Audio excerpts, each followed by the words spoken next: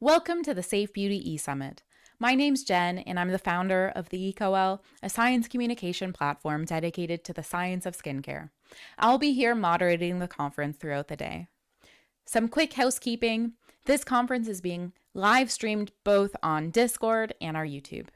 For the best viewing experience, if you're watching on YouTube, have both Discord and YouTube up so you can participate in the conference discussion, which you can find on the Safe Beauty Summit text channel. This is where we'll be taking questions for the Q&A and uploading the PDF slides for the presentation. If you can't stay for the full day, not to worry. The whole conference replay will be published tomorrow on our blog, which will be emailed to everyone who's registered. We've got a big day planned and a lot of ground to cover.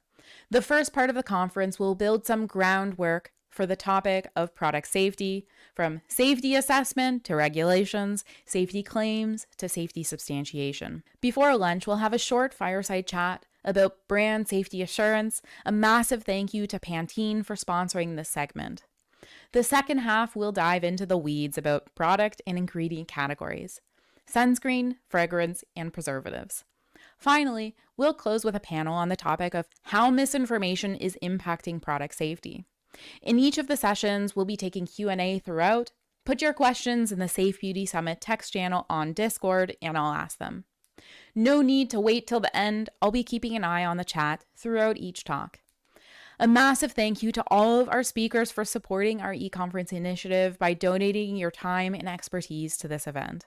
This event would not be possible without you. A big challenge in the cosmetic space with misinformation is the accessibility of accurate information. In the conference arena, quality events tend to be big money, not to mention geographically exclusive and thoroughly inaccessible to independent professionals and small brands. Our free eSummit series is an attempt to democratize accurate information to everyone and to demonstrate how accessibility makes a difference. Open to anyone who has the time and is able to spend the day with us. Interested in supporting this initiative? Please share some of what you've learned here with your own network. The Safe Beauty eSummit is part of our greater e-conference series. So far, we've had conferences on sustainability and on sunscreen, the latter a collaboration with Michelle at Lab Muffin Beauty Science. You can find all the replays on our website. Our next summit will be in January, again on the topic of sustainability. Stay tuned for more. Thank you for registering for the Safe Beauty eSummit. I hope you learn a lot and enjoy the day. To kick off the conference, our first presentation will be by Dr. Mojgan Moddaresi, Perspectives from Safety Assessment. Enjoy. Dr. Mojgan Moddaresi is a regulatory expert and managing director of Personal Care Regulatory. The company has a service-oriented approach to support brands in launching safe and compliant products on the markets. Dr. M has over 20 years of experience in pharmaceutical, biopharma, and cosmetics industries. She is a chartered biologist, a fellow of Royal Society of Biology, full member of Society of Cosmetic Scientists, and British Toxicology Society. She is a member of editorial board at International Journal of Cosmetic Science and International Journal of Phytocosmetics and Natural Ingredients. She is also a member of advisory group at Cosmetics Toiletry and Perfumery Association in the UK, the CTPA. Her company, Personal Care Regulatory, offers comprehensive compliance using the latest technology software with a team of experts providing end-to-end support for growing brands. Without further ado, here's Mojgan. Hello all. Thanks to Jen and EcoWell, I have this opportunity today to talk about my passion, cosmetic product safety. I am Mojgan Moddaresi, aka Dr. M, Managing Director of Personal Care Regulatory, and my hope is by the end of this presentation, I can slightly change your view on how to evaluate your product safety. So let's talk about what we have been doing during the last 11 years at Personal Care Regulatory. We are a team of experienced toxicologists and regulatory advisors with passion for looking after our brands and product safety. Our USP is a cloud-based in-house software that has plenty of detailed tox profile of each ingredient, and it helps us to provide a very detailed safety assessment for cosmetic products. We have offices in the EU and in the UK. We are responsible person for over 6,000 products in this both region. We provide different type of service, end-to-end compliance, and and helping the brands to kind of grow globally with providing relevant regulatory advice. We are a partner of local primary authority in the UK and member of several associations to make sure that we are always ahead of curve for any regulatory changes that may come, in the year. We are also being presented in different platforms in cosmetic industries. So let's talk about safety evaluation of cosmetic products and how we do this evaluation. Safety evaluation of cosmetic products in the EU and UK is based on risk assessment. Risk assessment is usually, based on two important pillars. One is about ingredient risk assessment, and the other is about finished product risk assessment. Ingredient risk assessment is based on the tox profile of each ingredient, regulatory restriction, and quality of raw material. And for the finished product, we look at the elements like stability, microbiology, how the products, is being manufactured, what is the specification of the finished product. So all of those factors that we may see here, they can play an important impact on the evaluation of the safety of the finished product. I want to go to details a little bit more about basically risk assessment of each ingredient. Risk assessment of each ingredient in cosmetic products is being done based on calculating of margin of safety. Margin of safety is being calculated by using a value in toxicology, which is called NOEL value. NOEL value is no observed adverse effect level. It means the level of ingredient that under that level, it cannot create any safety harm for human. And also we look at the systemic exposure of that ingredient. For example, if you have an ingredient being used in lipstick, it may have a different margin of safety compared to the same ingredient with the same concentration for a body product. So systemic exposure dose is very important. After all, we all know that what makes a poison is the dose. So here is an example of how the toxicological profile looks like. There are different elements into that, like skin irritation, ocular irritation, sensitization, phototoxicity, genotoxicity, and any human study that there may be in the literature. We always look at the latest literature to make sure that we use reliable peer-reviewed journal and resources to create the tox profile of ingredient. Here is another example of how the margin of safety is being calculated in detail. As you may see, the site of application, surface area, duration and frequency of use of that product, and what is the retention factor. All of those elements are important and can impact the margin of safety. And if the margin of safety for each ingredient is above 100, so that product, the finished product, there is a lower possibility of any safety impact for the consumer. I want to discuss a little bit more detail about raw material, because specifically in our company, we believe safety assessment is not just a checklist of calculating margin of safety. Safety assessment is about evaluation of each ingredient risk assessment, and quality of raw material can have a very important impact on this assessment. For example, let's say talc. We all know that the famous, situation with J&J and talc products. The talc ingredient, the talc products, is not safe, not just because of talc, but because of the impurity in talc. Or, for example, let's talk about, an ingredient as a preservative, phenoxyethanol. phenoxyethanol is regulated in the EU and UK under Annex 5, which is the list of allowed preservative. And by 1%, it is safe to be used in cosmetic products. However, the same ingredient, it may have the different safety impact from different resources. If the phenol impurity, if in phenoxyethanol is above 0.5, that ingredient may not be safe. So raw material quality and impurity have a very important impact on safety of raw material. Let's talk about the stability. Stability is quality of a finished cosmetic product.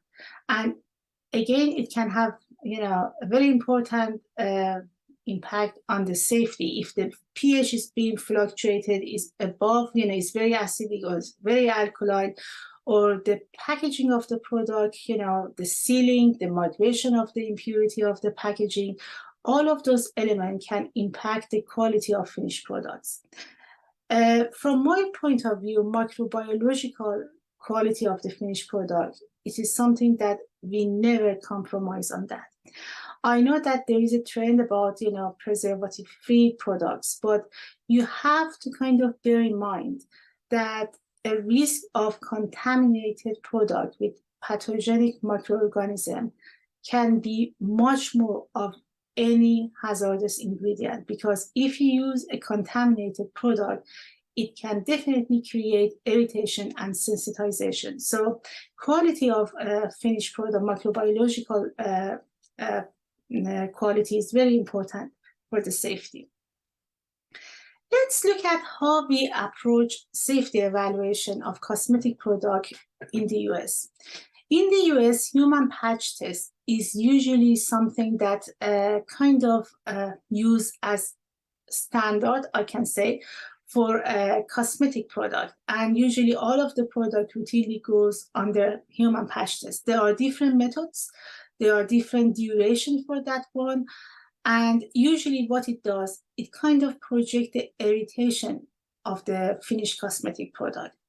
There are lots of question and discussion about if the patch test can be a very good irritation evaluation. I don't want to kind of go through that, discussion, but my question here is, let's say that the patch test, whatever the method, can be a good, sign for evaluating the irritation of a finished product. Is it going to be enough for proving the safety of the product? So that is my question here. For example, again, the famous example of J&J and talc. If you do the patch test with talc, even with asbestos, within 24 or 48 hours, you won't see any irritation. But does it mean the product is safe? I leave the judgment to you. The other resource in the US is the CIR review. CIR is basically a council of experienced toxicologists that they come together and based on the available research and scientific study, based on the evidence, they come to a conclusion if an ingredient or a family of ingredients are safe to be used in cosmetic products. It is a very reliable source. We also use this source for assessing the ingredient and use this information in our tox profile. The other way of looking at the safety, which kind of, brand use usually in the US or many parts of the world to communicate the safety of their product, is having a list of free from ingredients. So basically, the idea is if we say our product does not contain, for example, certain ingredient like parabens, mineral oil, our product is safe. And my question here is the safety of the product is based on what it contains or based on what it doesn't have? Can it be a very good standard to communicate and safety of your products with your consumer? The other way is hazard evaluation. So it's a grading system. It's popular in the US. It is not allowed in the EU and UK, but very popular in the US. And basically, it kind of look at the hazard of ingredient based on very limited information of that ingredient. And they kind of give it a grade, like, grade 1, grade 2. So if it is the higher the grade, the hazard is higher. And based on that, they kind of, conclude if a product is safe or not. But what is the difference between hazard identification and the risk assessment?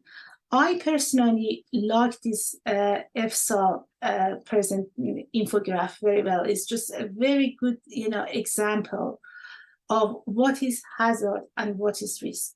And my favorite is the shark. So if you're standing by the seaside and looking at a shark, that shark is just a hazard for you. It cannot kind of, create a risk for your safety. But if you go in the different circumstances that we go and kind of swim with the shark, so that would be a risk. So hazard identification is so different with the human health risk. So what it kind of, translated to in terms of the safety assessment of the product. Let's look at lavender oil. It's a very common essential oil. It's been used in many cosmetic products. And based on hazard identification, it is safe. It has a very good grade. But let's look at actually what lavender oil is made of. As we are aware, perfumes and essential oils are not only one ingredient.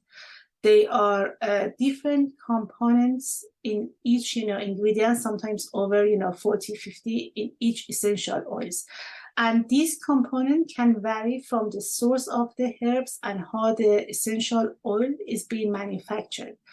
And that component can have a very important impact on the safety of the essential oil. I am sure that all of you are aware of IFRA, which is the International Fragrance Association.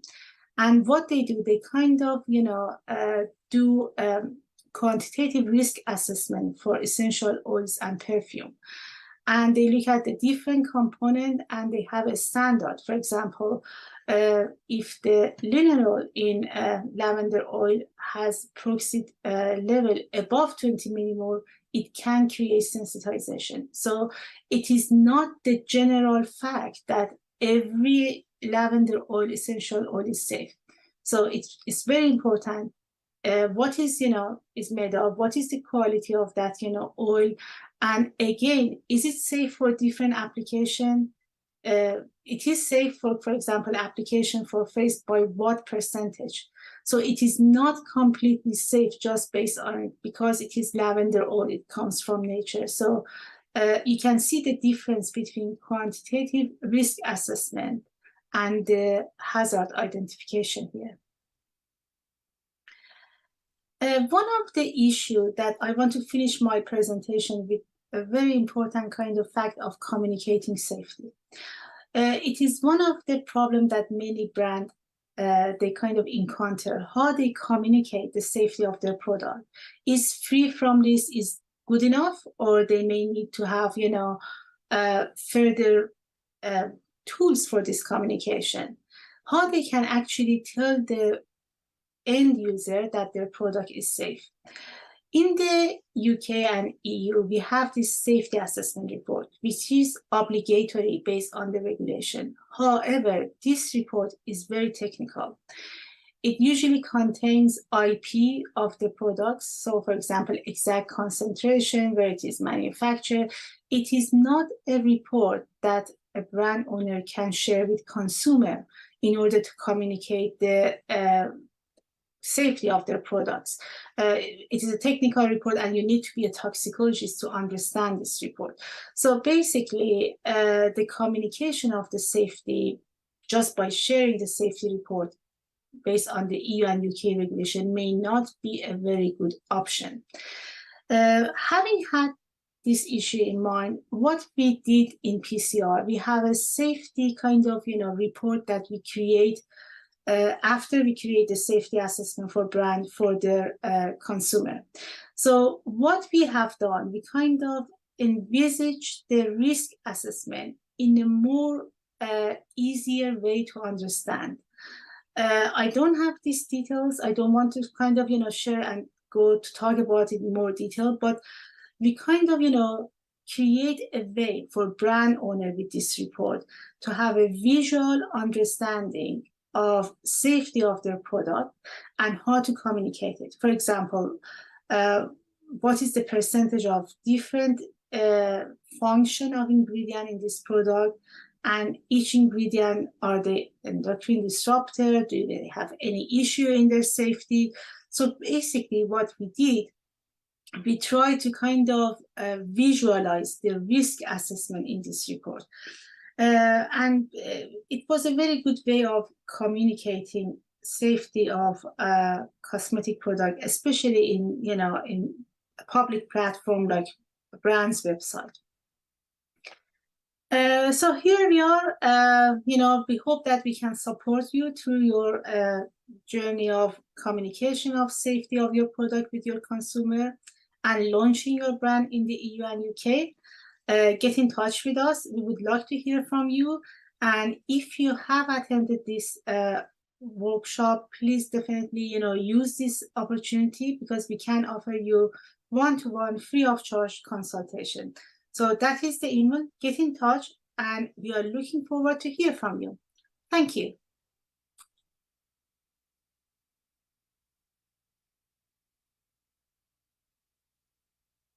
And just bear with me. I can't hear you, Jennifer. You're on mute. Oops. Just bear with me as I unmute myself and start sharing my next screen onto Discord as well. I know everyone on YouTube can see us right now. Thank you, Mojgan, so much for that presentation. And wow, I am so close to James upstairs, who put this camera so close to me. Please adjust it for the next Q&A. So I guess my first question to you is, where are some of the largest challenges from your perspective in safety assessment you see in the cosmetics industry? Well, that is a very good question. I can actually do another 20-minute presentation on that. But I think in terms of the tox profile and looking into the tox profile of ingredients for risk assessment, one of the biggest challenges is, as you are aware, from 2013, we don't have any animal testing. So that Noel value that I mentioned in my presentation, we basically don't have for many ingredients. And one of the biggest challenges is to find a way to have a value, for example, using TTC approach, which is the toxicological threshold, or using kind of the read-across approach. So this is one of the biggest challenge for us, especially about new ingredients that they are coming to the market. The other big challenge I have to say is essential oils and herbal extracts, because many of them, they kind of, they don't have the correct INCI, they don't have the correct composition, and they can be actually the most dangerous ingredient for skin in terms of irritation and sensitization. So I would consider them as the biggest challenge for a safety assessor when they are doing the risk assessment for a cosmetic product. And now I know that I have some consumer listeners here today. And so there's often an assumption that groups like the EWG or many of the movements with stores for new certifications, I'm thinking Clean at Sephora, or partnerships with the EWG with Walmart, are making products on the market safer. From your perspective, is this a reality? Why or why not? Well, as I explained in the presentation, EWG or other organizations, they use the hazard identification. And you can see that what is the difference between hazard identification and safety assessment, because hazard identification, as an example that I provided, like lavender oil, it is just, hazard. And it doesn't mean that all of the lavender oils in all of the products with any concentration can be safe. So I kind of try to explain what is the difference between these two methodology, and I leave the judgment to consumers, understanding the presentation that if the hazard identification can be the best way of, going forward for the safety. I personally don't think so, and I kind of, explain my reasoning behind that in my presentation. And I do understand that some of the, retailers and some of the associations, they are trying to find a way to kind of communicate with safety. But in my view, honest communication can be the winner. And the honest communication is the way that, you have a proper kind of honest approach in telling the consumer what is the application of each ingredient, why they are safe, instead of just kind of, grading them based on the hazard. And that is the reason we have this PCR, assured safety. So we know that the safety assessment is a technical document and it cannot be easily understood if you are not a toxicologist. So that is basically, we are trying to kind of bridge the gap here by that PCR safety assurance report. And I hope I could, answer you. That was a good answer. And I'll just say for everyone that's in the comments, if you have questions for Mojgan, then stick them in the summit discussion text channel. And I see that maybe some people can't hear me over the Discord stream. So if that's true, then you'll be able to hear me for sure over on the YouTube stream. And I will try to correct that for the next one. Okay, so the next question that I have is for a small brand that's entering the space wanting to ensure that their products are safe, do you have recommendations for them for pursuing good? And I know you gave a lot of recommendations, but just like a general quick list for the pursuit of good safety assessment and assurance for product safety. Well, that is actually a very good question, because one of the problems that we have with many small brands is they don't have the authority over ingredients that they are used for their products, or many of them, they use kind of white label products. So that kind of, limit their awareness of what is exactly in their product. Perhaps they know what is not in their product, but what is exactly in their product is kind of the issue. So my recommendation is, even though if you're using white label, if you're using manufacturer's, formulation, you have to make sure that you kind of have the power and authority of the ingredient being used in your product. Because at the end of the day, it is a very crowded market. And in order to be successful in this competition, honesty and kind of, emphasize on safety can be a very good method. And for having this power to have this honest communication, you need to know exactly what is inside your formulation and what are the ingredients coming from. Just give you an example. Recently, I won't name the name of the country. We had an overseas kind of, client that one of the main claims was they don't have any water in their product. So they, for example, they use pure aloe vera juice. But when we kind of went through the process of, safety assessment and risk assessment, looking into the ingredient documentation, we noticed that, oh my God, they have, basically freeze dry, powder of aloe vera and 70% water. So basically what they've been trying to communicate with their, consumer was not really truthful. And I think it is and they didn't know. So they didn't have this awareness. So having this awareness of what it is in your product, I think it is one of the most critical points of having a brand. Even though that you may not be a scientist, many brand owners and many successful brand owners, they are not scientists, they are entrepreneurs. And that is the reason that, we are here for a small, medium-sized brands, because we believe that they need this support and help. Yeah. It's astonishing how many brands don't, and I think there's like a consumer disconnect about this, don't know exactly what's in their formulation. And so like assuring good control for ingredients, let alone like the supply chain stuff, sustainability and all of that is very challenging.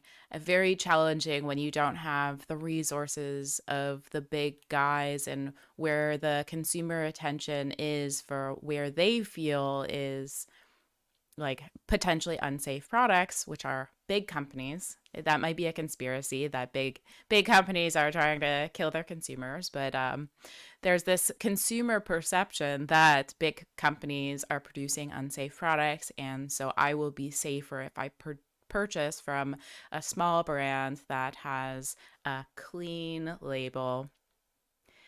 Is that aligned with reality? I may have just answered your question, but I guess I'm just wondering what you think about that.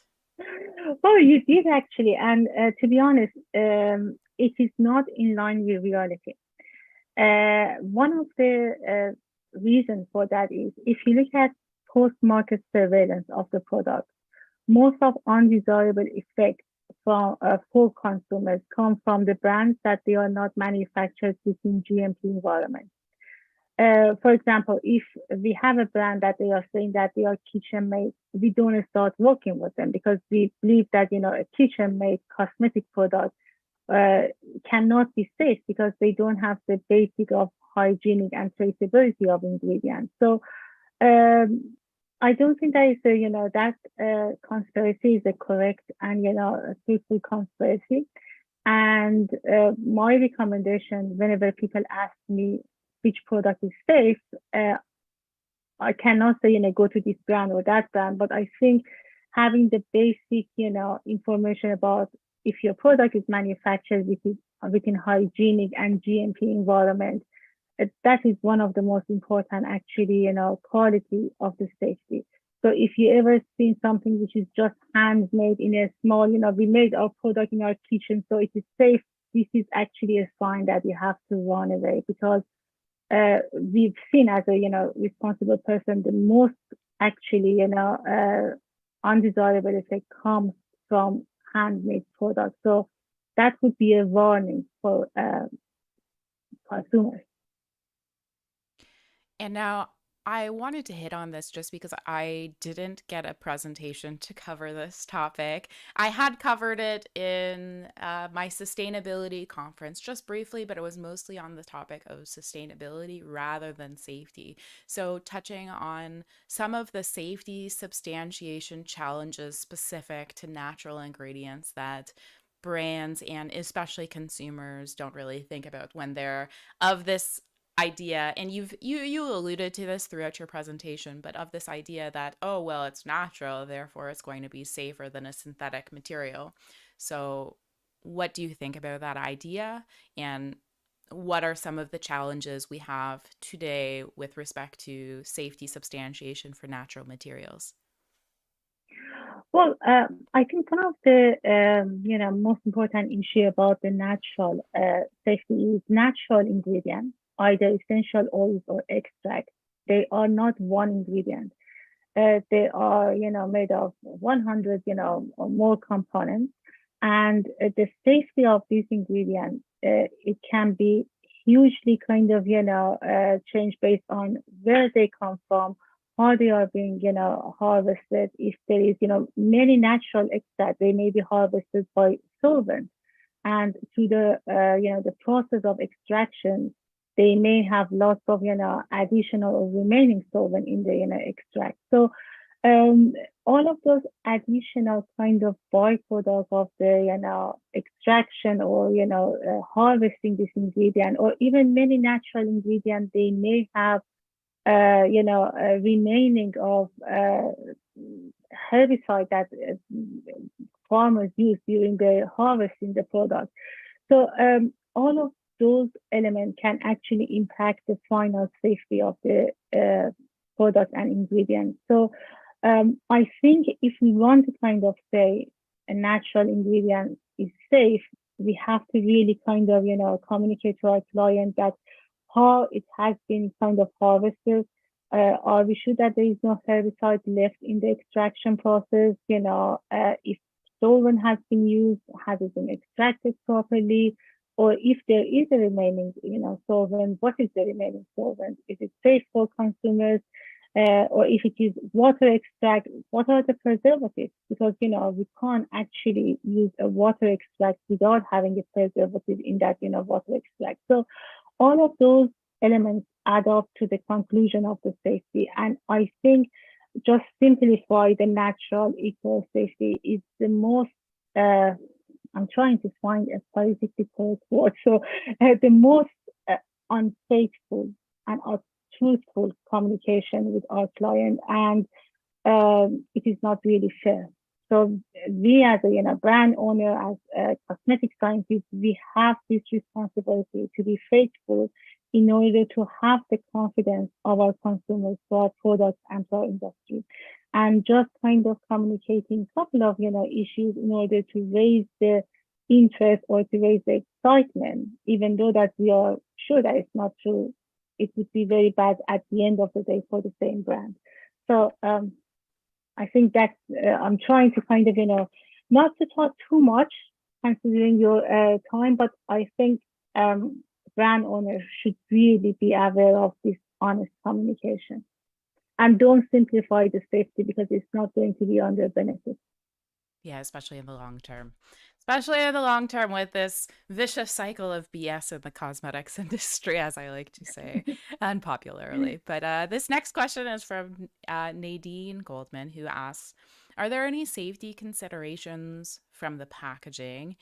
What about when using plastic packaging containing PCR? Is there anything specific to that? So I guess, yeah, the question is, what's the consideration for package? Obvious. Well, I won't say that. It's not obvious, but there are considerations. So what are the considerations? What should brands be aware of? Okay, there are considerations for, packaging, primary packaging safety. So when we do the safety assessment for our product, we definitely ask the supplier to give us a list of the impurities in the primary packaging. So any primary packaging, plastic, LDPE, HDPE, doesn't really matter. They may have some impurities, some colorant, and the part of the packaging, and I emphasize primary packaging, which is going to be in direct contact with the product, can actually impact the finished product quality. For example, if you have some sort of titanium dioxide in your plastic packaging, it can actually, impact and leach into your product. So if the packaging has got SDHC, which is basically the ingredient that they can be hazardous for health, can they leach to the product? And one of the very common things is if the primary packaging is good and fit for the purpose, because if it is not fit for the purpose in terms of the packaging doing actually preserving the product or preserving the lotion, it cannot actually provide the final safety of the product. So primary packaging is very important part of each safety assessment. One of the important actually issue that I always tell to our client is safety assessment is not a checklist, because most of the time we've seen the checklist, manufacturer, they provide a safety assessment. The value of that is more of a checklist. Okay, basically checking the regulation instead of assessing the risk. And if your safety assessment in the EU and UK does not have this, evaluation of the primary packaging and the impact of the primary packaging, so it is not the correct and complete safety assessment. So that is, that can actually hugely impact the, final packaging. And of course, there are other considerations about the plastic. If it is PP, obviously we have a new tax on the, the packaging. Sometimes the PP is kind of, recycled PP. Then you have a recycled PP for the primary packaging, and you have preservatives that they may be nitrosamine, releasing preservatives. And recycling packaging, they may have nitrate in them. So as you may see, they can leach to the finished product, and obviously it can impact the safety of the final product. So definitely it is a very important part of the safety. Yeah, and I suppose just to add on from the cosmetic chemist perspective, when we're trying to substantiate safety, we do packaging compatibility as part of the stability testing. It's super important, super, super important. I see a couple people typing in the chat. Um, no questions yet. There's two people typing, but I don't think we'll have time. I'm so sorry. If you have questions, maybe there's lots of really educated. Okay, Hannah, you got in just in time. Okay, for a very quick answer. So my question is: there any e-learning platform or any online courses available specifically for regulatory affairs and cosmetics or cosmeticovigilance for free? Because many online courses are very expensive. So what is your recommendation? Oh, and there's another question. I'm so sorry. We're not going to be able to get to the second No, no, question, but I'm going to have a very, very quick yeah. question because it is a question for many of our brand owners that they decided to become responsible person. We have a surprise for you. So please keep checking on our, website. In a 2 months time, we are going to have a very, very good kind of, free, not free, but, a very, very affordable seminar or e-learning about cosmetovigilance, about responsible person. So please, please keep an eye on our website and we would love to, share it with you. Okay, maybe just quick from Nostinaterm. I'm so sorry I've mispronounced your username for sure. But are droppers evaluated for safety as well? Some people like to put those on their face, and I heard they aren't regulated for that, maybe not tested for that. If people are putting it directly on their face, maybe not the thing to do, rather than maybe putting it on your face, because every time you stick it on your face, you're like contaminating the product. So yeah, I don't know if you want to expand in. You have 1 minute. Oh, there's 1 minute because I'm so stressed. Okay. So basically, if you have a droplet that is going to touch your skin during the, PET test, which is the challenge test, you have to make sure that you kind of consider this element. One of the ways to check that if preservation is properly done for the droplet is during the stability time, you have this kind of infuse challenge and stability together. So by this way, we can make sure that, it is basically, it's not going to impact the preservation system of your product. But that is true. Some, depending on how your challenge test has been done, using the droplet in touch with your skin, it may contaminate the whole product. So you really need to make sure the application and instruction of use when looking at the stability and the PET or challenge test. That's all the time we have. Thank you so much, Mojgan, for this fabulous presentation and this Q&A afterwards. I hope everyone learned a whole bunch about safety assessment. Yeah, I hope you have a great rest of your Sunday. Thank you so much. Oh, thank you so much. And thank you so much for having me. I really enjoyed that. Thank you. And, any of your listeners who want to kind of join, that's it. Bye, Mojgan. Bye. I don't know where you are now. Let me see.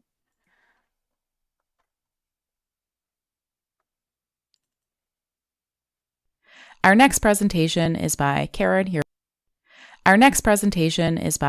Yarussi King, who is a regulatory professional with more than 25 years of experience managing regulatory affairs for some of the industry's major brands. After obtaining her bachelor's degree in political science in 1988 from Albertus Magnus College and completing her master's coursework at the University of Pittsburgh's Graduate School of Public and International Affairs in 1992, Karen worked for the U.S. Department of Commerce's International Trade Association and the National Environmental Technology Applications Corporation.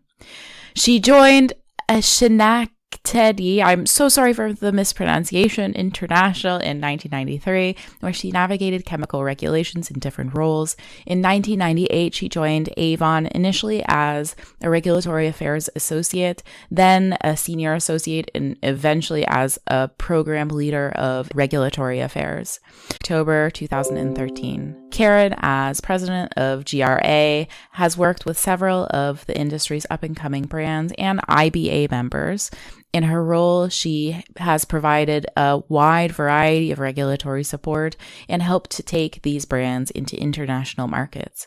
In addition to working with small and medium-sized companies, she is also a contributing writer to Cosmetics and Toiletries, Global Cosmetics Industry, and Eurocosmetics magazine.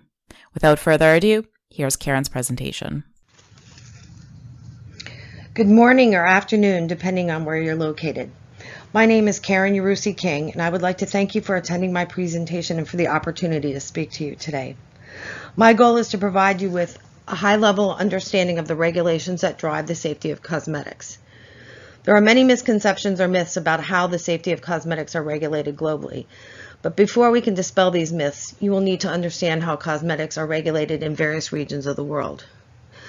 I will be focusing mostly on the US and the UK, EU, which I will refer to collectively as Europe, as many countries follow these regulatory schemes or use a hybrid of the two. Products are regulated as either cosmetics or drugs. This is an important regulatory distinction because the classification of a product drives which ingredients, use levels, and claims can be made about a product. Each country defines these classifications slightly differently. Generally, cosmetics are defined as beautifying or cleansing the body. You will note the slight difference in yellow between the US and European definitions. That difference is important because some products, which are cosmetics in Europe, are actually over-the-counter or OTC drugs in the US. Sunscreens are a great example to illustrate the differences between the two regulatory schemes, which I'll use over the next few slides. Sunscreens are used to prevent skin cancer or disease. In the US, each OTC product category is regulated by a monograph that defines which active ingredients must be used and at what levels, and what claims can be made about the product. Only those ingredients which are both safe and efficacious are permitted as drug actives. Safety of these ingredients are defined by the US Food and Drug Administration, or FDA, based on the recommendations of expert panels made up of doctors, toxicologists, experienced cosmetic chemists, and industry experts. Claims define whether a product is a cosmetic or a drug. Using sunscreens as an example, if the product claims sun protection or SPF, then it's a drug product. One sunscreen active, titanium dioxide, also has other cosmetic functions as a colorant, a bulking agent, and an opacifier. If titanium dioxide is in a face cream and the product does not claim SPF protection, then it is a cosmetic. And titanium is probably being used to perform another component, a function that is cosmetic. However, if SPF is claimed on the face cream, it is a sunscreen or an OTC drug. The monograph will define use levels and labeling requirements that must be maintained, like the inclusion of a drug facts box. The level of the ingredient that is used is important. For example, a product positioned as having anti-acne benefits containing the approved active ingredient salicylic acid must contain between 0.5% and 2% salicylic acid per the monograph. If salicylic acid is used at 0.25% in a face wash, for example, which is below the required levels, the product would be a cosmetic. If anti-acne claims are claimed on the product, it would be considered to be misbranded, which we will discuss later. The monographs also permit combinations of drug categories or active ingredients. If they are not explicitly listed in the monographs, then they are not approved combinations. For example, sunscreens and acne products cannot be combined.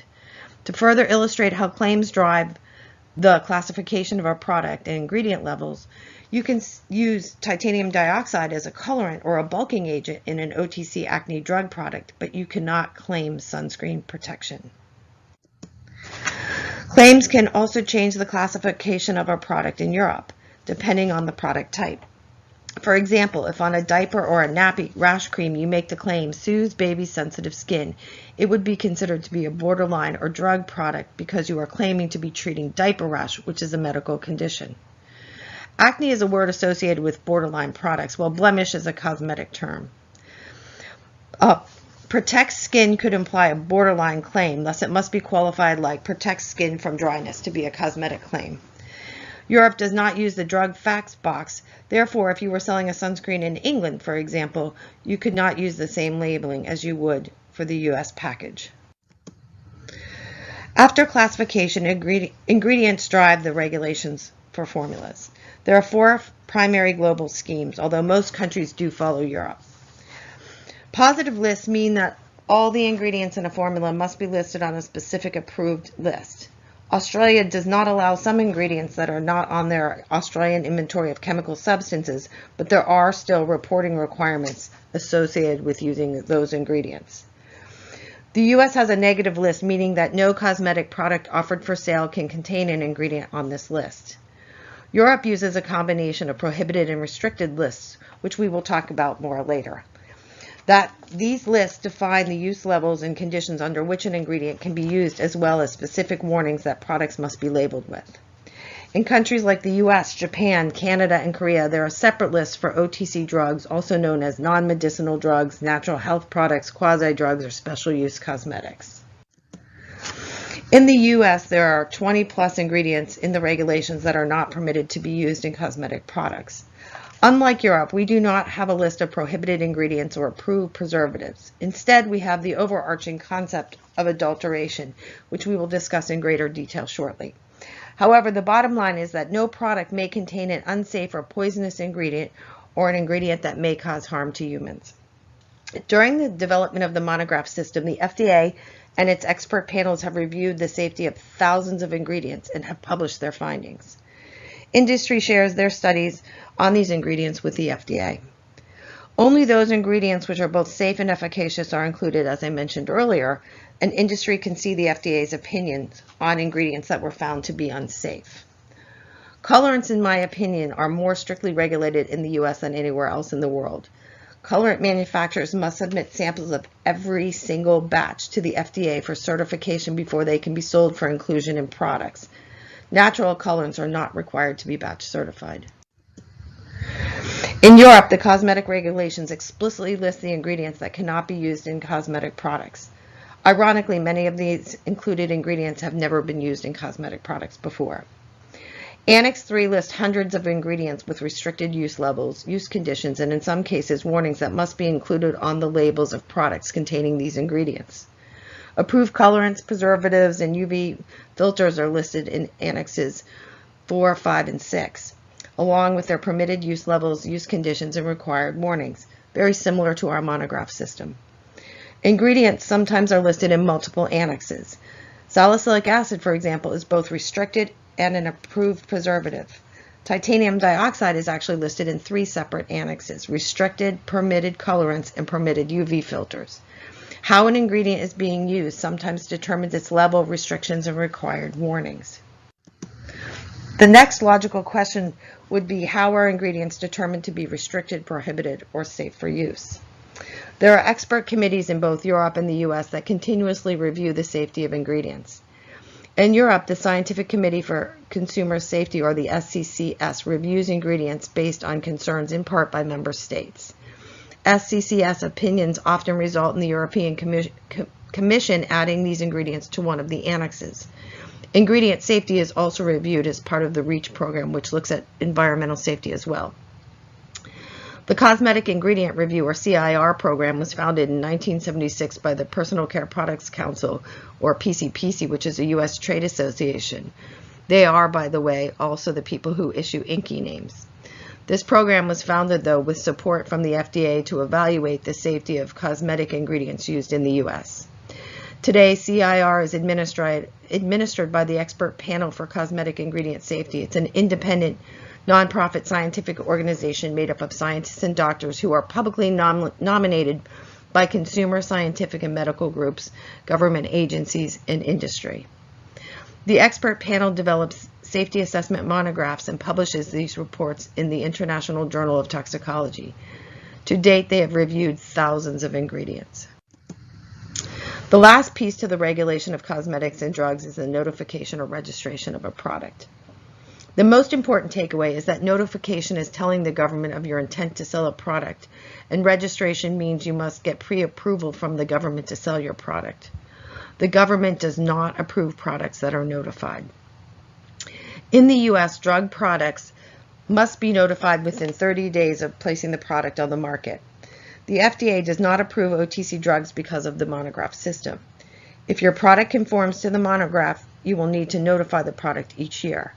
The manufacturer of the product must register with the FDA, and the brand, if different from the manufacturer, must receive a label or code in order to market OTC products.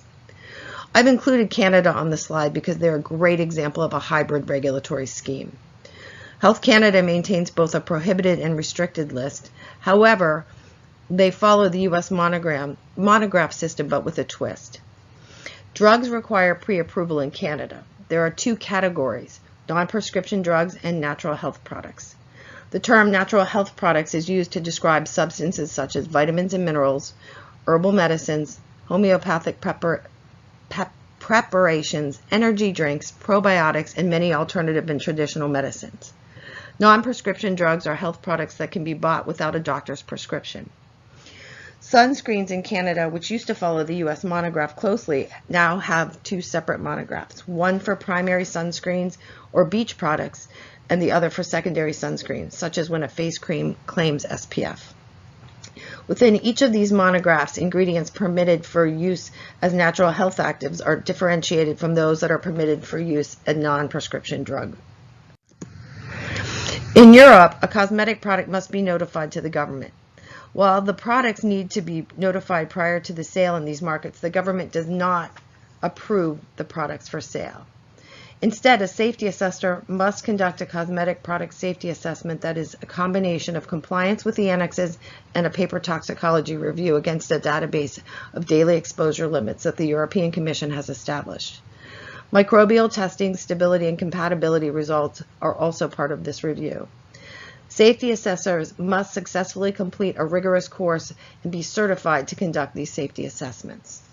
Once the safety assessment is complete and the product is found to be safe, the UK or EU responsible person, sometimes called a legal representative, reviews compliance with the labeling and notifies the product on one or both of the portals, and a CPNP or UK CPNP number is assigned.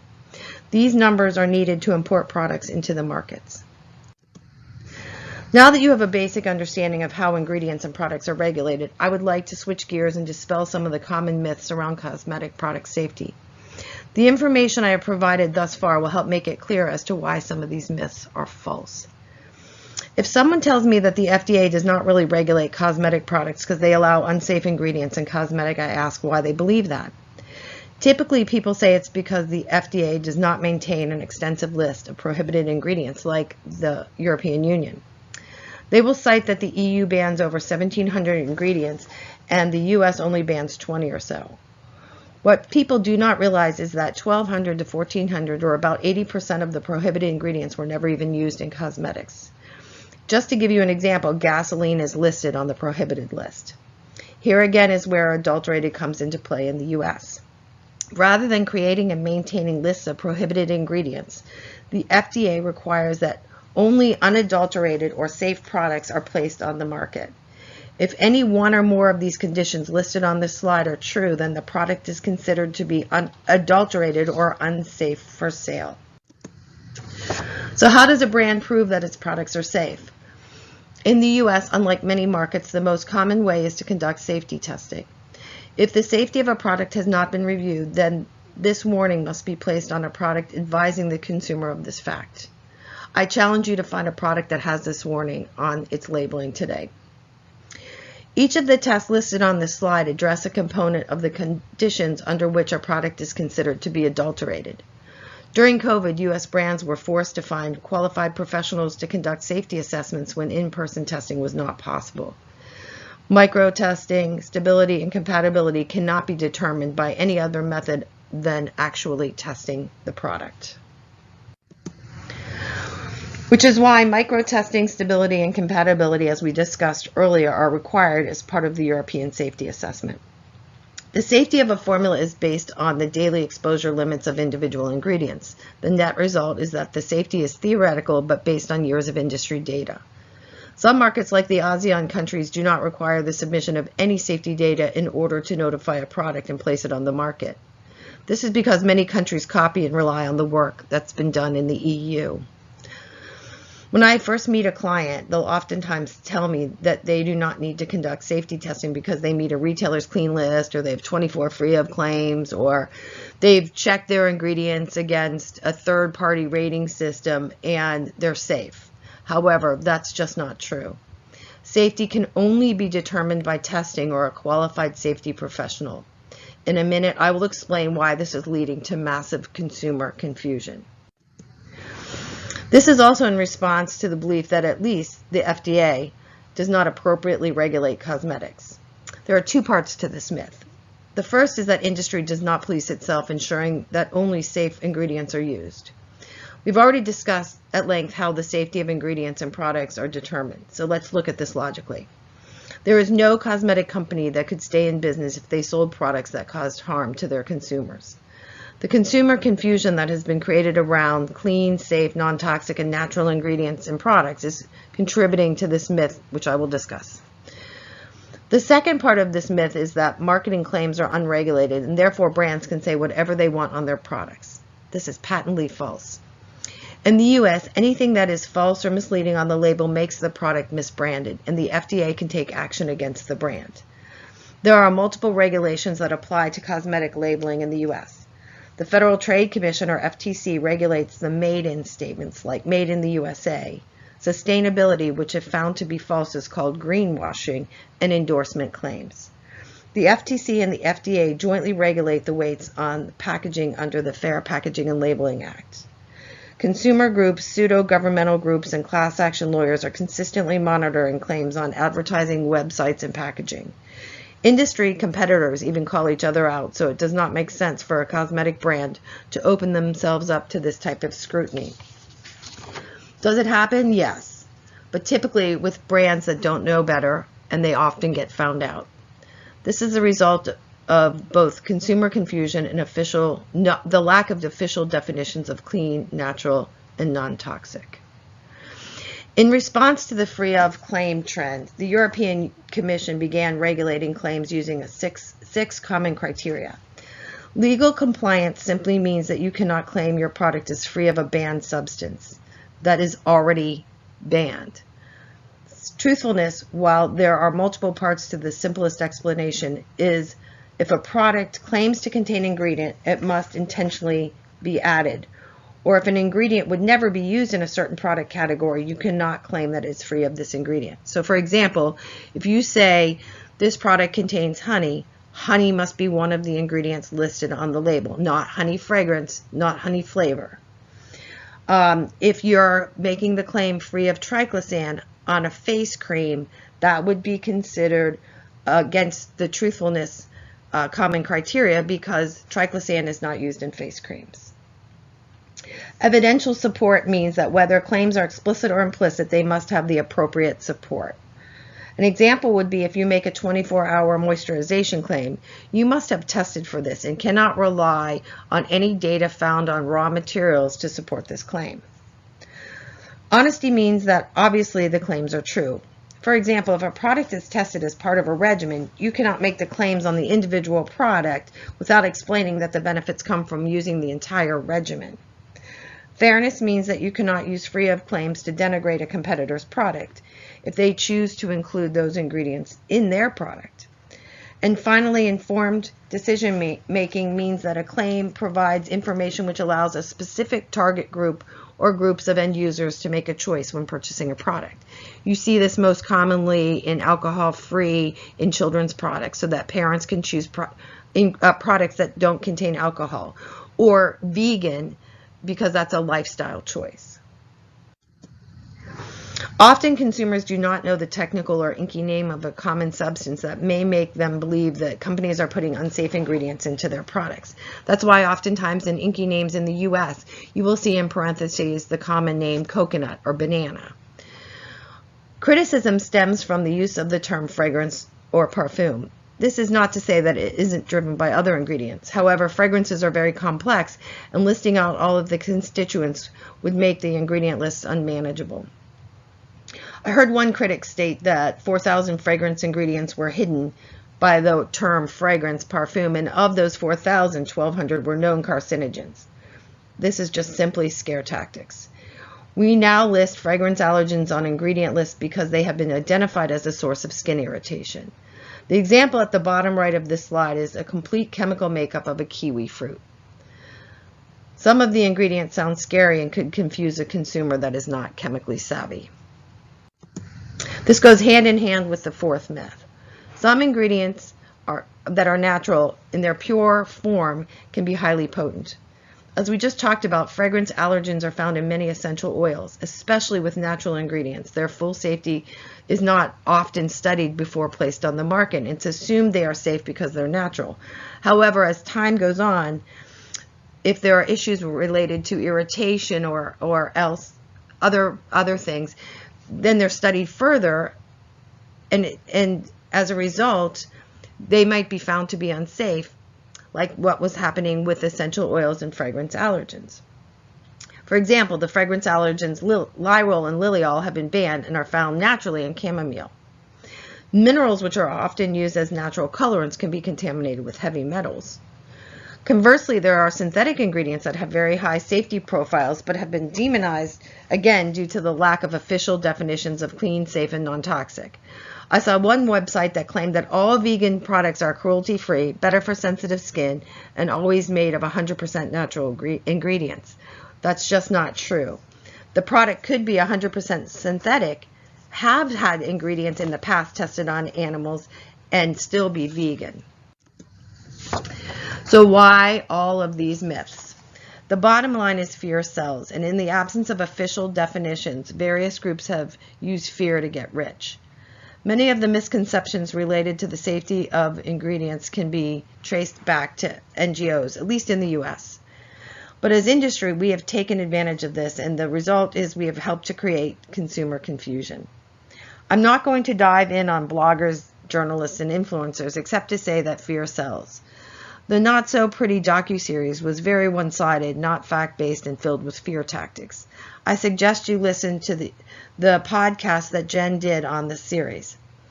As to scientists, I have seen numerous times a single study which has not been validated has been used to discredit ingredients so that the researcher can find notoriety.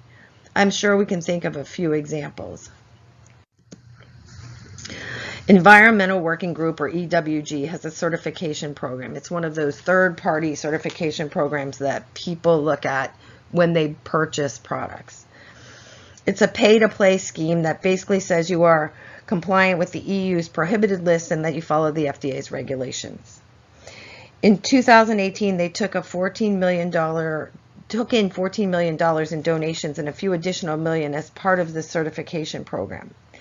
And the rating system that is associated with products is not based on sound science. In an article published in the Journal of the American Medical Association by Drs. Rubin and Broad, they wrote the following. The EWG Skin Safe database scores thousands of products based on the putative toxicity of their ingredients, but these claims are not always uniformly agreed on by a broad consensus of experts and can cause consumer confusion. For example, the EWG assigned a hazard score of 5 to PEG-2-soyamine, despite acknowledging that there is no available data. Although the EWG remains a powerful force driving the clean beauty dialogue, their method for assessing risk does not seem to be data-driven. The EWG also profits from participating in affiliate programs where they may receive a percentage of the sales when a consumer makes a purchase through their website, which is notable conflict of interest. Next, retailers. They have created their own clean list. Here is a comparison of Credo, Ulta, and Sephora. I know it looks like an eye chart, and I apologize, but look at the inconsistencies.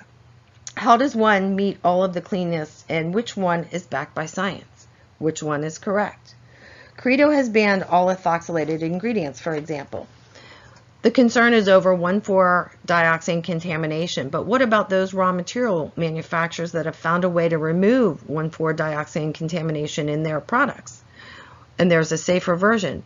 Are they now banned? Another issue is that some of these banned ingredients are what make a product efficacious. And while the industry is working on it, cosmetic science is still catching up and may have not found a new solution that's safer and better. So the net is we will have safe products with good values and ethos that do not work. and then the consumers will demand efficacy, a return. As an industry, we are not helping ourselves. Brands are creating their own definitions of natural, clean, non-toxic, safe, green. Either because they do not know better or they think it costs too much, brands are certifying themselves and making up symbols that are designed to look like those from independent third-party certifying bodies. In the next few slides, I will show you how brands are creating fake certification symbols that are contributing to consumer confusion, particularly around safety, vegan, and cruelty-free. Here's where the real consumer confusion begins. Many websites and labels carry these symbols. Not one of these is official. Just look at all the beaker symbols: paraben-free, synthetic fragrance-free, PEG-free, botanical science. They all use the beaker symbol. Now just look at all the symbols for paraben-free: a leaf, a beaker, 2 different molecules in a plant. So you can see how people would be confused. So here are the various symbols that are used for vegan. Now this poses yet a different problem because actually many of these are official symbols. The problem is that some countries have multiples. 13 of these 24 symbols are theoretically official. 3 of them are from Italy and 3 are from the UK. The problem is that no government-sanctioned vegan organizations are providing an official definition. These are all non-governmental organizations or registered charities that are independent and do certify products. However, there are so many combined with false symbols that it's hard to discern which are truly official. Here are samples of cruelty-free symbols. Do you know which ones are official? There are only 3. These 3 are the only official symbols, but they all look very similar. So you can see how the consumer would think many of these brands have received official cruelty-free certifications when they have not. As an industry, we do try our best to make products that are safe. How can we be better? Well, the US FDA could provide more specific guidance to brands, especially new brands that are not familiar with the regulations, so that they can make better decisions in selecting safe raw materials and ingredients that will not harm the consumer. They could do a better job with enforcement and stop those very few bad industry players that don't follow the rules. The European Commission could help by streamlining all of the annexes to make finding all of the restrictions on a single ingredient easier to understand for its safe use in cosmetics. Thank you for your attention.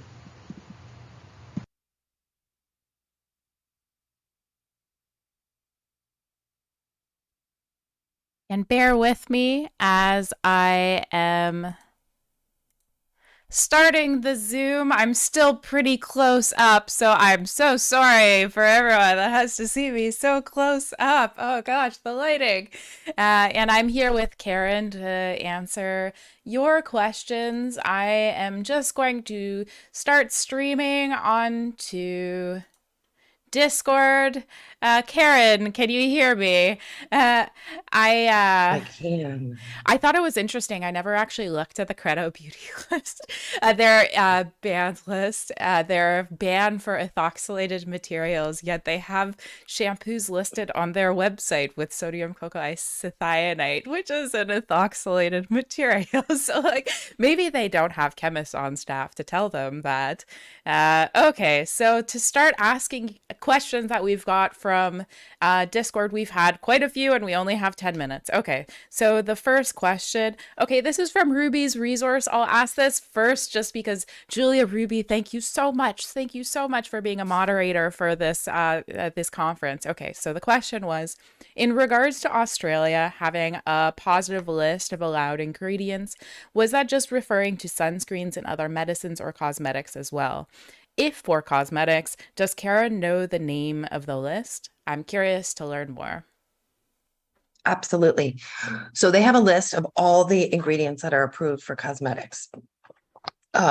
It's called the Australian Inventory of Chemical Substances, or AICS. You can Google it. It comes up. It's free.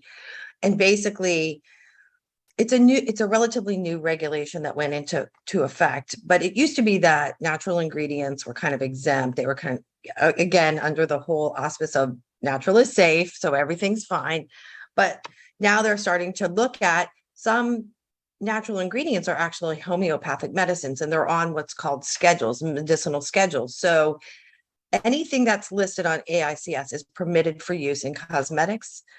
Sunscreens have different lists, but now if something is not actually listed on AICS, you may still be able to use it. It may have a reporting requirement, and that reporting requirement is due by importer every single September. So I believe it's September 1st is the deadline. So for example, I'm making this up. Coffee extract is not on AICS, but you import products with coffee extract, you must maintain that amount that you bring in every single year. And I don't know exactly what the limit is of what you're permitted, but you can bring it in every year and you have to report it. And again, we talked about the triggers that put chemicals on the positive and negative list. This is one that allows Australia to review how much is being brought in, the safety of it, have there been any complaints? So it's just another way that they monitor new chemicals. This next question was from Tracy, who asks, for products in the US that require a drug facts box, could you please elaborate on when it would be acceptable to list the inactive ingredients in alphabetical order rather than in descending order? Do the on-pack claims play a role? They do. Okay, so let's talk claims first. They do. I've seen people try to add the cosmetic claims into the drug facts box. That's not permitted. They have to be separated out. And the claims you make from a cosmetic perspective can't overrule, if you will, or supersede those that are in the monograph. Yes, in the regulations, it says that in the inactive ingredients below 1% should be in alphabetical order. The reality is they put them in the order they like them in. I have not seen any kind of FDA action against that. The key is, remember, every government, their number one concern is safety. That's all they care about is safety. So if you're actually listing every single ingredient, that makes them happy because, again, enforcement is not where it should be. This question was from Word Woman Creative, who asks, do you think the FDA or FTC will crack down on retailers like Sephora, Credo, Detox Market, and Ulta's clean claims or clean category for the misinformation or false claims they make, or for the lack of data or references they provide for their clean ingredient reasoning? That's interesting. They have not caught up with brands, let alone retailers, although they probably should start with retailers because brands follow the retailer clean list. So they could sort of, it's a bigger capture, if you will. I did this exercise one time. I contacted Sephora's customer service and I said, why is this particular, and I can't remember which ingredient, why is it on your list? And she said, we're the leaders in clean. I said, okay, but why did you put that particular ingredient on your list? And she just kept saying, we want to educate consumers and be the leaders in clean.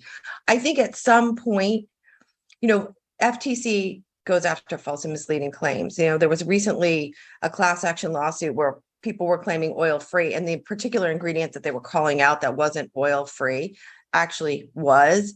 It's just a lack of knowledge. And so I don't think there's enough enforcement power right now in the US to address these issues. But part of it too is we don't have official definitions of clean, green, non-toxic. And I'm not sure that it makes sense for a government to do that.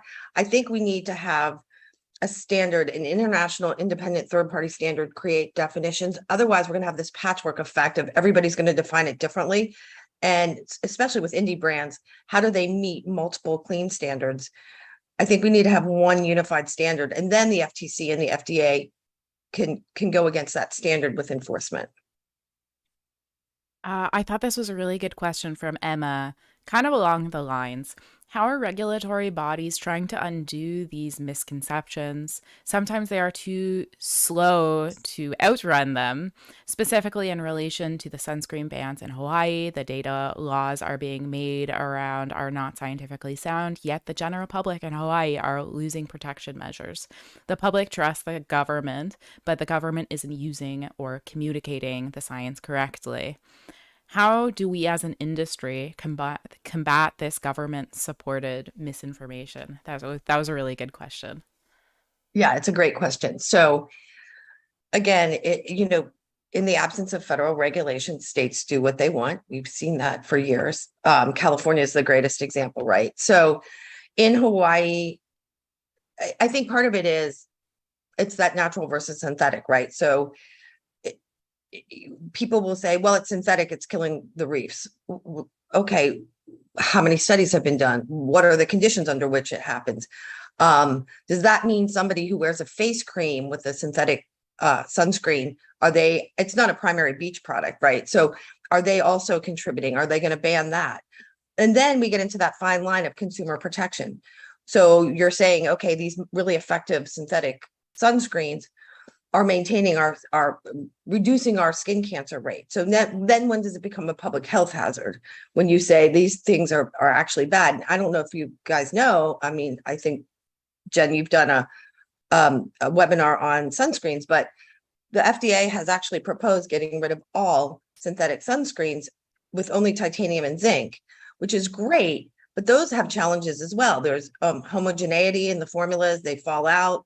If you don't have a good chemist who knows how to keep it in suspension, you're fine. But otherwise, you may not get the protection that you need. So I think the government is silent on this because of the human health potential impact. And we should be doing more to educate consumers. Unfortunately, you've got these NGOs going out and screaming that we're trying to hurt everybody and we're trying to kill the environment. So they don't understand about balancing the safety to humans as well. Okay, we maybe have time for one more question. There's 2 minutes left. So this is from Jitterbug. And for everyone everyone had tons of claims questions. The next presentation is specifically on claims. So I will recycle your questions into that. And if you have further questions, you can ask Theresa. Okay, so this is from Jitterbug saying, it seems like you'd have to have legal and cosmetic expertise to differentiate drug claims versus marketing puffery. For example, blemishes versus acne. Is there an official U.S. Canadian government resource that we can turn to in order to learn more about claims, or do consumers just need to access resources like this webinar to learn more claim by claim? So all regulations are in the public domain. The U.S. monographs are in the Code of Federal Regulations. You can search on the internet, you can Google sunscreen monograph. And in there, it tells you exactly what you can say. So obviously, if you're using juniper extract and you're claiming an SPF, it's not listed. It's not an approved drug active. They actually list out all the ingredients that can be used, the percentage at which they can be used, and then all the claims that can be made. So if you're making one of those claims on a cosmetic product, say a body wash, then you've misbranded your product. In Canada, they have a beautiful, now it hasn't been updated in years, probably since 2016, but they have a beautiful guide to what's a cosmetic claim, what's a drug claim. And you can go to Health Canada's website and just Google cosmetic packaging, and it comes right up. It's about 8 pages. It's very simple. It's a table. You can see approved versus unapproved claims. And if anybody has any questions, they can always reach out to me. Any specific questions they don't want to ask in front of other people. This was so informative. Thank you so much for agreeing to do this. And I need to get you on the podcast, and then we could do like this giant, never ending, like it seems it could go, Q&A, but it will, like maybe an hour Q&A about regulations, because Absolutely. So many people have questions. We've just brushed the surface, but thank you. Thank you so much for this extremely informative presentation. I hope you have a great rest of your Sunday, Karen. Thank you. Thanks. You too. Bye.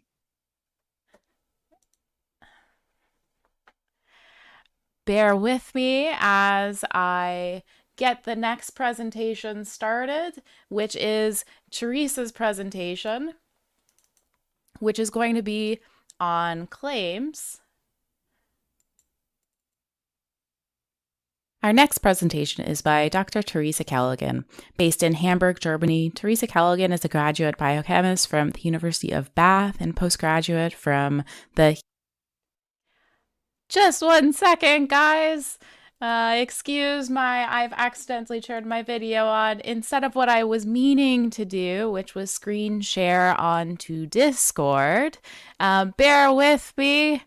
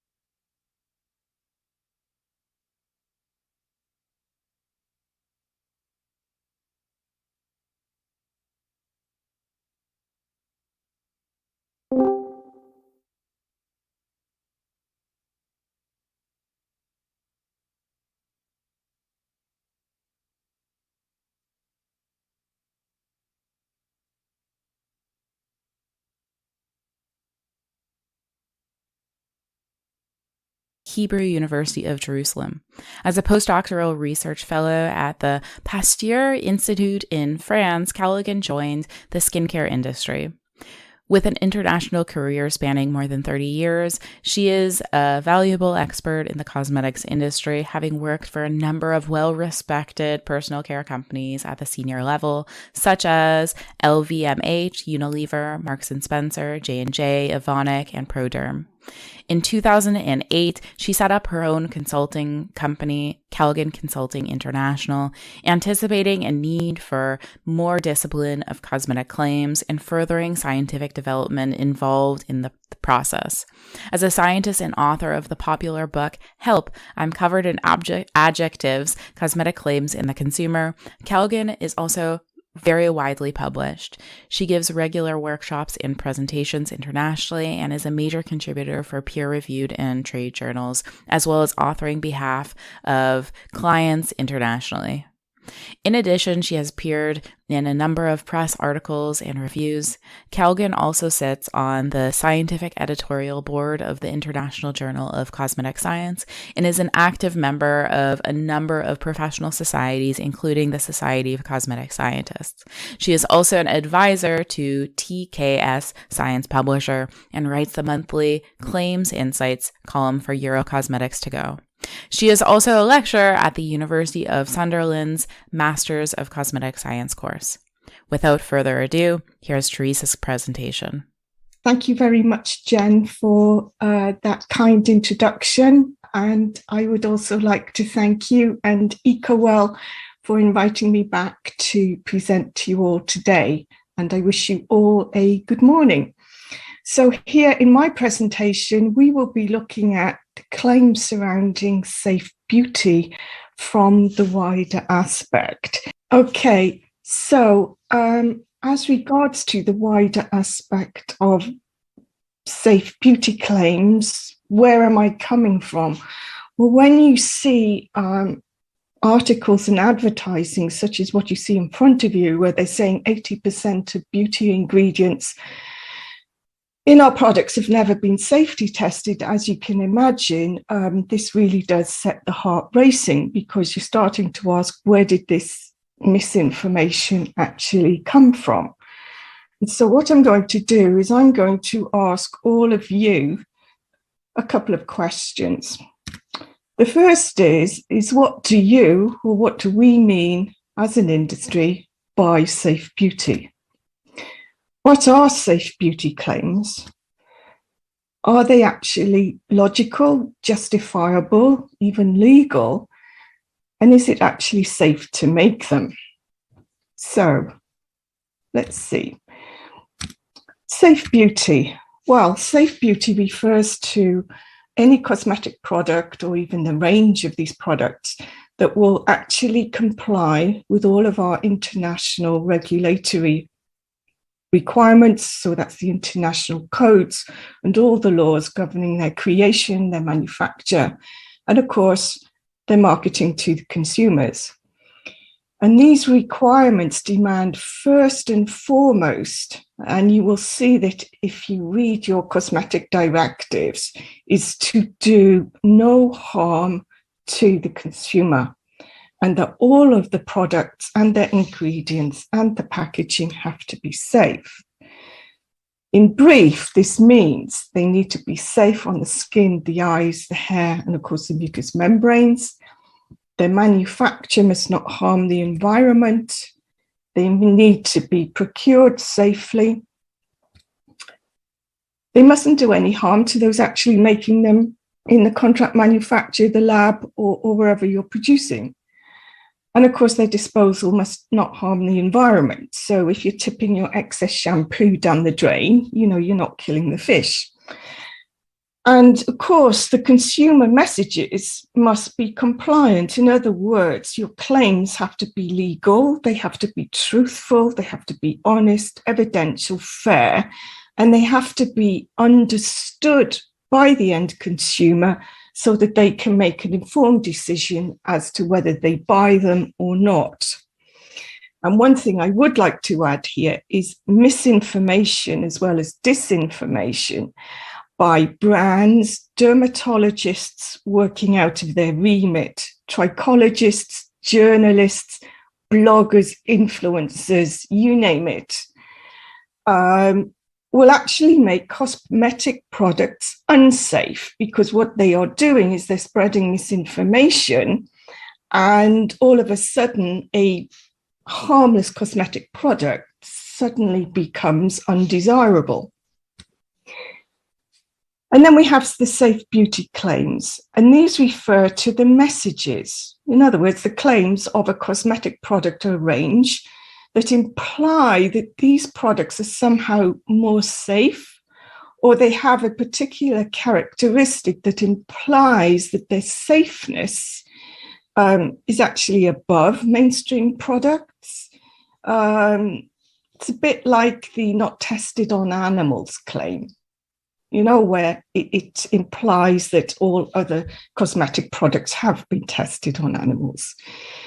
But the problem is not all of these types of so-called safe beauty claims are actually legal, because they need to basically comply with the relevant legislation. Now, I know we have people listening in on this summit who are from all over the world, but it doesn't matter what country you're in, your respective legislation is basically requiring the same, except obviously it's worded differently.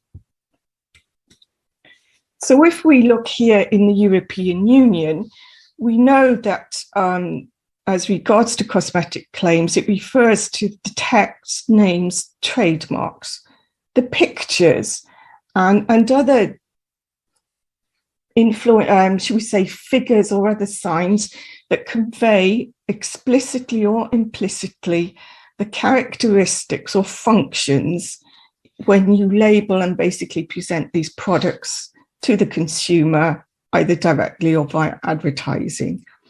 And of course, the legislation then applies to any claim, irrespective of how you present this to your relevant audience. And of course, as we know, claims are often a combination of different types. But if you look at the right-hand side of the slide, it's not just the business to consumer and business to business legislation as regards to Article 20 that's in play here.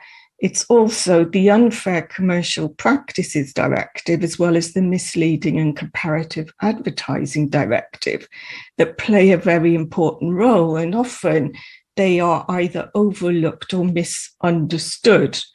And then, of course, we then have all the self-regulatory national codes and other guiding principles that play into this as well. So they are all very important. And so when we look at the cosmetic claims, it actually says that the tools that you use, the words that you use, even down to the type of music that you use, shall not be used to imply something that isn't true, characteristics or functions which these products actually don't have. And this is because you need the consumer to make an informed decision, and they can only do that if they understand what you are trying to say or what you're trying to present. And that can only take place if you've complied with all the other criteria as well.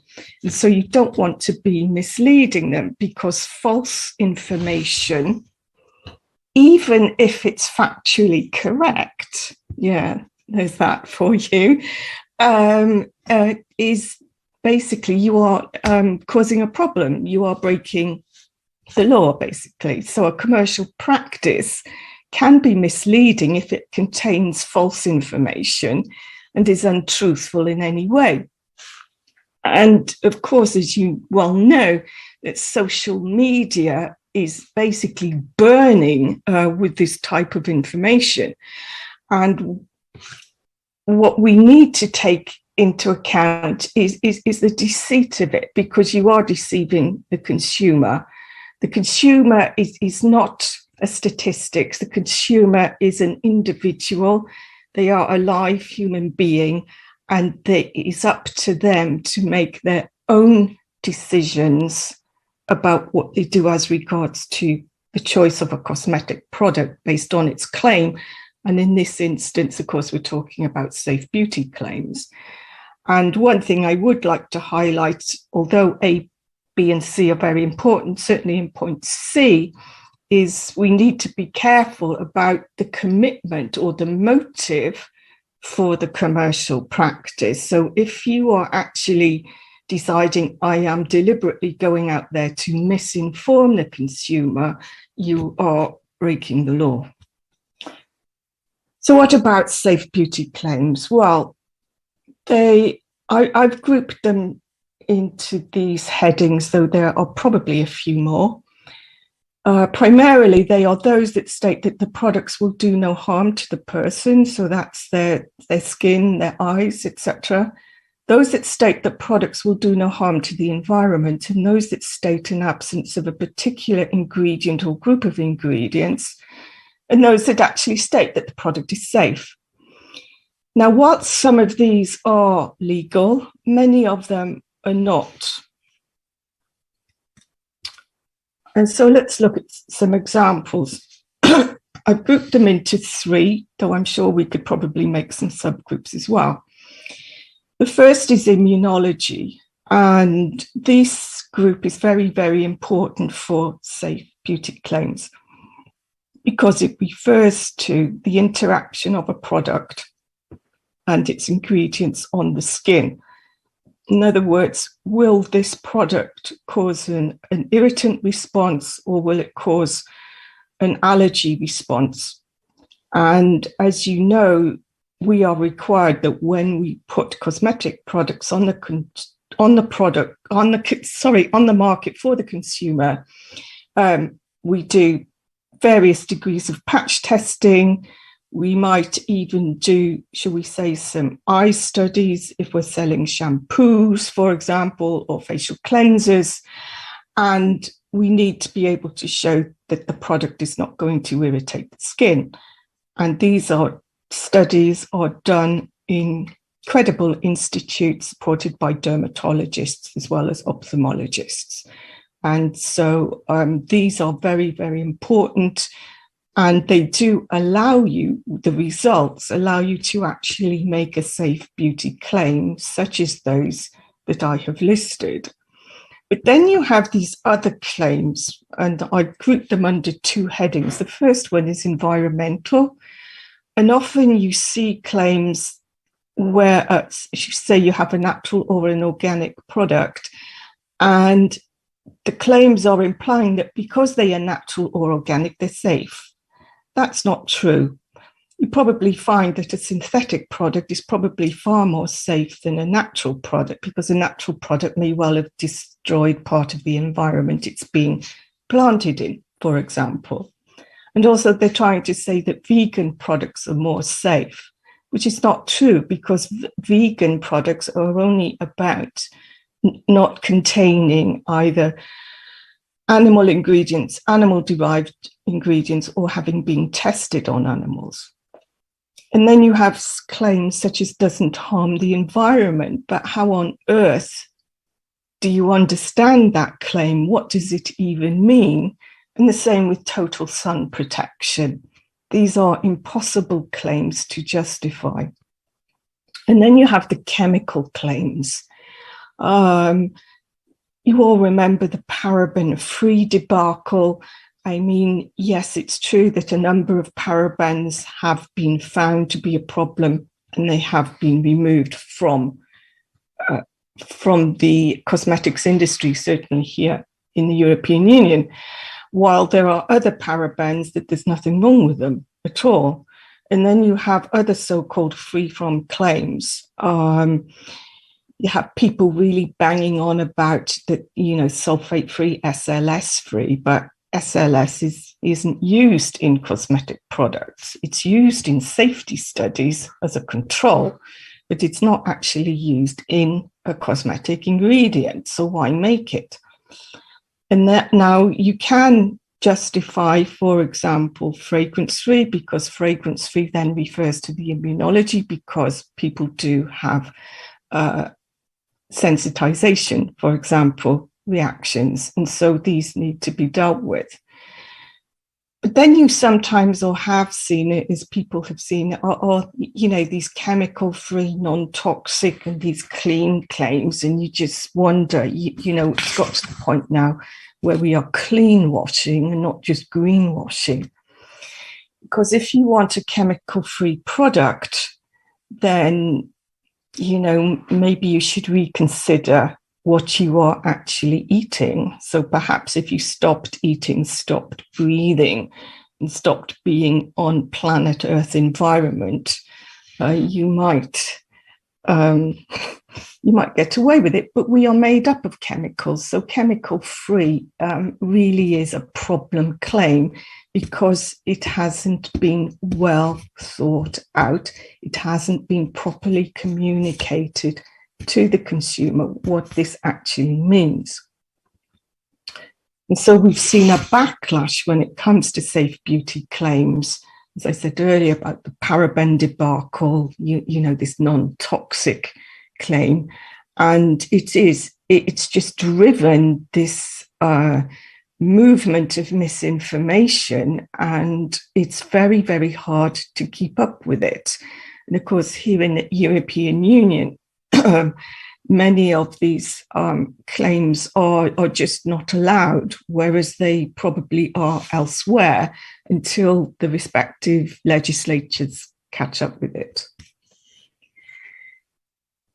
And so, because I work in claims all the time, I've actually really thought about this, and I've actually come to the conclusion: has the consumer become so terrifying that we as an industry have to make these claims, or are we guilty because we made the consumer terrifying by making them terrifying because we created the opportunity for these types of claims? So what is it that we are not doing, or what is it that we are perhaps ignoring as an industry, that this has all happened? Because, as you can see at the bottom of the slide, once a brand or an ingredient, for example, as we've seen on social media,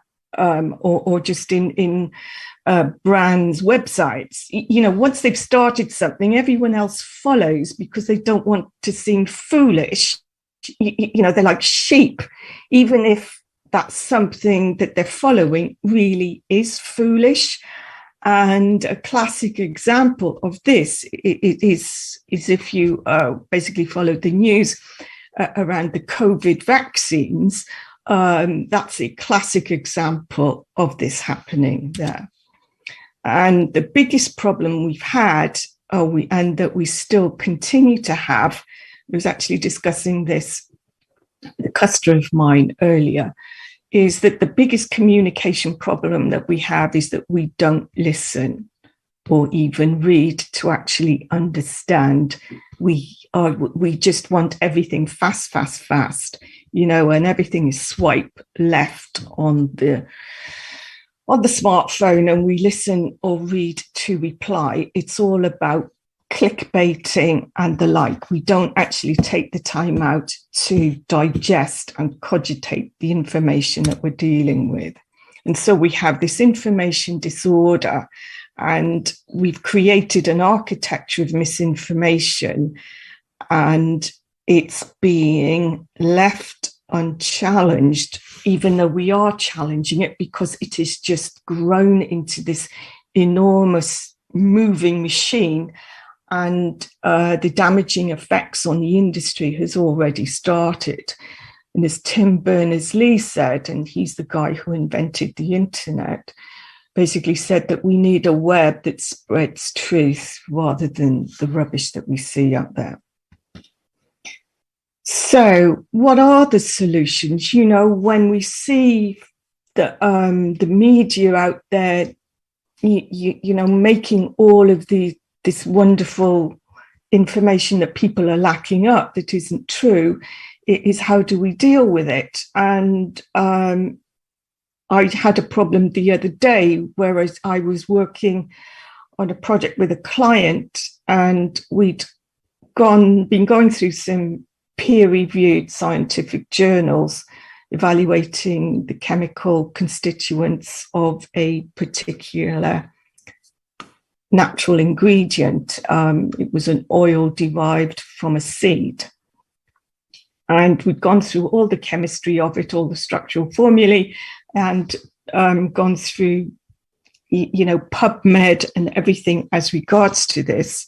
And we had found exactly what was in the seed oil, and everything else was from the rest of that particular tree. But then we did a general Google search that picks up then all the marketing information. And there was this article out there that actually said that this seed oil contained certain active principles. And of course, when you went back into the scientific literature, you found that those active principles were not in the seed oil. They were actually in the bark and the root of the tree. And so there's all this misinformation out there. There is the lack of fact checking, and this is causing a problem. And in the long run, it was actually making, or likely to make, that particular ingredient unsafe, right? So this goes back to safe beauty. So what are we going to do about it? Well, it's all about expectations and viewpoint. And first and foremost, facts have to matter. They really must. I cannot emphasize that strongly enough. So it's not just about the images, the words, and shall we say, the pretty bits of the product. It's the expectation from the whole claim combined with the expectation of the product. And you need to understand your safe beauty claims. What are you actually implying, and what is actually factual? You need to separate the wood from the trees in this regard. And you also have to obviously see it from the consumer viewpoint as well, because will they actually understand you? Because there's a lot of fluff, as you know, when it comes to the marketing of cosmetic products. And you need to be able to read through that fluff to get to the facts, right? Especially if you are making a more serious safe claim, such as irritancy, for example, non-irritant. And there are esteemed colleagues of mine who are presenting also today, and so they will go through that in more detail with you. And of course, you know, with any claim, we have to provide a body of evidence that supports the whole claim. And so once you have developed your claims and you put everything together, you then have to challenge it before you put it on the market. You don't want to wait until it's on the market and then have the, you know, wait for the complaints to come in and the inspecting authorities. So you really do need to be careful. So if we break this down, because here we're looking at alternative truths and the dangers of indifference. Now, I've been in the industry a long time, for more than 30 years, and our industry continues to learn the hard way. It really does. So when it comes to, in this context, safe beauty claims, it's about the clarity of the information, the clarity of the data that we have, and being able to demonstrate what benefits outweigh the risks. It's also about the amount that we have. We complain sometimes that we don't have enough, or it's not enough, or sometimes too much data can be a problem because then it starts becoming a millstone. And then added to that, of course, is this perception growth. You know, you've seen how, for example, the issue around parabens just blew up like a mushroom. And as a result of that, no one is using parabens anymore. And we are seeing poor quality products on the market because they just don't have the choice that they need of preservatives, because now we're having to find alternative preservatives that will stop, you know, shall we say, enable a longer shelf life of them. And certainly here, I've seen many products in store and you just pick them up and they've just collapsed just because they have become buggy, if you like. And then we have, obviously, decisions are being based on this disinformation and misinformation. And of course, this is all being jivvied up by the press and the social media. And as we know, that the press like to steer it up because I've often been interviewed by the press and I never get to see the articles that they publish before they go out. And that can be a problem, particularly where they are not fact checking. And the beauty press does have a problem here. And as I said earlier, once somebody starts something, we all follow like sheep because we don't want to seem foolish. And we're all competitors anyway. So we want to get one over on each other and be the first out there to get the big sales. And we tend to forget that, you know, what we're actually following is probably irrelevant anyway. And then we have the issues where we have our regulatory systems and our industry politics are actually struggling to cope. And as a result of that, you know, the doubt and suspicion in consumers, once it's created, it's very hard to get rid of. And when we are looking at safe beauty, it is in a way like this goldfish bowl environment, because every single thing, it's scrutinized by every Joe blog, you know, everyone is scrutinizing it. It's also politicized, both in and out the industry. It's turned around, misrepresented, and it becomes a problem. And so the 4 Ps, as I call them, these key factors that we need to get to grips with are PR, that's to avoid collective anxiety. The processes by which we work with, you know, is the logic of our bureaucracy too rigid. Politics, and I'm not just talking about the government politics here, I'm talking about the industry that we work in, and also within our competitors, you know, as our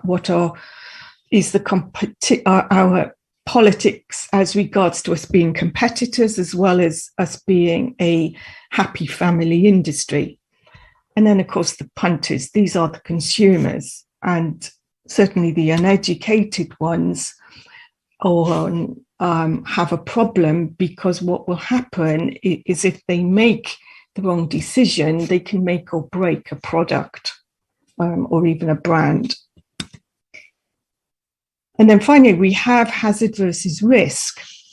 Now, it's always big news to focus on the hazard, and rarely, and more often than not, the risk is not taken into account to the same degree.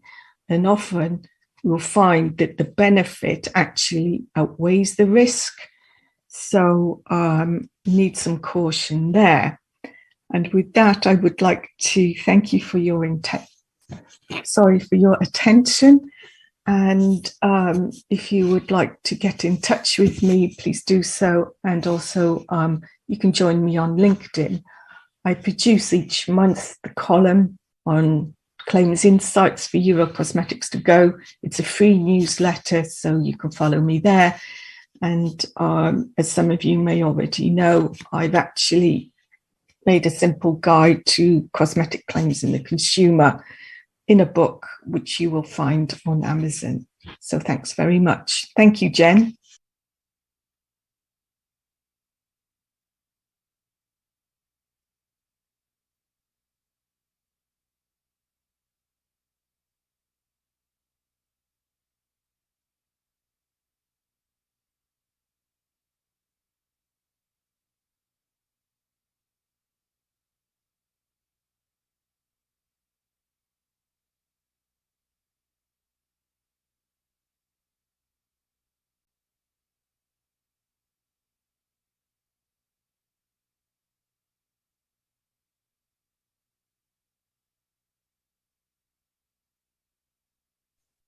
I can hear you, Jen.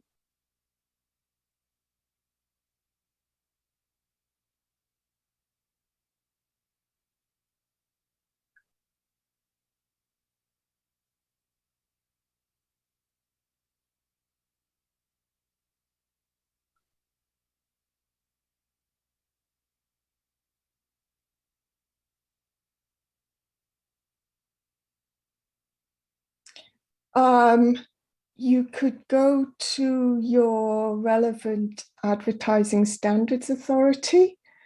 You could even make a complaint to Cosmetics Europe directly, but normally your country's authority should take action. There should be some action taken. But if they're not taking it, then you could complain directly to your relevant advertising standards authority and ask for help from them.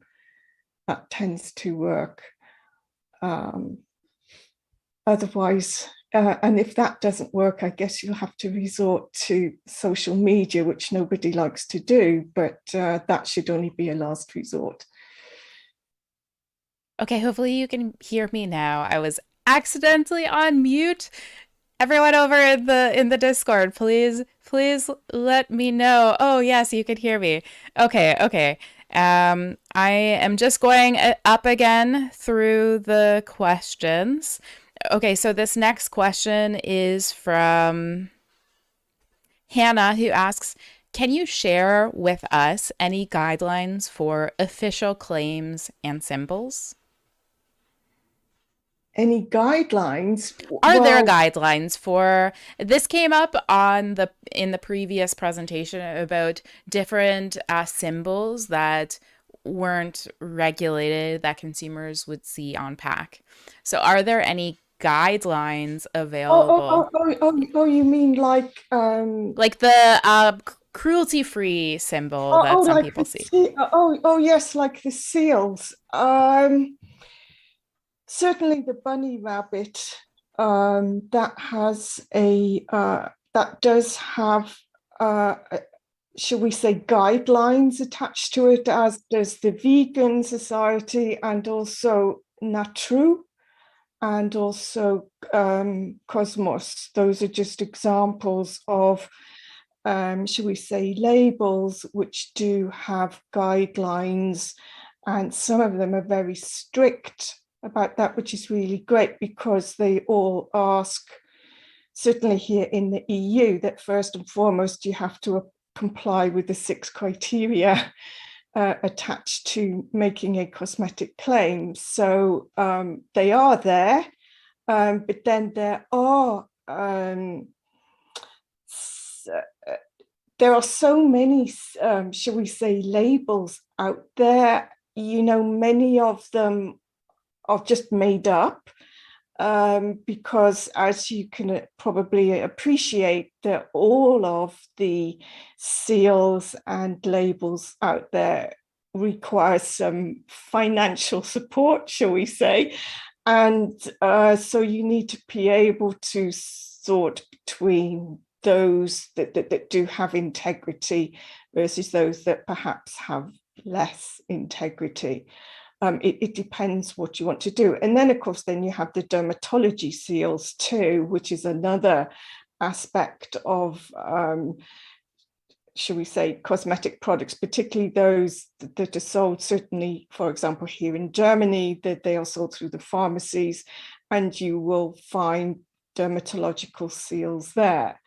And these are where you, for example, the Proderm seal of approval, that's a very credible one because Professor Wilhelm is a state board dermatologist, and he has to review all of your information. Yeah, they are there, but you need to be able to discern. You know, you need some circumspection when you're looking at these, definitely. Okay, so this may be the last question we have time for, which is from Marianne, who asks, why are so many pseudoscience-based claims allowed? Are there any plans for restricting such claims?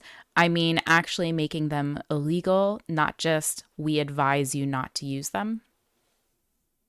Can you give me an example of what you meant by a pseudoscience claim? Like, for example, the free from claims in the EU, the free from ban is a guideline. Or another example could be non-toxic. Now, in like the FTC green guides, it states that that is a generalized claim that is considered a deceptive claim and therefore non-compliant to regulations, but there's no enforcement, so it kind of seems like more of a guideline rather than... Right.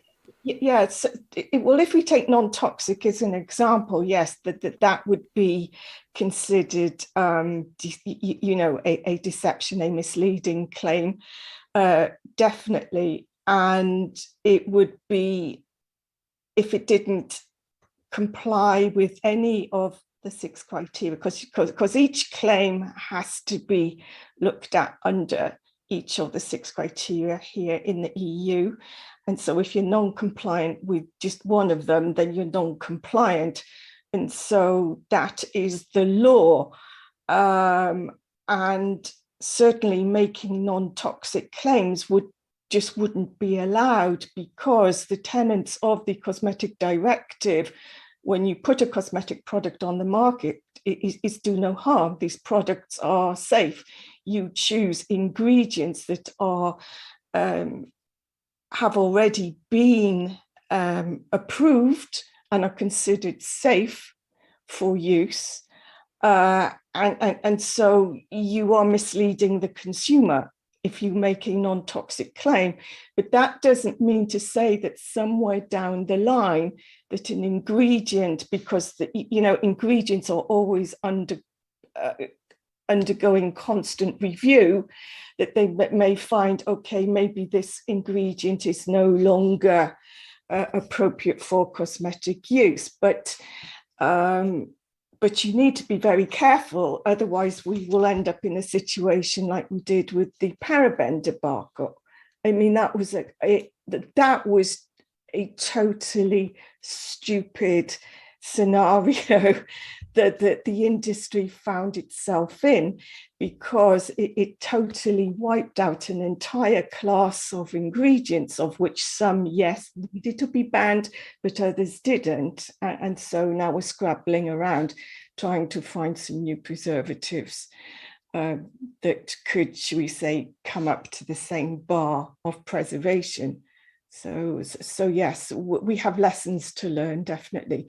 But, the law is the law, and the cosmetic directive said, certainly these pseudoscience claims have no mileage, and it is up to both the consumer and the industry to complain about them. And you have avenues to complain, such as with the advertising standards agencies, with your should we say, local inspecting authority, and it's just a case of keep plugging, and of course peer pressure, definitely. So that's all the time we have. Thank you so much, Theresa, for that really informative presentation in Q&A. And thank you for donating your time and expertise to this event. I hope you have a great rest of your Sunday. Thank you. Thank you for having me. Take care and enjoy the rest. Okay, bye. And so bear with me again as I get Tony's next presentation up. So I'm going to have to switch back to the way that I was doing it before for Discord sharing. So sorry about that, but it still works, and we'll get through the tech glitches the next conference for sure. So without further ado, is by Dr. Anthony Simeon. After graduating with a BA honors in biochemistry from Cambridge University in England, Dr. Simeon obtained his Ph.D. at Vanderbilt University in molecular biology. He joined Colgate, initially working in the Skin Basic Science research group and then founding and leading the Skin Clinical Group. This collaborative research resulted in multiple papers on how detergents interact with the skin, the first step in the irritation process. Dr. Simeon joined the Andrew Jergens Company in 1992. There, he led the product safety group for 25 years. At different times, Dr. Simeon has also had responsibility for diverse areas such as efficacy testing and technical claim support, development of lotion and antiperspirant products, microbiology, and regulatory. His product safety portfolio included Jergens and Curel lotions, Bior face creams, Ban antiperspirants, and John Frieda hair care. After retiring, Dr. Simeon joined the faculty of the Cosmetic Science program at the College of Pharmacy in the University of Cincinnati as an adjunct professor. He is also the principal at F.A. Simeon, Cosmetic Safety Assurance, a consultancy specializing in the product safety and regulatory toxicology of topical personal care products. Additionally, Dr. Simeon is a qualified Eurotox registered toxicologist. Without further ado, here's Dr. Simeon's presentation. Hello, I'm Dr. Tony Simeon, and I will be discussing how we determine that the chemicals in your cosmetic products, otherwise known as ingredients, are safe for that purpose. This presentation is based on my experience of more than 25 years working in the cosmetics and personal care industries, with responsibilities primarily in North America and Europe. Are you asking, why should one care about cosmetic ingredient safety? As a formulator, you may wonder why product safety wants so much information. Everyone is using ingredient X and knows that it is safe. You've probably had brand management or finance ask, why are we spending so much money and time on reformulation? My aim in this presentation is to answer many of those questions.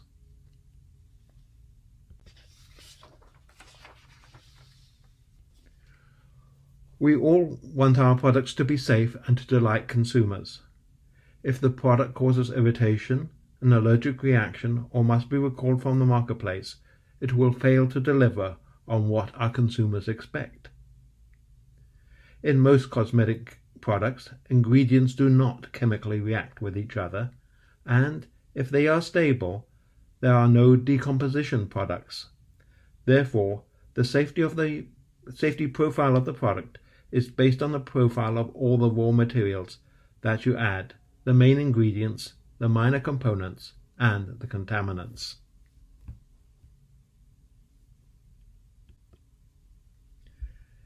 So, what am I going to talk about today? First, I will discuss some of the laws and regulations that impact cosmetics and their ingredients in the US, Canada, and the EU. Then I will compare hazard avoidance and risk assessment, focusing on the differences between these approaches to cosmetic safety. Focusing on risk assessment, I will discuss some of the main elements and how to find the needed information. My presentation will primarily focus on the US, but I will talk some about both Canada and the EU.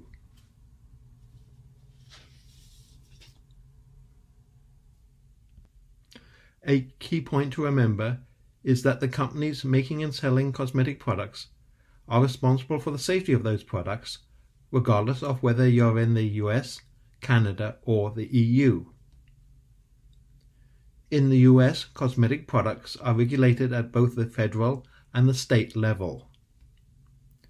The US Federal Food and Drug Administration, the FDA, regulates cosmetics based on the Food, Drug and Cosmetic Act that goes back to 1938. Cosmetics cannot be adulterated, which means they cannot contain poisonous or deleterious substances. However, the US federal laws and regulations have only banned a few ingredients, such as vinyl chlorides, some sources of potential mad cow disease or similar infections, and microbeads. Therefore, responsibility for safety of other ingredients added to cosmetics is based firmly on the manufacturer and brand owner's shoulders. There are federal laws regulating chemical safety in the US. These are the Toxic Substances Control Act, TSCA, and its 2015 update, the Frank-Lautenberg Law. However, they do not apply to cosmetic ingredients. There are also regulations at the US state levels that affect cosmetics. These include California Proposition 65, which relates to carcinogens and reproductive toxicants in most products, including cosmetics and OTC drugs. New York State has also introduced restrictions on 1,4-dioxane, which is a contaminant in ethoxylated ingredients. There are special laws that apply to children's products in Minnesota and Washington State.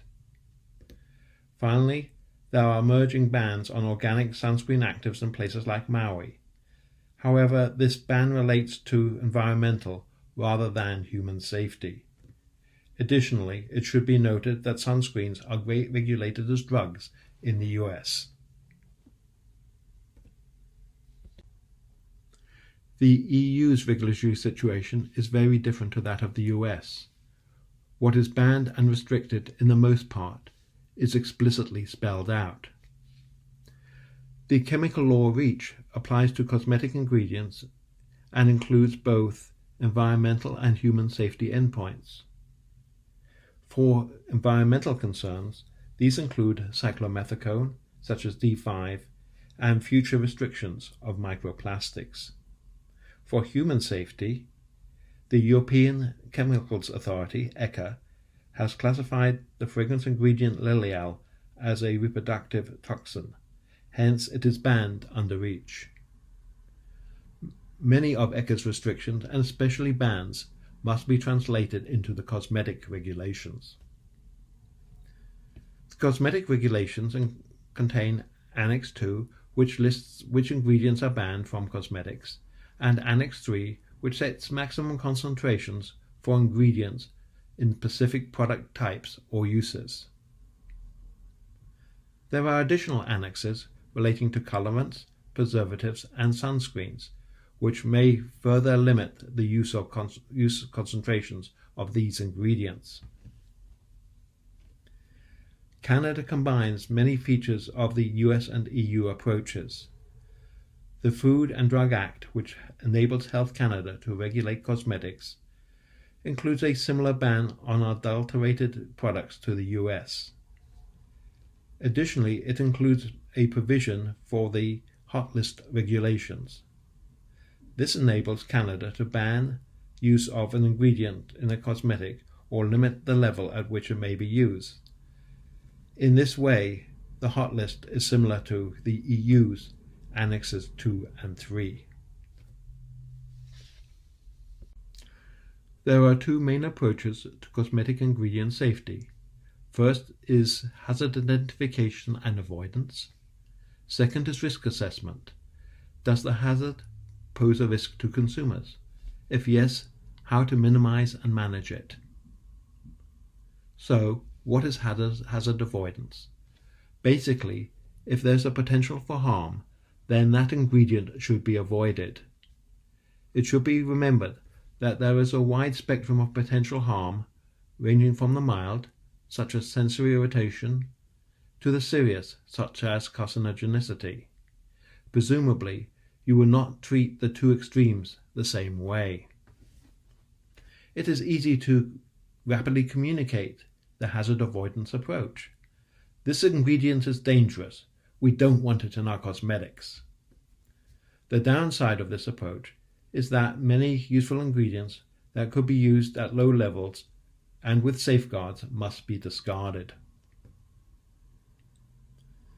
The first step in risk assessment is the same as hazard avoidance.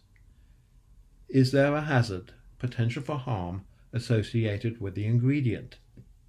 But then we look at two other questions. Is there a concentration at which the chemical has no effect? This is the dose response.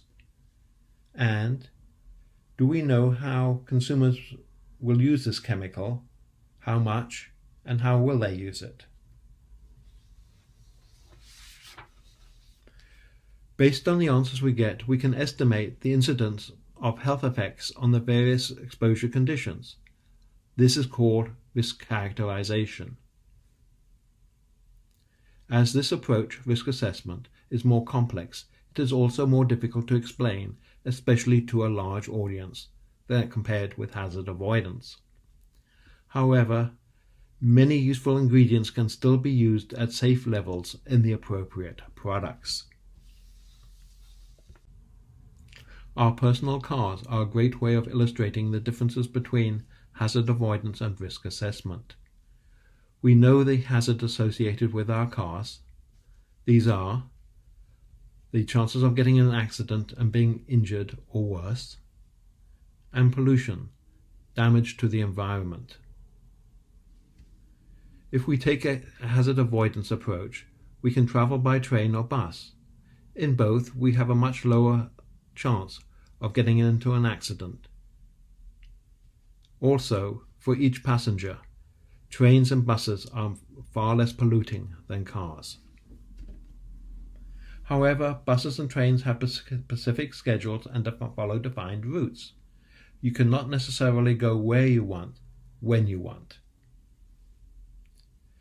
If you want to keep your personal car, then you can reduce your risk by driving a sedan within the speed limit rather than driving a race car fast.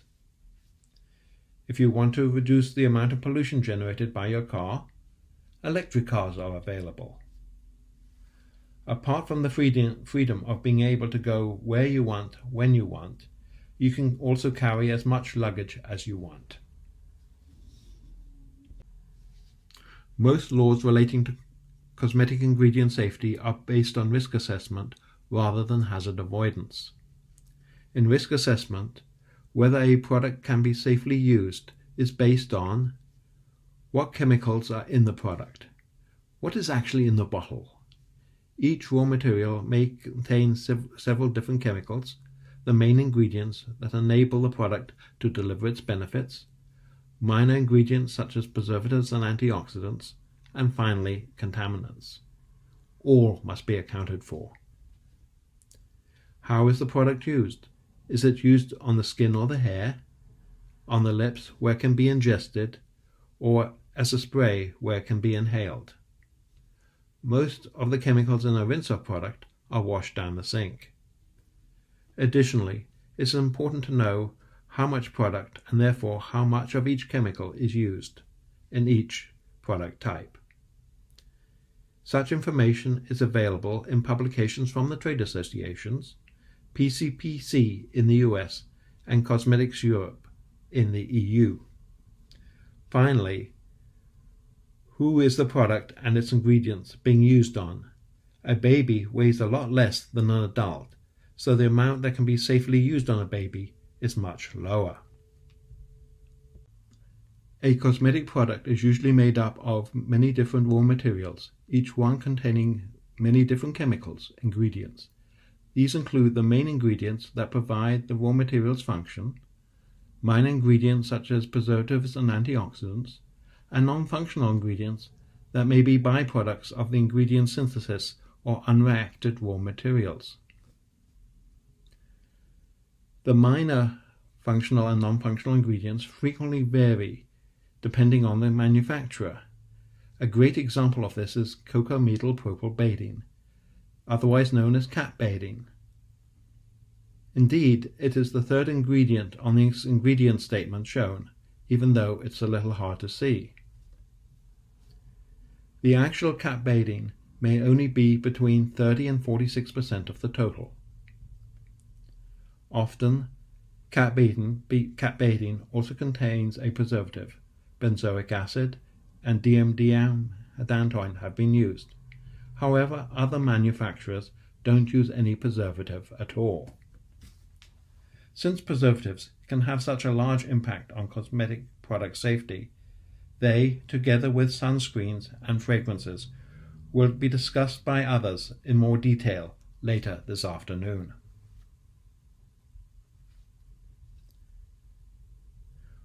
What non-functional ingredients are present also varies between manufacturers. They can include sodium chloride and glycerin, but also amidoamine and DMAPA, both of which are sensitizers. Additionally, there is the possibility of dichloroacetic acid, formaldehyde, and methanol. The level of these last three must be strictly controlled, as they are listed chemicals under Proposition 65.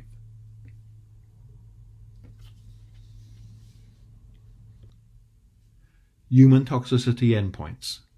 I know that this is a long list, but don't worry.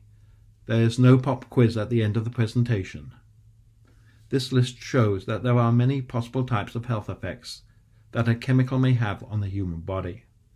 These range from the mild, such as sensory irritation, the tightness and dryness you feel when you wash your face with soap, to serious effects such as carcinogenesis and reproductive toxicity.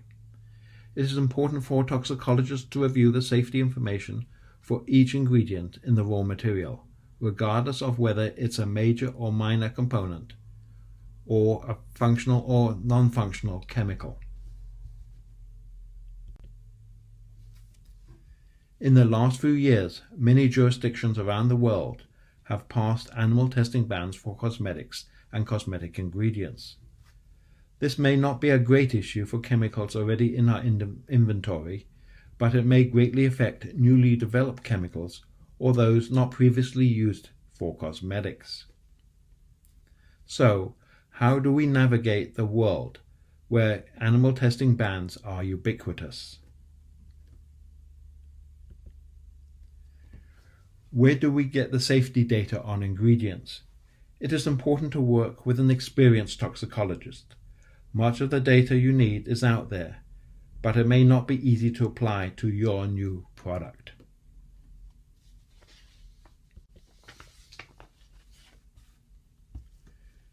Many of the new cosmetic products that you develop are based on products already in the marketplace. Therefore, information should be available to you from your previous products and the ingredients in them.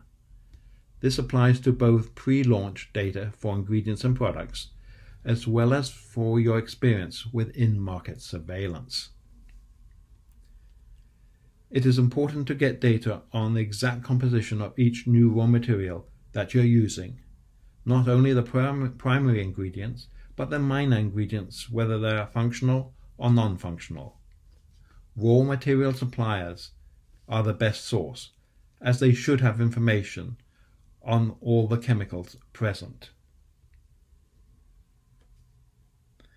There are many sources of toxicological information on different chemicals. A lot of them have data from animal studies. However, studies that were run before the animal testing bans were imposed can still be used in safety assessments of cosmetic products. Sources of information include regulatory authorities. These can include databases that contain test results associated with the EU's chemical law REACH, or reviews such as Australia's NICNAS. Additionally, some regulatory authorities set maximum levels of ingredients that can be used based on their risk assessment of the available data. In these cases, the regulatory authorities have done the work for you in setting up maximum levels of a chemical. Examples include Health Canada for the hot list,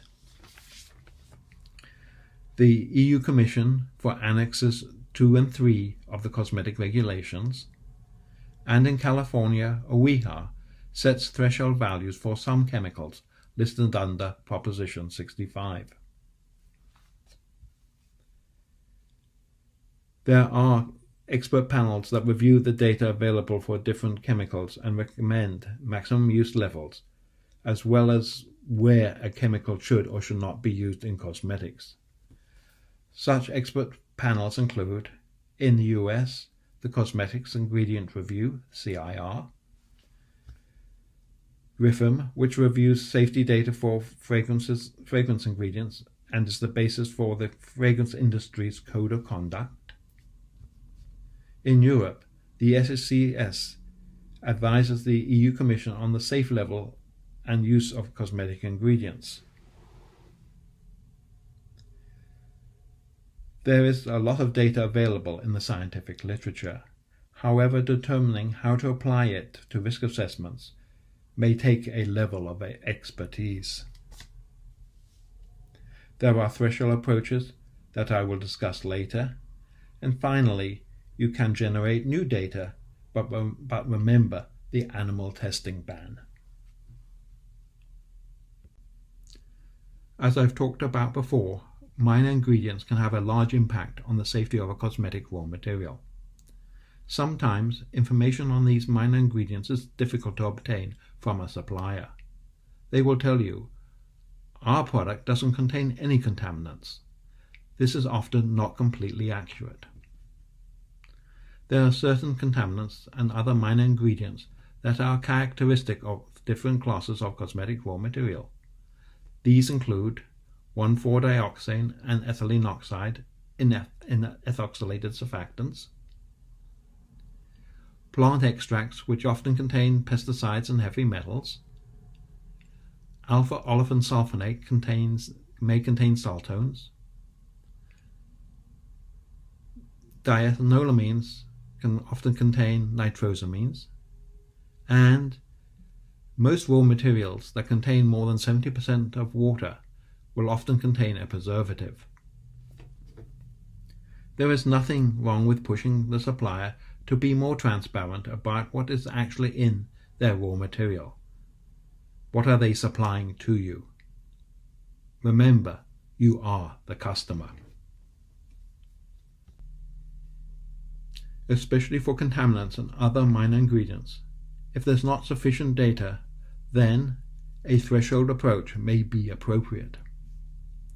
A threshold approach assumes that there is a level at which there's so little of the chemical present, it cannot have a harmful effect. Initially, this approach was developed by Monroe and his colleagues for indirect food additives and contaminants in flavors. However, Crowe's and his colleagues extended this to cosmetics. They reviewed the dose response for many carcinogens and ingredients that cause systemic effects. With some exceptions, most chemicals can be divided into 3 groups, Kramer's classes 1, 2, and 3. Each class has a separate threshold, below which that chemical will not have a deleterious effect at the 95% confidence level. If exposure to these chemicals in the cosmetics is below the threshold, then it is likely that the chemical that is the contaminant will not be harmful. Of course, legal requirements, such as California Proposition 65, will take precedence over such an approach. Another form of this threshold approach is used in assessing polymers. Most polymers are very large molecules with molecular weights well above 1,000. Hence, it is unlikely that these large molecules can cross the stratum corneum barrier, so will not affect the body. Such a polymer exclusion rule has been used both by the European Chemicals Authority, ECHA, and the US EPA. It is important to remember that most polymers do have monomer residues present, and these must be taken account of. One example is polyacrylamide, which can be contaminated with acrylamide monomers and neurotoxin. The final concentration of the acrylamide in cosmetic products should be kept below 1 ppm, a EU regulation. Other approaches for assessing the safety of cosmetic ingredients, both the main and minor chemicals present, include read-across. This involves comparing the target chemical with other closely related chemicals, preferably similar in both structure and biological effect. Then the data from the second chemical can be applied to the target chemical. An example of this would be looking for data for a C14 fatty acid and finding that there is much more data for the C16 analog. Since the 2 fatty acids are very similar both in structure and biological effect, a lot of the information from the C16 fatty acid can be applied to the C14 fatty acid. In silico. This is the use of computer models to identify potential biological activity associated with the target chemical. Pre-existing toxicological data on chemicals containing similar structures is fed into the computer, which then uses this information to make predictions on the potential hazards associated with a target chemical. The better the pre-existing data supplied to the computer program, the better the prediction. Testing. For chemicals, toxicological testing may be run on new chemicals, but rarely on ones that have been available for a while. There are in vitro predictive tools that can be used to assess the propensity of a chemical to cause some types of adverse reaction. This works best for endpoints such as sensitization and different types of irritation. Currently, there are no good in vitro predictive tools to assess the potential for reproductive or systemic toxicity. In summary, manufacturers, brand owners, and responsible persons are responsible for the cosmetic product safety. The safety profile of a cosmetic product is dependent on the safety profile of its ingredients. Ingredients should be used at safe levels, and in some jurisdictions, the maximum level for an ingredient's use is defined in the regulations. Ingredients' minor components, such as preservatives and contaminants, will greatly affect the safety profile. For an ingredient's minor components present is highly dependent on the ingredient supplier. Most cosmetic laws require risk assessment to assess ingredient and product safety. There are many endpoints for different effects that an ingredient can have on the human body.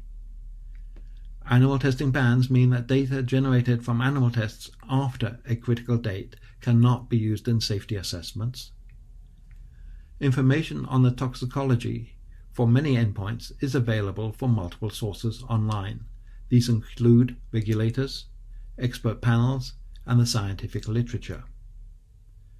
Additional non-animal methods include use of thresholds, read-across, in vitro, human, and in silico modeling. Finally, it's highly recommended that you work with an experienced toxicologist.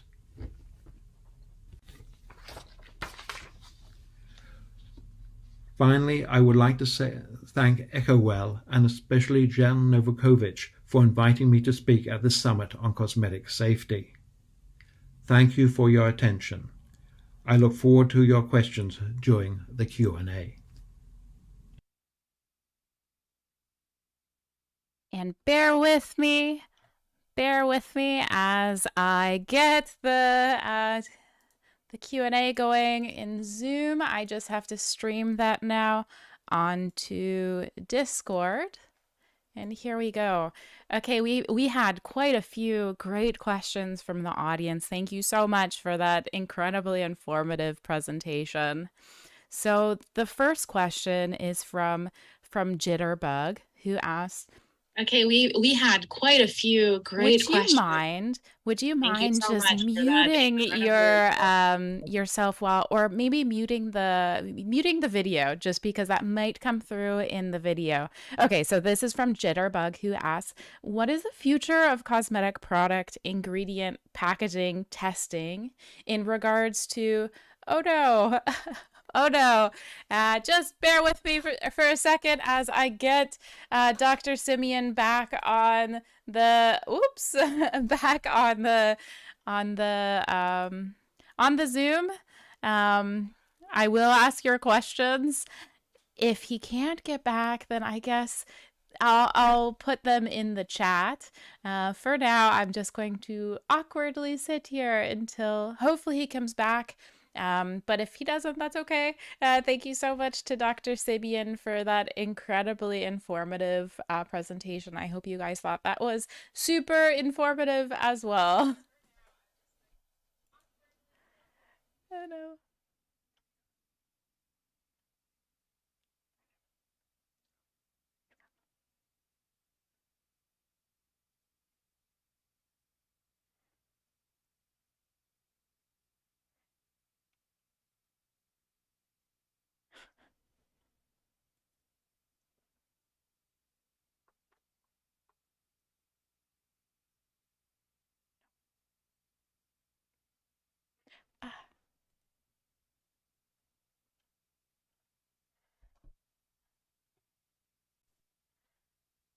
Sorry if that was something on my end, Tony. Okay, I am just going to put my camera on. Can you still hear me?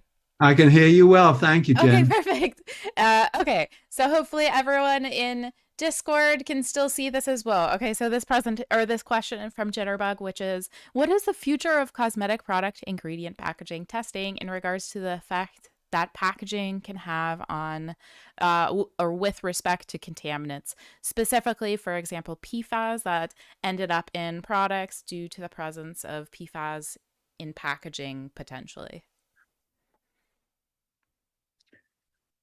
I think ultimately we have to do this similar analyses of what can leach into a product from a package as we do for what ingredients have already been added to the product during formulation. As I think many people know, BPA is a California Proposition 65 chemical. And so we have to take account of that in the product, even though it does usually come from the packaging. And people have looked at how much BPA leaches into their products and then compare that to the allowable level under California Proposition 65.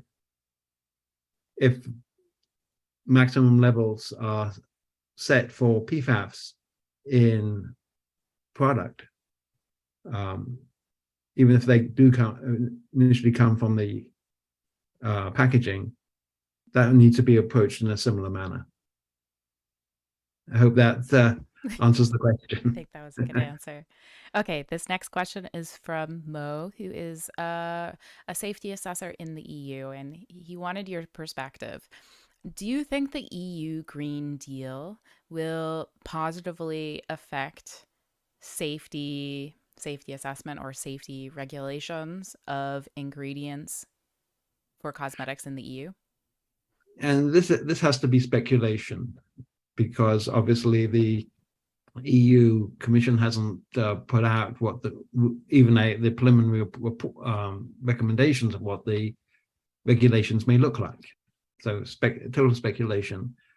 We know that it's likely that there's going to be a single evaluation across all sectors, including cosmetics, for each ingredient, each chemical or group of chemicals, and that therefore that may reduce the amount of different chemicals that may be allowed in cosmetic products. Maybe at levels that, since it's much more going to be much more hazard driven than it is at the moment, we may see a reduction in the amount of these chemicals that are allowed in cosmetic products, because now, instead of being just assessed for cosmetics, they're now assessed for every sector, and cosmetics are just a small part of what people are exposed to every day. So you may get less of a cosmetic allowed in the product. It may take away from function, and it may not have a big effect on the safety of that product, simply because you've already done a risk assessment. You've shown that the ingredient is present at a safe level based on good scientific approaches. The NOEL level and the margin of safety being well above 100. But because you're now factoring in a lot of other uses of that chemical, less may be allowed. I hope that it does. And I guess like I'm just sitting here thinking about the challenges of grouping and what this means for cosmetic products. Like looking at parabens as a class. Well, some parabens based off of their chemistry are problematic and therefore not allowed in cosmetics, but then others based off of their chemistry are allowed. Similarly to phthalates, plenty of phthalates are demonstrated to be not safe and therefore not allowed in cosmetics, yet diethyl phthalate has a very good safety profile, therefore allowed in cosmetics because of the chemistry. So I guess I'm just, I don't know, what do you think about that? The other part to what you said is you talked about parabens, but I think my understanding is parabens are also used in food. Yeah. So your exposure comes from both, potentially from a cosmetic dermally and from food through ingestion. And that is going to affect the total load of what a consumer will experience in a day. So it's certainly going to be challenging for the cosmetic sector. There's an old, I don't know if it's a Chinese or an Irish curse that goes, "May you live in interesting times." Yes. Okay, so then the next question, again from Jitterbug, who asks, this is something that you brought up in your presentation, and I forget which two states you were referring to, but I'm sure you'll remember. So the question was, I wonder if you could expand on the extra regulations on children product safety in those two states. I forget which states. And what are those regulations? And oh, thank you. And do you feel these are good regulations to have or somewhat redundant? I'll give you an example of the children's product regulations in Minnesota. They include bans on formaldehyde donors, the preservatives, and there are two parts of product safety. There's a toxicological part, the pure science, and then there's the peace of mind, which really has become a much more dominant recently with things like the paraben-free claims, some of the natural claims. And I think ultimately, if you do good safety assessments, then you really should have a safe product even for children. And because if you're designing a product for children, that's who you need to do the safety assessments for. Even if the product is not necessarily designed for children, a shampoo, for instance, is going to be used by children as well. You need to take account of child use. So sometimes they may be a little superfluous. However, they do give people that peace of mind that, hey, these products that are deliberately designed and marketed for children do take all the needs of children into account. The next question is from Divinorum, who asks, I'm from the EU, where recently Lilial was banned. Is it still in use in the rest of the world, or is it also banned, if you know offhand, in the US and Canada? I'm not 100% sure, but I think it's still it is legal to use in US and Canada. However, I think its use may become much less for multiple reasons.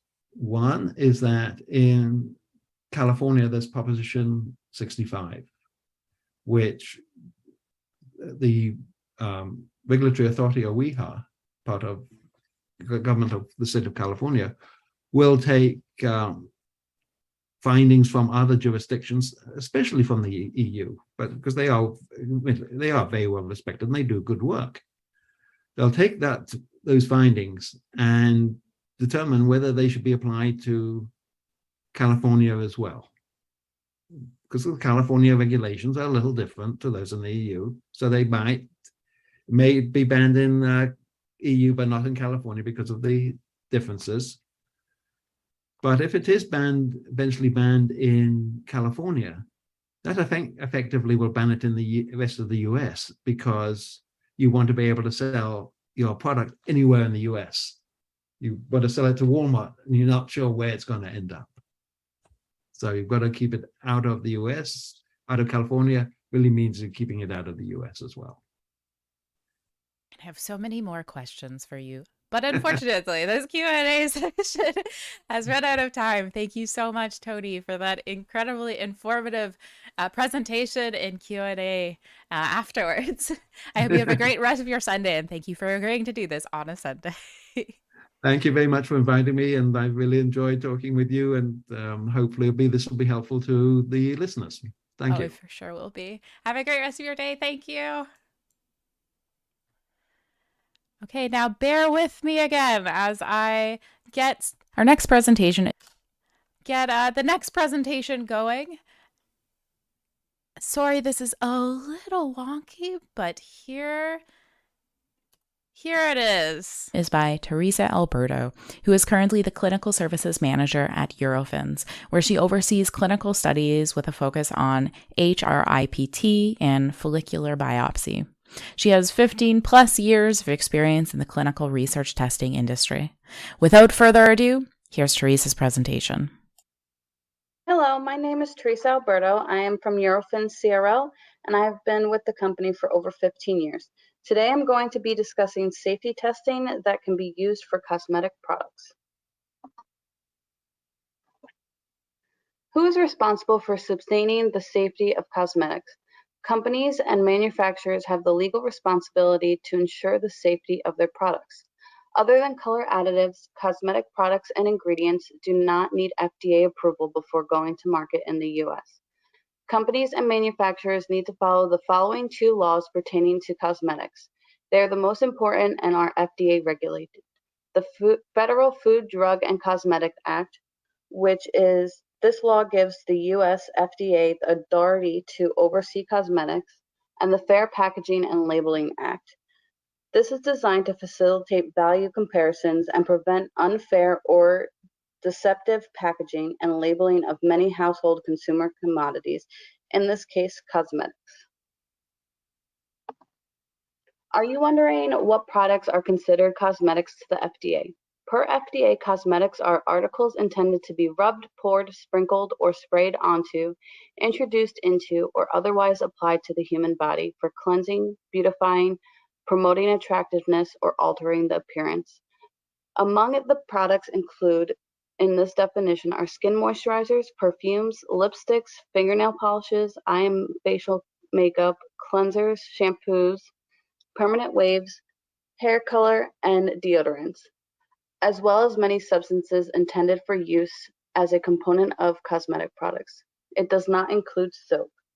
Today, there are very few true soaps. Most soaps marketed today use synthetic detergents. To determine if your product is a true soap, it has to meet 3 conditions. What is the soap made out of? What ingredients cause its cleaning action? And how is it intended for use? My product is not a drug or soap, it is a cosmetic. Now what? 3 areas of testing that should be in any cosmetic product profile on the market. Stability testing is used to determine if a cosmetic can be altered or become unsafe depending on environmental conditions. Microtesting, does your preservative system hold up to consumer use? This testing ensures that there is no harmful microorganism growth. Safety testing, patch testing, or safety in use testing, and this is going to be our focus today. My cosmetic product has successfully completed stability and microtesting. Now what? So for patch testing, there's 3 main patch tests we complete. HRIPTs, the main goal is to determine a potential for inducing sensitization, but you can also determine the potential for eliciting dermal irritation. Primary irritation test, assess the product's likelihood of causing irritation after 1 patch application, and cumulative irritation test, assesses the product's likelihood of causing irritation after multiple patch applications. This has the possibility of detecting weak irritants. Safety and use studies determine the potential of the product to elicit an irritant response under real-life conditions. HRIPTs, also human repeated insult patch test. The recommended sample size is 200 subjects, can be used for most cosmetic and personal care products, varying type of patches, occlusive and semi-occlusive, also fin chambers, varying product dilutions for products that are diluted when used in real-life settings such as shampoos, body washes, and face washes. Objective of RIPT studies is twofold. So as I mentioned before, the test can determine skin irritation and skin sensitization. For a 24-hour RIPT, it's a 6-week study that includes a rest period of 10 to 21 days before coming in for the challenge phase. It's a total of 15 visits. The induction phase, also known as the irritation phase, the patches containing the test material applied to the same location on the upper back 3 times per week, Monday, Wednesday, and Friday, for a total of 9 patch applications. Patches remain in place for 24 hours, and sites are graded for irritation at each visit. For the challenge phase of the study, which is also known as the sensitization phase of the study, subjects return from their break after 10 to 21 days. Patches containing test materials will be applied to a virgin site. In this case, it's the lower back of the subjects. Subjects return to the lab after 24 hours of application for patch removal and grading. Subjects must also return for evaluations at the 48-hour mark, 72-hour mark, and 96-hour mark for evaluations. Patch types include semi-occlusive and occlusive patches. As you can see here, the semi-occlusive does not have that white strip down the middle, which makes it a more breathable patch. It has tape and adhesive that surrounds the gauze center, also known as a web roll. Most products should be tested under semi-occlusive patches. Occlusive patches are non-breathable tape adhesive surrounding the gauze center. Products that are used under occlusions such as hand prep treatments, used under latex glove or scalp treatment products, used under bandages. Most cosmetic products do not warrant RIPT testing under occlusive conditions. It is overkill. For RIPTs, we also consider diluting products and volatilizing products. Most products should be diluted for RIPT testing. Any product that needs water when used by a consumer, such as shampoos, conditioners, body washes, face washes, hand washes, etc. What product should be volatilized for RIPT testing? Any product that has high alcohol levels should be volatilized at least 15 minutes before patching. These are products such as EDPs, body sprays, hand sanitizers. So for RIPT studies, there are multiple conclusions you can derive from them. There are listed here 4. The first one, the product showed potentials for irritation but not sensitization. So reactions were observed in 10% or more of the study population in the induction phase. Product showed no potential for irritation but showed potential for sensitization. 1 or more strong reactions were observed in the challenge phase of the study. Sensitization is an allergic response to a product. In this case, a rechallenge will be performed to confirm sensitization. 3, products showed potential for irritation and sensitization. So there were reactions observed in both the induction and challenge phase of the study. 4, products showed no potential for irritation or sensitization. This means no reactions were observed at all. So as mentioned before, if there is a significant reaction observed in the challenge phase of the study, this is including edema, a rechallenge would be performed. If the reaction observed in the challenge phase are indicative of sensitization, edema is usually observed and a rechallenge is recommended. 1 week repeat of the challenge phase that will take place no sooner than 10 days from the last challenge phase. The test material is applied to a virgin site under the same conditions of the challenge phase, and the subject is examined for dermal irritation.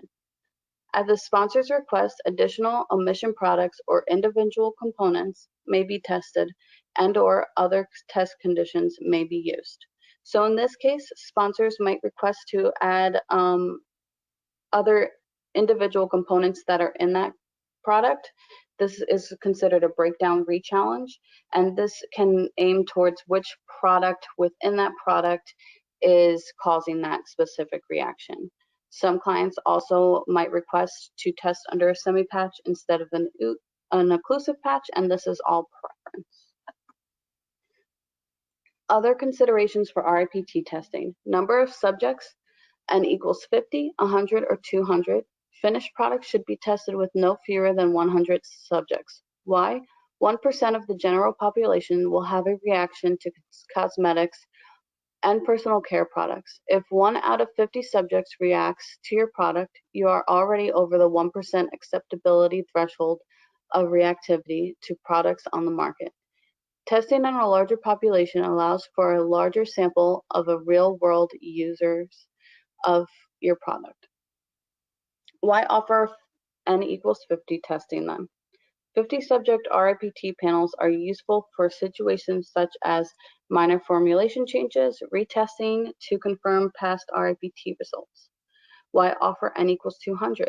A successful 200 subject RIPT is an industry's accepted standard for claiming hyperallergenic on the product label. So other considerations for RIPTs. So if I have an eyeshadow set with 10 shades, do I need to test all 10 shades on an RIPT? Most conservative answer, yes. Each individual shade should be tested to ensure that you have a complete safety profile on each shade.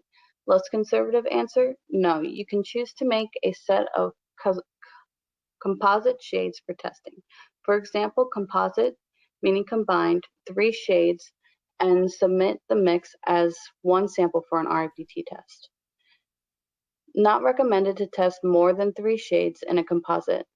Be prepared to do further RIPT testing if you see a reaction on a composite. You would have to do further testing to determine which specific shade is giving the problem, the reaction to these subjects. So if you do have reactions, that is something to consider, that it might be more lengthy to get your results if you have to test each individual shade. Primary irritation studies. The duration for primary irritation studies are 24 hours. The patches containing test materials remain in place for 24 hours. Subjects will have the test sites evaluated at 24 hours and 48 hours. If a reaction persists at the 48-hour mark, subjects will come back in for a 72-hour reading. 48-hour patches containing test materials remain in place for 48 hours.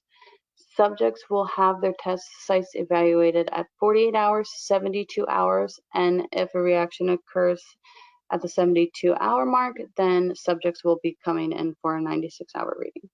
Sample size is 50 subjects. The conclusion for this is primary irritation potential will be determined by using the primary dermal irritation index. This method calculates the erythema score. So as you can see in the chart below, all the erythema scores are listed from 0 to 4, and then you have the frequency of the erythema score. So in this case, 10 subjects had a score of 0, 6 subjects had a score of 0.5, 2 had a score of 1, and 2 had a score of 2. So that is for the frequency total. The erythema score is multiplied by the frequency of the erythema score, as you can see in the right-hand side. There's a 3, 2, 4, and you're getting that by multiplying the 6 by the 0.5, the 2 by the 1, and the 2 by the 2. And then you get the total score, and then you divide the total score by the sample size. In this example, 20 subjects were used, so it's the total of 9 divided by the 20, and you get a score of 0.45. For cumulative irritation studies, the duration is 14 days. Patches containing the test material are removed and reapplied every day for the duration of the study. Weekends can either be included or not. If weekend days are not included, the patches remain in place until Monday. For the 21-day cumulative irritation, the process is the same as the 14-day, but it is for a longer duration. Sample size is typically 30 subjects, and the conclusion is the total value of all reactions for the test material will be divided by the potential max score and then multiplied by 100 to calculate the percent of max score. As you can see here, once you have the potential maximum score, you will derive a conclusion from that. So you'll do your calculations. In most instances, we see essentially no evidence of cumulative irritation under conditions of test. We do typically test this with a positive and negative control. For the positive control, we do sometimes see evidence of a slight potential for very mild cumulative irritation under conditions of the test. Safety and use studies. When do you run one? One, you have completed your RIPT and want real-life use safety testing. You're going to use it on your actual area of the body as in real-life consumer use. So if it's a face moisturizer, you would use it on your face. Body moisturizer, we typically test on arms, legs, and torso. And you want subjects to complete a consumer perception questionnaire. So that means subjects will apply the product, they will come back and answer a questionnaire, the question of your choosing. So anything from, did this product moisturize my skin, to did I like the scent of the product, anything you would like. Or my product is not suitable for RIPT testing. So your product is too harsh, it's a hair dye or depilatory. Depilatories are anything to remove the hair, so waxes, depilatory creams, which should only stay on the skin for 10 minutes, and you should not be applying them to your skin 3 times per week. Safety and use studies replace the RIPT for these products and these categories. Safety and use studies, what does a typical SIU study look like? Typically, we test no fewer than 35 subjects. It consists of baseline, midpoint, endpoints, evaluations. These evaluations include erythema, edema, and dryness. These are the basic skin evaluations. Of course, others can be added to the product category. Consumer perception questionnaires can be added to gain insight about your product. Some studies are questionnaire only, and these are referred to as CP or consumer perception studies. How you design your SIU study should be discussed with your internal regulatory advisors. If you don't have a regulatory advisor, your third-party testing lab can provide guidance for you. Safety and use studies. What types are performed? Dermatological, face all over body parts, gynecological, dental, pediatric, ophthalmology, non-comedogenic. Combination studies are also possible. Opderms, opderm comedo, derm comedo, and you can also go into specialized populations. So you can break down the categories that your products would be used for. If you want to aim your products towards people with sensitive skin, you would choose sensitive skin subjects. If you want to prove that your product does not promote more acne, you would do acne prone subjects. You can do contact lens wearers, non-contact lens wearers, and specific ethnicities if need be. Safety and use studies. What do my SIU results mean? In this study population and under the conditions of this study, the product is considered safe for use when used as directed. Thank you for your time and your attention. If you do have any questions, I will be doing a 10-minute Q&A. But if you do have any questions after that, you can reach us at our email address or our LinkedIn. Thank you.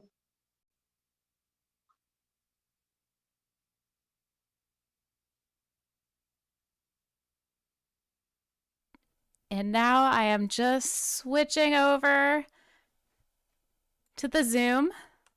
Here we go. And we've got some questions in the chat. I'll turn my camera back on, and Theresa is here with me. Hopefully you guys can all hear me.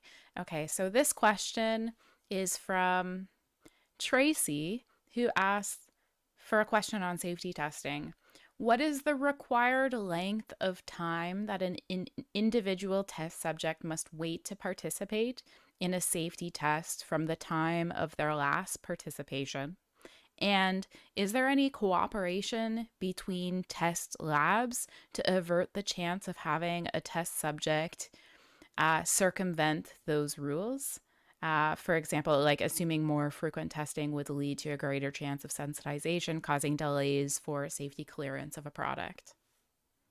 Yeah, so that's a really great question. So we do usually wait 2 weeks between each test. Clients can request a different length. They can request as much length as they want between testing. And it goes by body part too. So if the product was tested on their face, they'll wait 2 weeks before another product's tested on their face, or even longer. And between labs, we do have an inclusion-exclusion criteria that all subjects need to go through with us. So that does ask them if they've been on any prior studies regarding the back. So while we don't talk to the other labs, we are having the subjects go through those questions, and we have them sign off on it that they are not participating in any other studies in any other lab. This next question was from Emma LC, who asks, how are the specialized populations, for example, sensitive skin or acne prone, determined? Is it just subject questionnaire, or does the lab/derm decide? So there's a bunch of different ways for sensitive skin. We do have a test called a sting test, which subject will be sensitive to lactic acid. So they're a stinger, essentially. So that's one way to determine sensitive skin for a certain study. Sometimes it's self-perceived sensitive skin. We do have questionnaires regarding sensitive skin. So we would ask, what do you have sensitivities to? And these mostly come from the client So whatever questions they want to gather to confirm that these subjects are sensitive. As far as acne prone skin, we do ones that are a history of acne. So that would be based on what the subject is telling us. Or we do have ones like our Comito studies. The dermatologist will actually count the inflammatory lesions, closed comedones, anything like that on their face while we do that study. So it would be confirmed through that. And now this is something that I often hear online from consumers, that companies can just launch products onto the market without any kind of safety testing. Well, okay, so like, are there regulations that say that this shouldn't happen? Is this allowed in especially the North American market? What would you think to that consumer perception? I mean, since products are regulated technically through the FDA, I mean, I feel like it could be gotten away with to just market them, but clearly that's not the right way to do it. And if it is caught, then there could be serious trouble on that. So I hope everyone follows the rules and regulations, but I really don't have a clear-cut answer on whether everyone does or not. But there are regulations that you need to There are substantiate regulations. safety. So Safety regulations. So do your safety testing. maybe hire a consultant that understands said regulations if you don't have one. And this next question was from Christopher, who asks, in product safety testing, is there an effort to intentionally test across diverse skin types? So it depends on what the client or sponsor requests at the beginning of the study. Usually, sometimes they will want to do 25% of each population, or it really goes to what their product is aimed for and what group it is aimed for. So our lab is technically located in a really diverse area. So thankfully, we do get a lot of different ethnicities in there on a regular basis for any study. But it is up to the specific sponsor to request what they would like. This next question was from Dr. Saya. I'm sorry if I've mispronounced your name, Hamed, who asks, are they mandatory to be performed by manufacturers for cosmetics marketed in the USA/EU? We may have answered that question, but I don't know if you want to chime in further. I don't believe it's necessarily mandatory to do it, but it should be in your safety profile for your products when you are launching something. Yeah. Because if you ever got caught up because something happened with your product, if you don't have substantiation, you're probably going to get in trouble. Okay, so this next question was from Ava Perky, who asks, in general, would you say it's difficult to recruit subjects for these tests? In which ways do you recruit subjects? So we actually have our very own recruiting department that does all of that for us. So we do have a pretty substantial database that holds all of our subjects in it. And we pick from them. And obviously we always have new people coming in, and they just pretty much sign up. And once they're a panelist, they pretty much stay with us. So that's a really good thing about where we are. This next question is from Noste. Please, if you tell me how to pronounce your name, I will pronounce it right. You've given me a short form, but I don't know if I've still pronounced it right. Okay, anyways, the question was, what does dermatologist tested actually mean? And is it in line with what consumers perceive it as? So really, you can request anything for the dermatologist to actually run the study, but most cases the dermatologist is looking at the skin. In our area of work, we don't actually make claims, so it's up to the sponsor to request through their regulatory department what claim they want us to sustain and what test we need to run and who needs to run that specific test. So if they do want to make a dermatologist claim, that would be up to them how we test the product for them to make the claim. We just give them the raw data and our conclusions on that data, but it's up to them to make the actual claim. This next question is from Jitterbug, who asks, do companies have to disclose their safety testing data to consumers if requested? Actually, I'm not sure of that answer. That's a good question. I do not believe we have to give data to consumers just because we do our test blinded. But if it is requested and through the actual sponsor, maybe that would be different. If you do want the answer to that, you do have our email if you want to email us, and we could get back to you on that one. Yeah. To my understanding, That's really, I don't think any, yeah. Brands don't have to, but they can. And if a brand is willing to give you evidential support on safety substantiation, I know many companies who are, that should be a good sign for the seriousness that they take for evidential support, in my opinion. Okay, as I'm waiting for more questions, if anyone has more questions, then now's your time. Okay, my own question. From your perspective, what are some of the top mistakes you see new brands have with respect to safety testing or approaching safety testing and substantiation? I would hope that most brands do it correctly. Like running an RIPT test first would be my suggestion to anyone who is just starting out with their product coming in. So they would do that before they go on to like the actual safety in use testing, just because you don't really know how your product is going to react on a lot of different skin types that we do see. So that would be my main suggestion for that. As far as mistakes they make, I mean,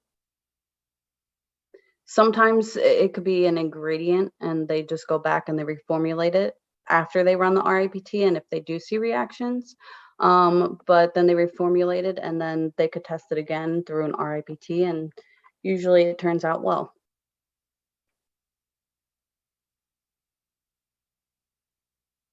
Oh no, I lost your audio. Oh no. Oh, now I can hear you. Yeah. Oh my gosh, I see that a lot. Well, I just wanted to add in from like the chemist perspective, like before you start safety substantiation, and maybe this could be considered under the like umbrella of safety substantiation, is to do your stability testing for your formulation. Oh, absolutely. Like maybe step number 1, stability, packaging compatibility. Okay, that's good. Then do preservative efficacy testing. That's good. Okay, now pursue the safety substantiation. So just like I see like some brands maybe do it all together, and like stability can be so finicky and you don't want to invest in one part before you're ready.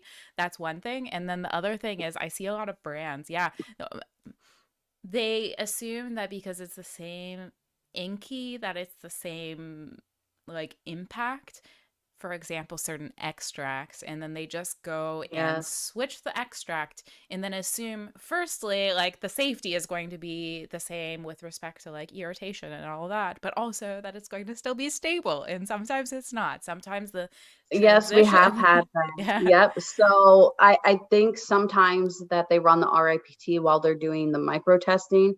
So we have had in instances mold or other microorganisms growing in the actual product itself. So then it would have to be, obviously we can't use that on subjects anymore. So once they actually get it tested and through the micro department, then it fails that. So they have to re-come back or do something different, like have us keep it refrigerated, something like that. So that is something we do actually see. And I'll just ask this question because I know like a lot of brands, especially like new brands that haven't actually got into the meat of safety substantiation, wonder this, like how much am I going to have to spend to get this kind of substantiation? So for a brand doing safety substantiation past the stability and preservative efficacy testing, what kind of investment should they be thinking about when it comes to safety substantiation? Now you can like include the stability. Obviously, this is like you don't also if you don't want to answer that, that's okay too, because there's a variability depending on the labs too, so it's really hard to give this answer. But like as like a general ballpark, how much should companies be thinking about setting aside for good safety substantiation? Honestly, I'm not sure if I can even answer this question. Price wise, I don't want to throw any of our numbers out there and anything like that. I mean, yeah, yeah. I have no Maybe idea. maybe Sorry. I'll just say from my own perspective in formulation, like I see a lot of I don't brands. want to give anything out there, you know? Yeah, maybe I'll just make like a generalized claim, because a lot of Okay. companies, a lot of startups who are like kind of bootstrapped for cash, they think that they can get a product onto market for like less than $5,000 when you're thinking of like formulation, the safety substantiation. And Oh then we're yeah, talking no, about like, that's not gonna happen. yeah, so like more than that. More than Absolutely. Yep. that. Okay, so I guess my final question to you, unless there's another question in the audience, from the audience, type it in the summit discussion. We've had a lot of time for this Q&A, so thank you so much for the presentation, Theresa. But my final question is, do you have any final take homes that you'd want to leave? You can answer it in two prongs or choose a group that you want to answer this to. So the two prongs would be to new brand founders and then to consumers. So any top take homes from your presentation that you'd want to leave them with, or are there some nuggets that you'd want to leave them with that we haven't had a chance to cover? Um, I know you mentioned before, or someone mentioned sensitization in one of their questions. So in that instance, we have actually seen subjects who are pre-sensitized to product.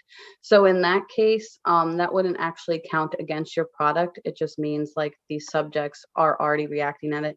And I'm talking about like within the first couple inductions of an RIPT, these subjects have already had a severe reaction to this product. So it's not counting against your product. So you wouldn't have to do that re-challenge again. You would have that data when it comes available to you. But as far as even patching it for challenge phase to do the re-challenge, that doesn't happen. So thankfully that way that doesn't postpone anything with your reporting. As far as I know, in the presentation we mentioned consumer perception. I know you asked me something about consumers.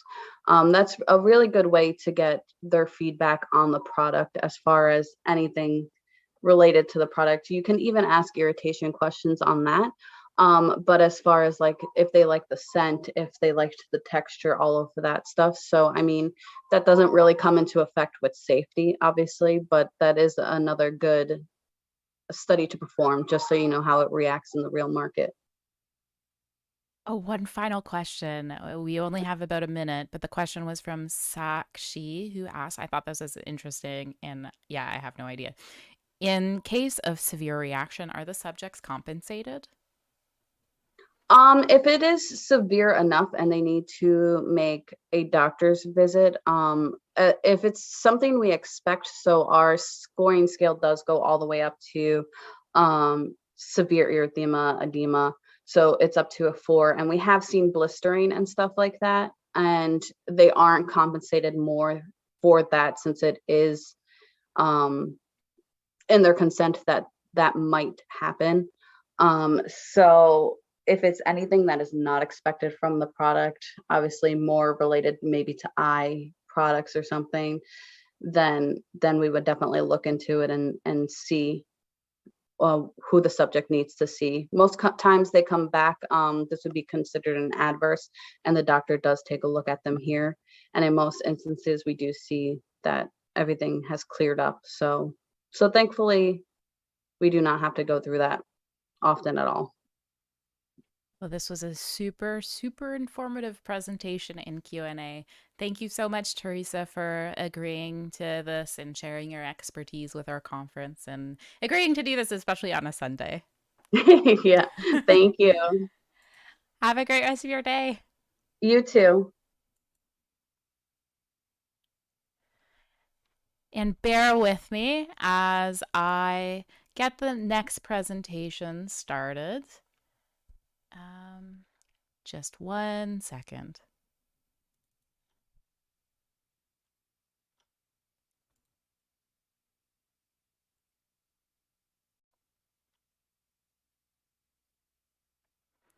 And here it is.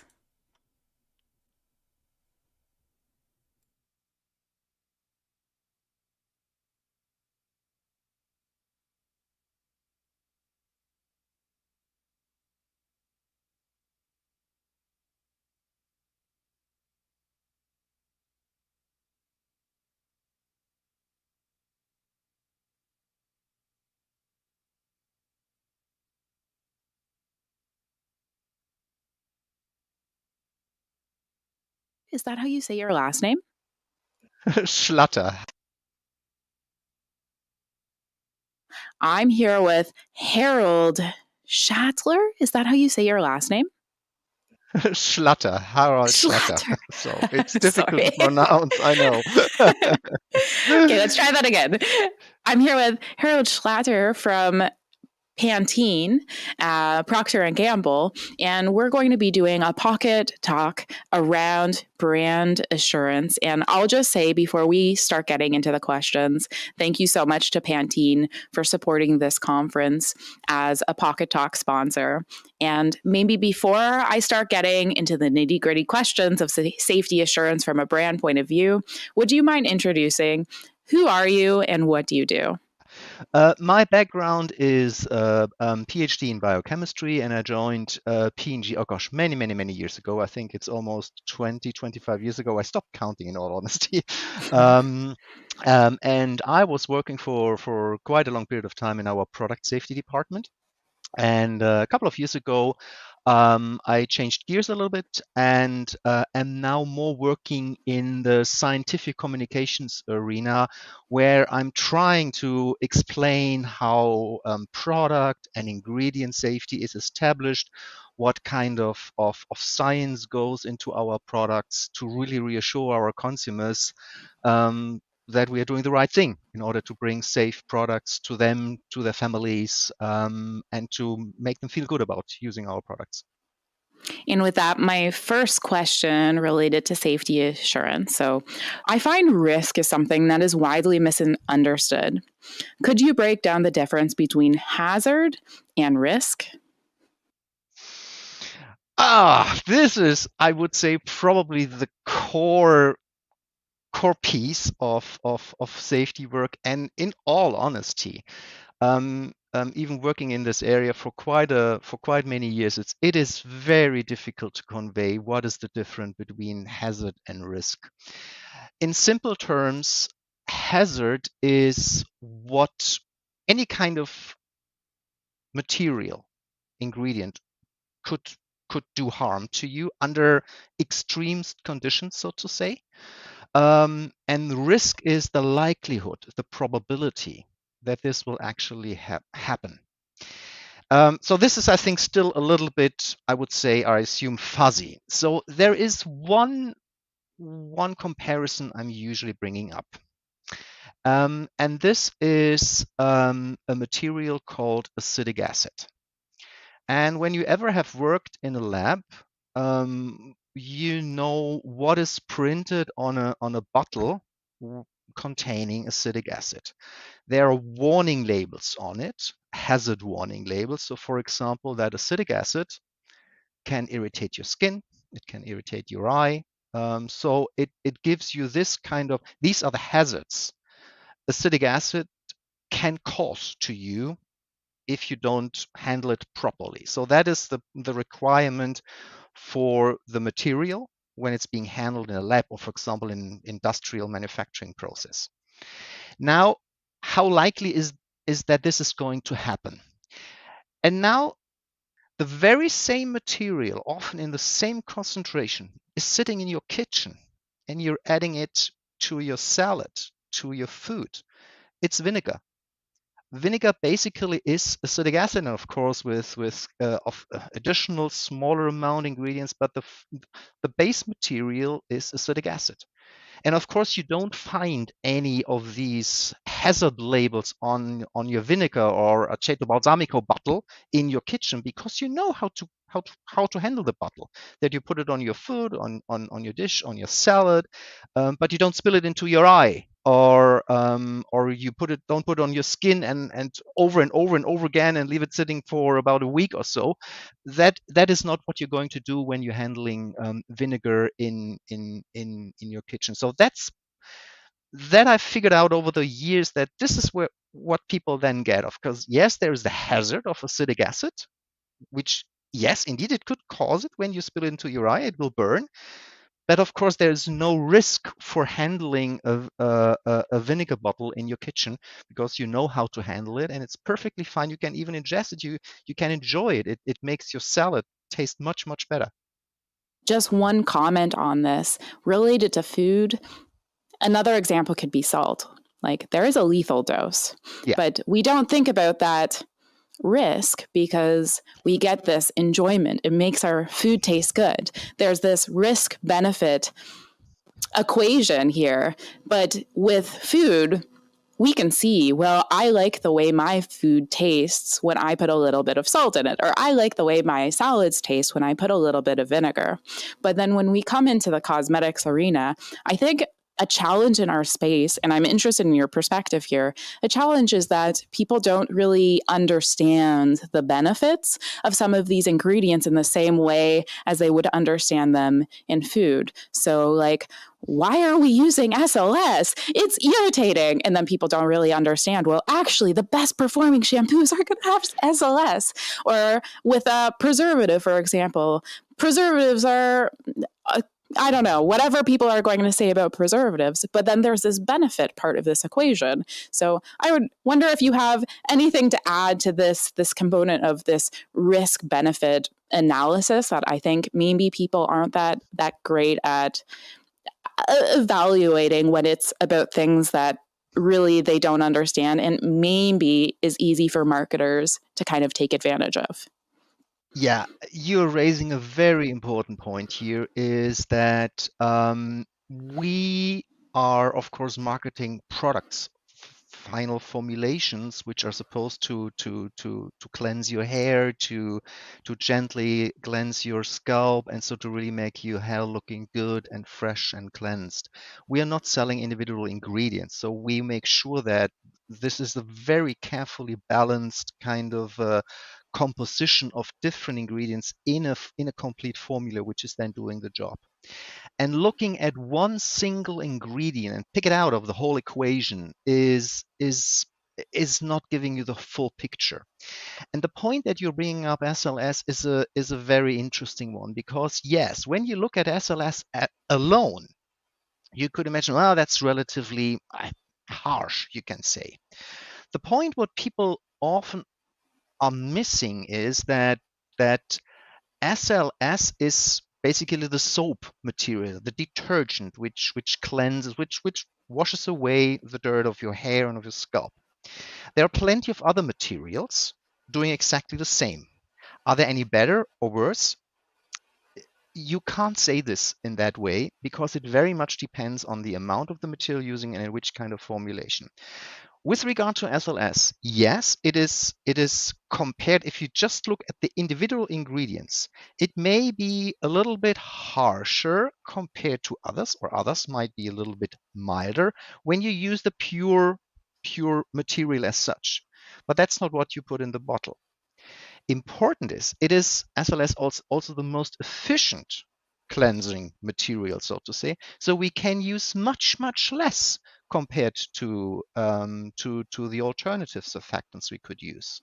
So that means at the end of the day, the final formula is more or less exactly the same kind of in terms of mildness when it comes to the pure surfactant. Of course, the little bit less mild ones, you have to put much more into the formula to do the same job as SLS, where you can use much less of it. So I think this illustrates a little bit where if you have a more efficient cleanser, you can use less of it compared to another cleansing material where you have to add more into a bottle to achieve the same kind of performance. But at the end of the day, it doesn't say anything with regard to how mild or harsh or whatever of the final formula then is. I think that's very important. And perhaps there's some cost savings benefits in that whole equation of using less of something that's very efficiently produced on the market. So then my next it's question. Not only it's not only cost saving, it's of course when you can use less of a material, it's also has an important environmental impact as well. If you use less material, it also has kind of a sustainability benefit. Past the efficiency of production too. That's a whole long conversation that we could just dive into an hour tangent, but I'll ask my next question. So my next question is, what does safety assessment for final products entail, and how does this give confidence for safety? That's also a very good question. And let me go back perhaps to the earlier safety principles I started at the beginning with. And I think where we start off with is with what we call the 4D step process when we, for example, select ingredients of a formula. So the 4D process includes doubt, define, determine, and diligence. And let me explain quickly what each of them mean. First, any new ingredient which comes along or which is being proposed by our researchers, we look at it with a high level of doubt. Gosh, is this ingredient, is it doing what it's supposed to do? Can we establish safety? So a lot of skepticism is it's the underlying, let's say, mood when we look at new ingredients. So doubt is the first step. If an ingredient has passed this doubt gate, so to say, the second is then define. We define how much of an ingredient do you need in a formula to achieve a certain performance? And is this performance still within the safe range of the material? So like you explained this with us all a bit before, for every material, there is a safe range. And so we need to make sure that the ingredient is delivering what it's supposed to deliver within the safe range. The third step is then to determine how much needs to go into a product and how much we are then basically putting into the product for doing exactly this kind of job. And only when this is then established, then we are ready to basically bring the product to the market or start using it with consumers. But we don't stop there. So the fourth step, and this is ongoing, and that the last step never stops. It's diligence. So we keep on listening. We're looking up new scientific information becoming available. We talk with third-party experts, with academia, with regulators, also with consumer groups. And so we plug in any new information becoming available on this very, very new ingredient or any other ingredient we are using already for quite a while. So this is the foundation of this 4D process. And only when this all basically has been established, then of course, again, we are sure that the product can be safely used also with consumers. And we also, of course, go on and using before we putting them on the market and allow consumers to use the product to see whether they like it, whether it's performing like they wish it to perform.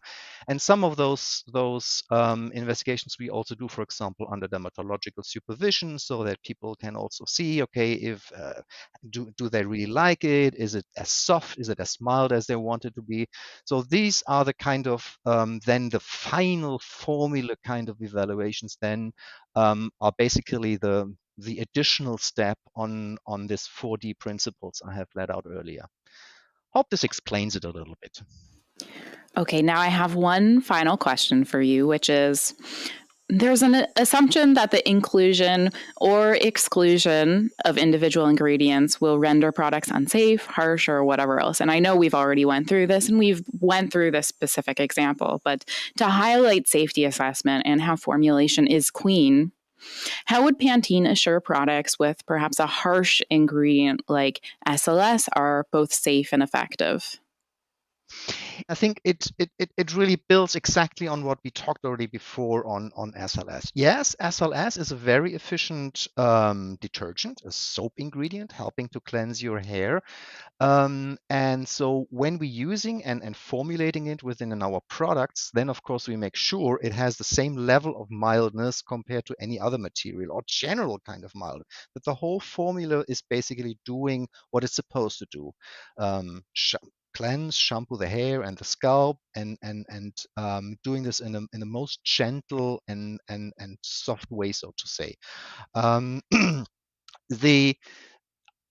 I understand that people sometimes look at individual ingredients and believe, okay, with this ingredient it's better, and when leaving the other ingredient out of the formula it may be safer. Again, this is cutting short based on the principles I have laid out before. There are some ingredients, of course, we as Pantene, we would never go there, either because they are generally not allowed to be used in products, or we believe, and I said this already at the beginning, this doubt gate, they never pass our doubt gate because we believe it will be way too difficult to establish safety. So there are a lot of materials we would never use. But other than that, of course, and if a material can be established to be safe, if we can define a safe range, and this is well within the performing range, and if the material is also permitted by safety authorities, then it is indeed something which we consider using. Again, if it meets the performance criteria the product finally needs to achieve. But again, just looking at one particular ingredient, and again, the example with SLS shows it.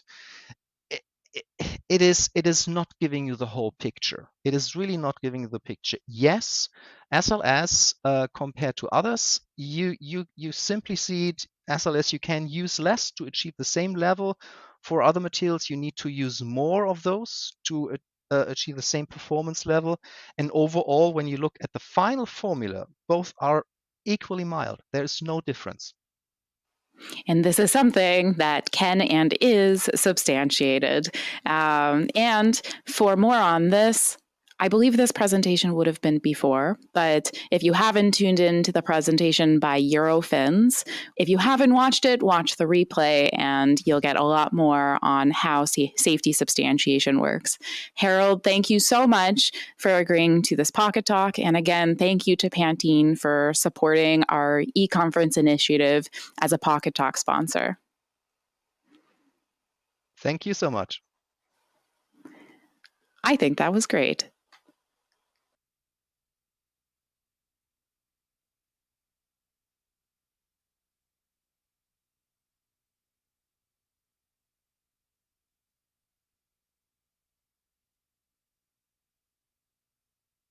Okay, and now we're off for our lunch break. We're going to come back a little early for Pia's presentation on fragrance safety. Her presentation is a little bit longer. It's super informative. I cannot wait to share it with you. But she will be in the chat instead of doing a live Q&A. So, well, it's still live. It's just going to be over chat. So throughout the whole presentation for fragrance, if you ask your questions to Pia in the chat, then she'll be there to answer all of your questions. And thank you so much to Pia for that. Thank you again to Pantene for sponsoring the Pocket Talk here and supporting our conference. And I also wanted to give a big shout out to Julia Ruby, who has been helping us so much as a moderator in the chat, both on YouTube and on Discord. And also, like all the back-end tech support.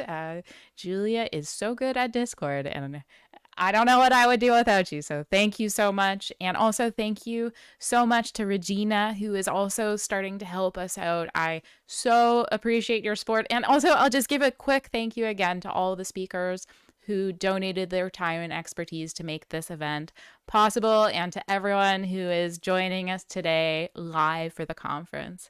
With that, I'll let you go for your lunch, and I'll see you soon.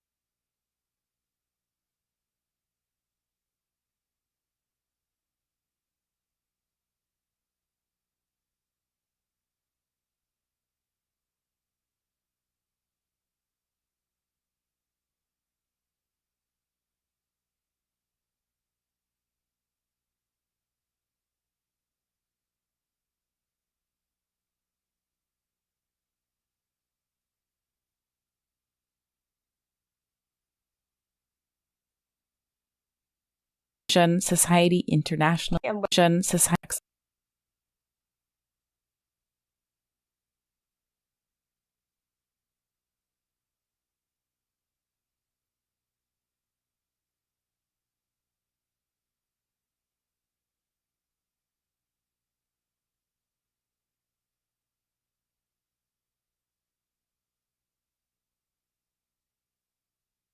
Welcome back. Our next presentation is by Pia, who is the world's only globally active Finnish perfumer who, having made Britain her home in the early 90s, now creates for a range of brands from designer names to ultra-niche concept-driven projects. A London College of Fashion graduate, Pia's early career included working in film, TV, and theater. She went on to become a junior perfumer for a well-known cosmetic brand, after which she worked for two small suppliers in the fragrance trade, eventually co-founding the independent fragrance house Olfaction in 2016. She is a member of the, I'm so sorry about my pronunciation, Society International des Parfumeurs Créateurs, and council member of the British Society of Perfumers. Her recent wins included scents for Le Senteur, Ghost, Designer Guild, Ford, Beaufort, London, and Zoologist Perfumes. Without further ado, here's Pia's presentation. Hi, and welcome to Introduction to Fragrance Safety. This is from a perspective of a working perfumer within the EU. I currently work for the company I co-founded with Nick Gilbert in 2016. My perfumery career spans about 15 years. I create home fragrances, perfumes, and fragrances for cosmetic products. We are going to cover what fragrances are made of, an overview of modern EU regulations and how the fragrance trade ensures safety, some recommendations to the trade, how fragrances are included in cosmetic products, and a little note about inconsistency. This is a fragrance formula specifically created for this presentation. It could be a fragrance included in, let's say, a body lotion or even a face cream. We have some ingredients here of different origin. Non-hazardous solvent, synthetic, although triethyl citrate is also available as natural. Synthetic musk, synthetic floral, nature-identical floral, lots of essential oils, bergamot, cedarwood, geranium, orange oil. This is a sweet orange oil. Bitter orange oil is also available, slightly different. Uses, synthetic floral, synthetic lactone, nature identical floral, synthetic fruity material, smells a bit like apples, natural isolate. You could guess that this formula has 13 ingredients, and I guess you could be right, depending on your definition of ingredients. However, if you break down each of these natural essential oils further, they actually all have a mini composition in their own right. They're not just a single molecule. They're in fact natural complex mixtures. Not man-made, not something that humans added. Humans extracted orange oil from a peel, and that resulting natural product is a complex mixture. So here's an example study on the composition of some orange oils from certain locations. Not all of the components found in an essential oil are necessarily hazardous or something that we have to pay attention to. But we do have to know whether they are hazardous components, what are the contributing sources. So in this instance, for example, there might be certain chemical components common to some of those oils. And we have to know which regulatory and safety frameworks and trade best practice frameworks we have to apply when handling, storing, transporting, disposing of, or including these products in cosmetics. Every single natural essential oil that was featured in that product represents a list like we saw just now. The problem is that most people think of fragrance as man-made, synthetic, unsafe inherently. Some people even think that fragrance, if you see it on a product label, is a single component. And at the extreme other end, people think there must be 2,000 components, neither of which is true. On the other hand, you have marketers of natural cosmetics and essential oils who will tell you that natural is inherently cute, inherently safe, and entirely different from fragrance. Well, that's not true either. You now know that fragrances are made up of natural materials, nature-identical materials, synthetic materials not found in nature. You can break that down further into much more detail. Here's a glimpse of that detail. This is not comprehensive, but it gives you an idea how you could start to break that down. So you have natural materials that are extracted from natural feedstocks, a broad range of things. What I mean by feedstock is the natural material itself in this case. You also have natural isolates, which could come from a natural source, which represents the material that this type of chemical might be typically found in, like D-limonene. You have new naturals, which are created from interesting new technologies. For example, you can create fragrance molecules from yeast. You have nature-identical synthetic molecules processed from natural feedstock. For example, you can create vanillin that would naturally be present in vanilla pods, but you can create it from wood pulp, lignin. You have nature-identical synthetic molecules from crude oil, so I could create that geraniol or D-limonene or vanillin from crude oil too. Or not me, I'm not a chemist, but a clever fragrance chemist would. And you have nature-identical synthetic molecules engineered in other ways, meaning nature-identical in all these instances that it exists in nature, but it can be replicated or extracted through human ingenuity. Then you have synthetic materials that do not exist in nature at all, molecules, compounds. You have synthetic materials via green chemistry. Sometimes they are there to act as substitutes or complements to natural raw materials. Then you have bases composed of all of the above or some of the above. Similarly, reconstructions could be composed of some or all of the above. These have their own uses in the trade. You might have an ethical consideration, you might have an environmental consideration, or indeed there might be a substance that used to be used and is too hazardous to use, therefore you now have to have some kind of base or reconstruction that mimics the natural chemistry, but is safe to use.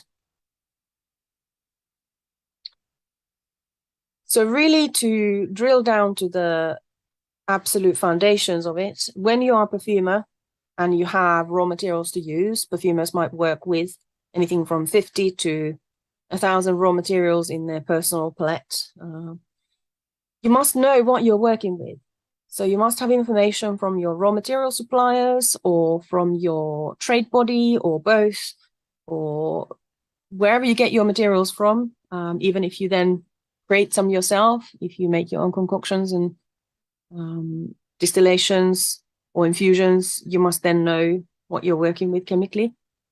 And you have to input that data somewhere where you can calculate it at the end of creating your fragrance formula or during your formulation process. So you have to have a spreadsheet or a really good manual ledger or ideally some software that helps you calculate what the total contribution of hazardous components from all sources of the formula is. So let's, for instance, say that you've used a material that has a hazardous component shared in common from 3 different essential oils. You must know what the total contribution from that formula is. And that's relevant when calculating safety and safe inclusion levels in cosmetics.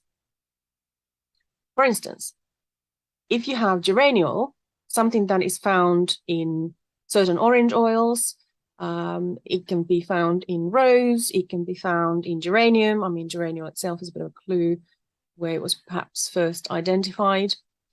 You can see here it's at 82.4% in palmarosa oil, and folded sweet orange oil has 1% of it, and bitter orange oil has 0.04%. And by the way, these are typical levels. So you would have to check with your supplier specifically what qualities you're buying. And you would typically know that and enter that into your formulating software. So this screenshot is not even representative of all the things that you could find geraniol in. It's quite a common material. And you could also buy synthetic geraniol that's nature identical, but manufactured from crude oil or other sources. And you could also buy natural geraniol extracted from a natural feedstock that might not be geranium flour, but something else. So it's one of those materials that pops up a lot, is used a lot, but has issues because it is allergenic. It can be skin irritating. It can also even be skin corrosive if you put it at a silly level, which is not safe. So you need to know what you're doing. So in reality, fragrances are made up of lots of components, regardless of whether the fragrance is all natural or synthetic or mixed media. So what about safety? This is, if you remember anything at all from this whole presentation, I'd like you to remember this. The origin of a raw material has nothing to do with its safety. What matters is context, dose, application, suitability for its use in that context. Safety is not yes, no, binary. It depends, and it always depends. No substance, even water, is categorically safe. You could ask somebody randomly, do you think water is safe? And their instinctive response would probably be, yes, of course it is. But then try a thimbleful in your lungs and you drown. Or have you ever poured boiling water on yourself accidentally? Then you might get scalded and a serious burn. It depends. And anyone trying to sell you products based on the idea that naturals are cute and fluffy and inherently safe, and synthetics are all bad and evil, doesn't know what they're talking about, or is being dishonest. Also, anyone who's trying to sell you products or convince you of safety without taking the whole risk assessment process into account and thinking about dosage, circumstances, is also either dishonest or ignorant. Because ultimately, if you think of a Lego brick,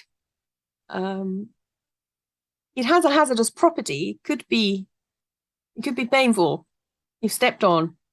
But if it's safely in a house, and that house is safely in a toy box or a bookshelf, you're fine. It becomes a risk if it's left on the floor to step on. Sometimes chemists have the solution to a safer, more ethical alternative. Sometimes natural material is the best choice. It depends. There are certain ecological, environmental, climate change, ethical animal use, all sorts of scenarios where synthetic materials might actually be the better choice. And there are many other areas of formulation, and also just creativity and the hedonistic side, where naturals are preferred and better and fine. It depends.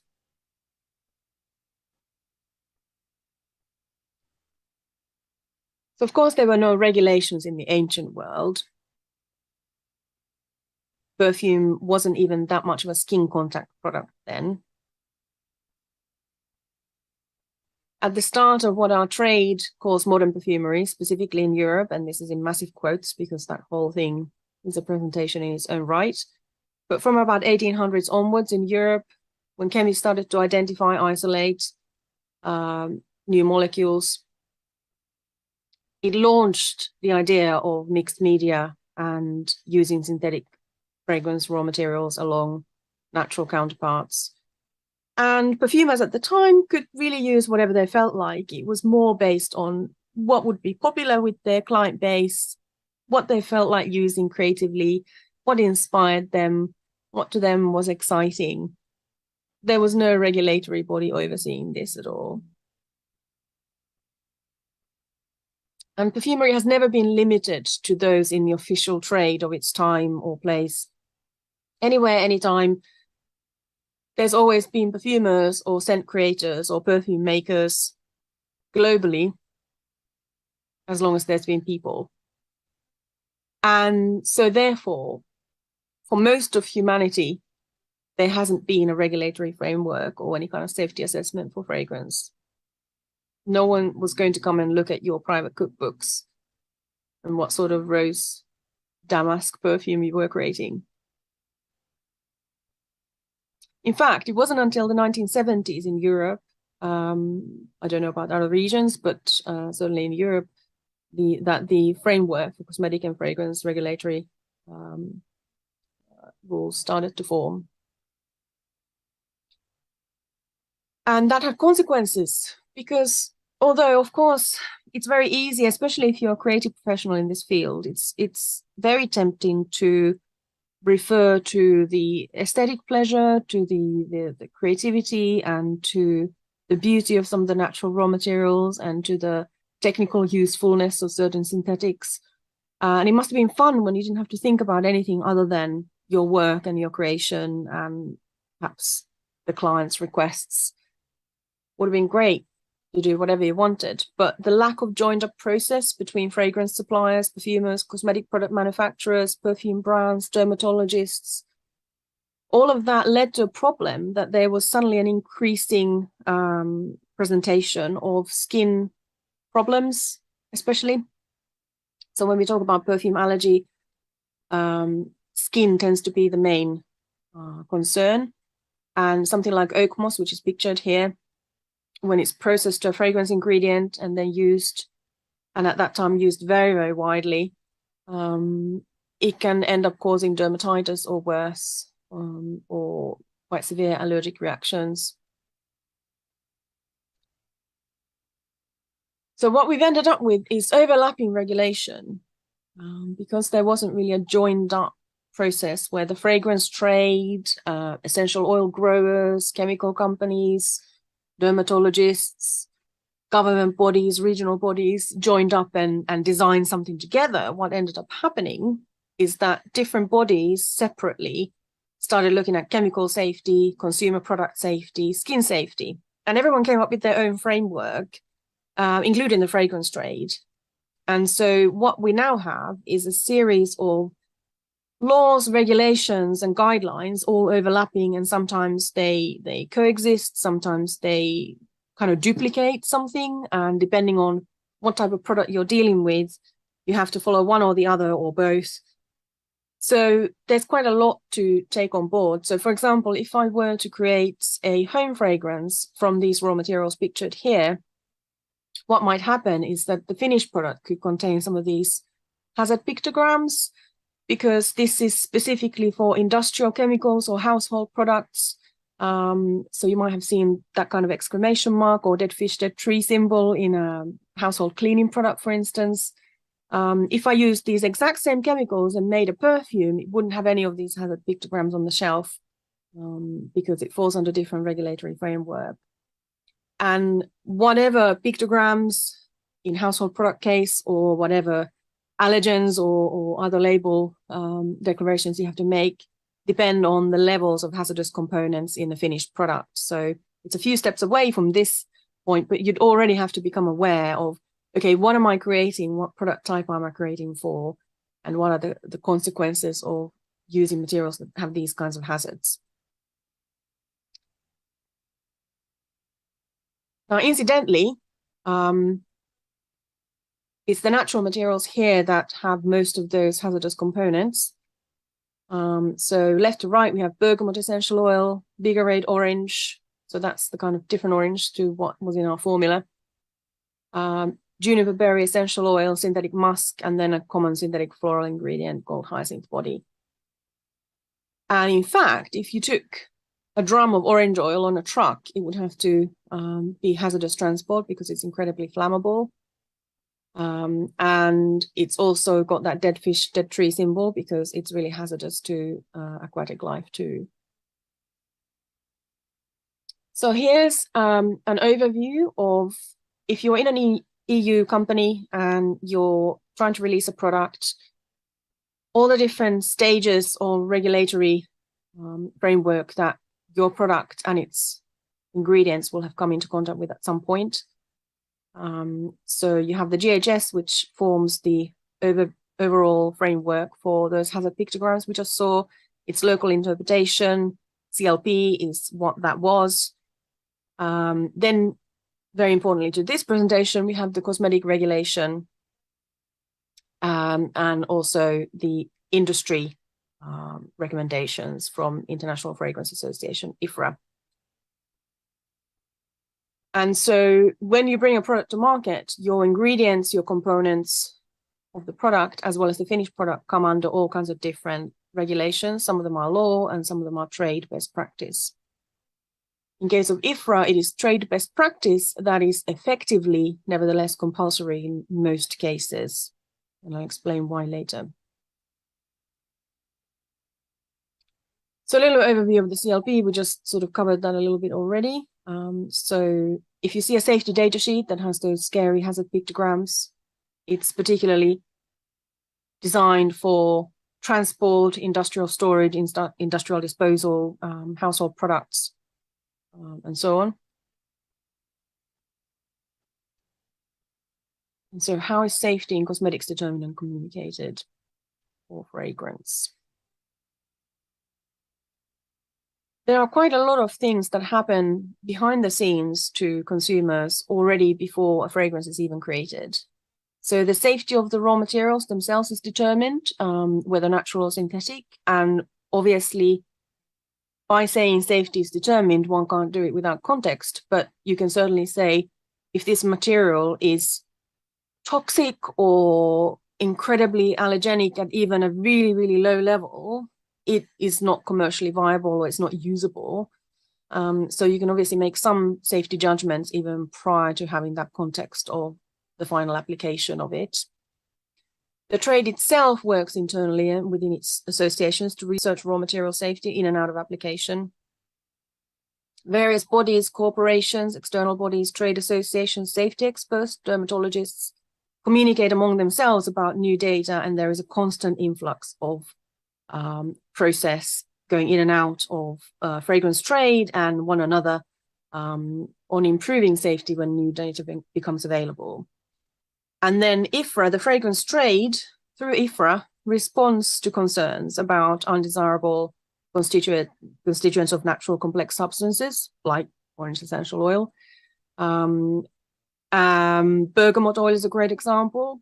There's a harmful component present in natural bergamot oil, which will cause a sort of a whitish phototoxic rash on skin if applied without any kind of further refinement and processing. And the trade has responded by being able to produce bergamot oil without this hazardous component inside.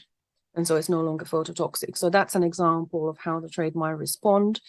Another example would be to limit those harmful substances in the finished product to a point where no problem would occur anymore. IFRA also works on digesting and communicating data that comes available from corporations or regulatory bodies, and then working internally to either decide whether that has to be incorporated into a new IFRA standard or whether that's something that has to be pushed back on. And IFRA does frequently do that, try to open the consultation to its members and go back and sort of present alternative science and alternative research, which can counteract some of the claims or demands that come from other sources. And then very importantly, the trade itself, now when creating any new molecules, will, of course, already determine safety. So you might have a fragrance house that's working on hopefully releasing one new molecule next year. They would already be working on dozens and dozens and then whittle it down until the safety profile, the odor profile, and other factors are just right. So it's a really complex and expensive process. And safety is absolutely the first consideration. So a perfumer creating a fragrance for cosmetic product or creating an eau de toilette, eau de parfum would typically have this kind of framework underpinning the creativity. So you would have to be aware of and work towards EU cosmetic regulation, to IFRA, and you'd have to know what the composition of the raw materials that you work with are. And you would get this information from your raw material supplier in form of safety data sheets and other documentation.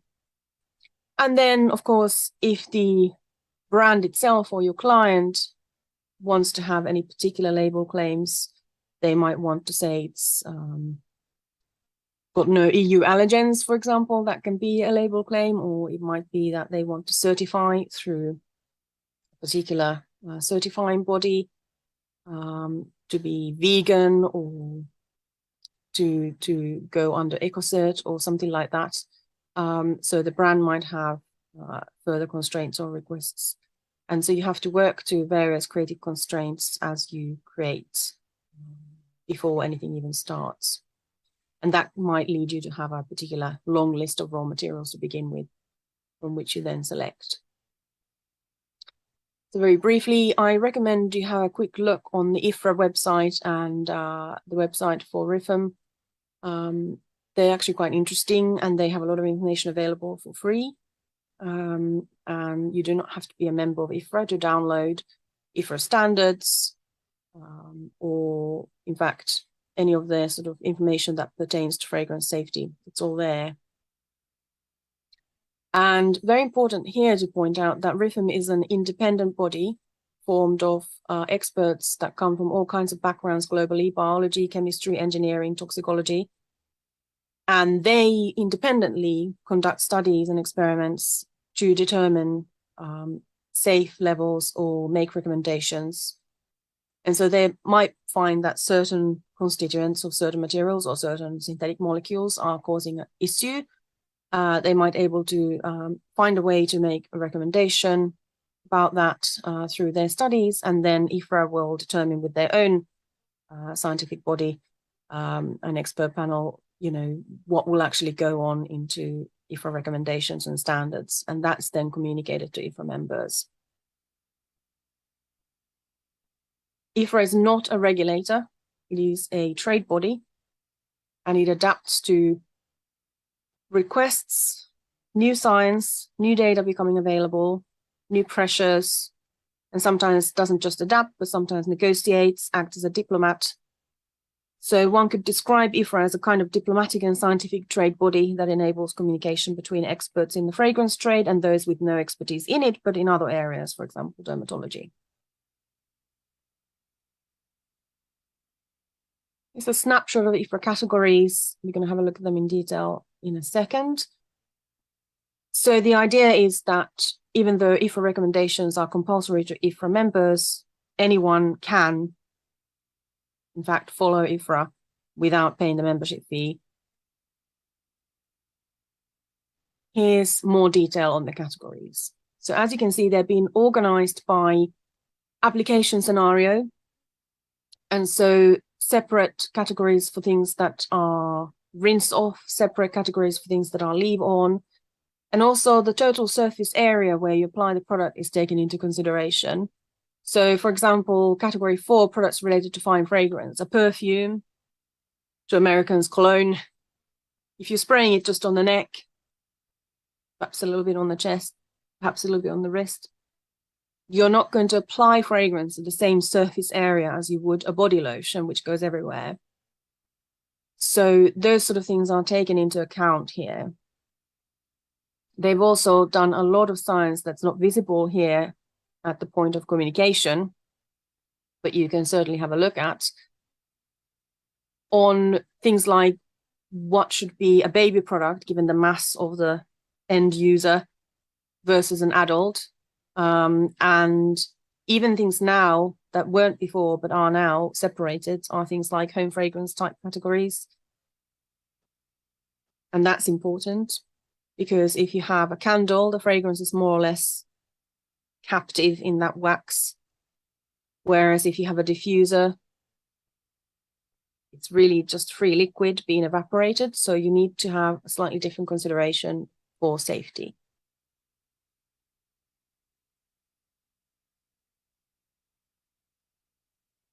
This is what the IFRA certificate for the training formula that we saw at the beginning would look like. This is for illustration purposes. We're actually one amendment out here. The IFRA 50 amendment included one raw material that's one component that's either available freely or included in certain natural raw materials. But this is more or less current. Now look here, if we were to put that fragrance in the body lotion, we could include up to 62.7%.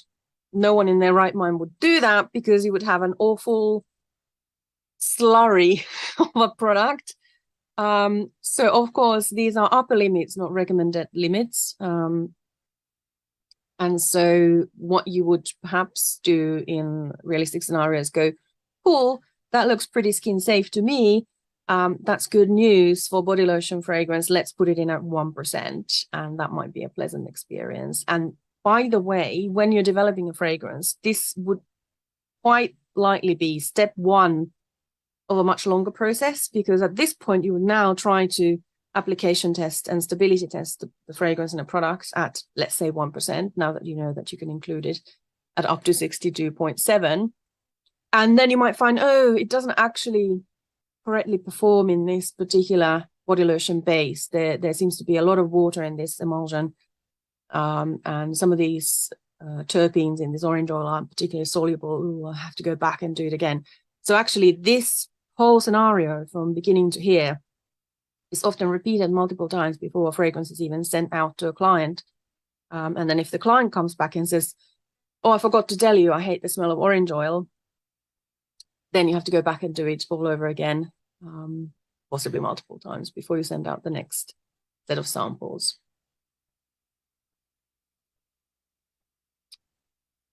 So what we just did there is part of determining hazard versus risk. So we were looking at the potential application scenario, potential inclusion level, and we were trying to figure out the risk assessment for including that fragrance in a particular product type. So typical steps taken to create and include a fragrance in a cosmetic product. This is obviously a summary.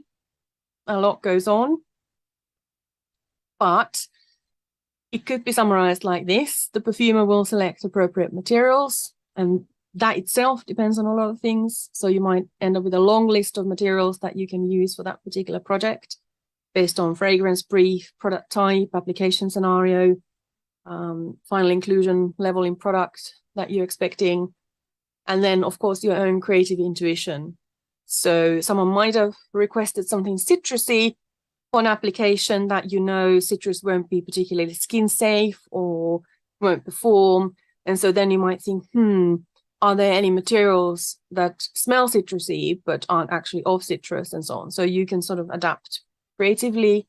And then during development, you will of course check the IFRA limits as you go on. So what we just had a look there against the categories is actually something that you do constantly during development, to see whether you've gone over any limits. And also your IFRA certificates tend to show you the problem components, so you know what to go and look for, where you might have gone over. And the perfumer might have additional requests from the brand or manufacturer.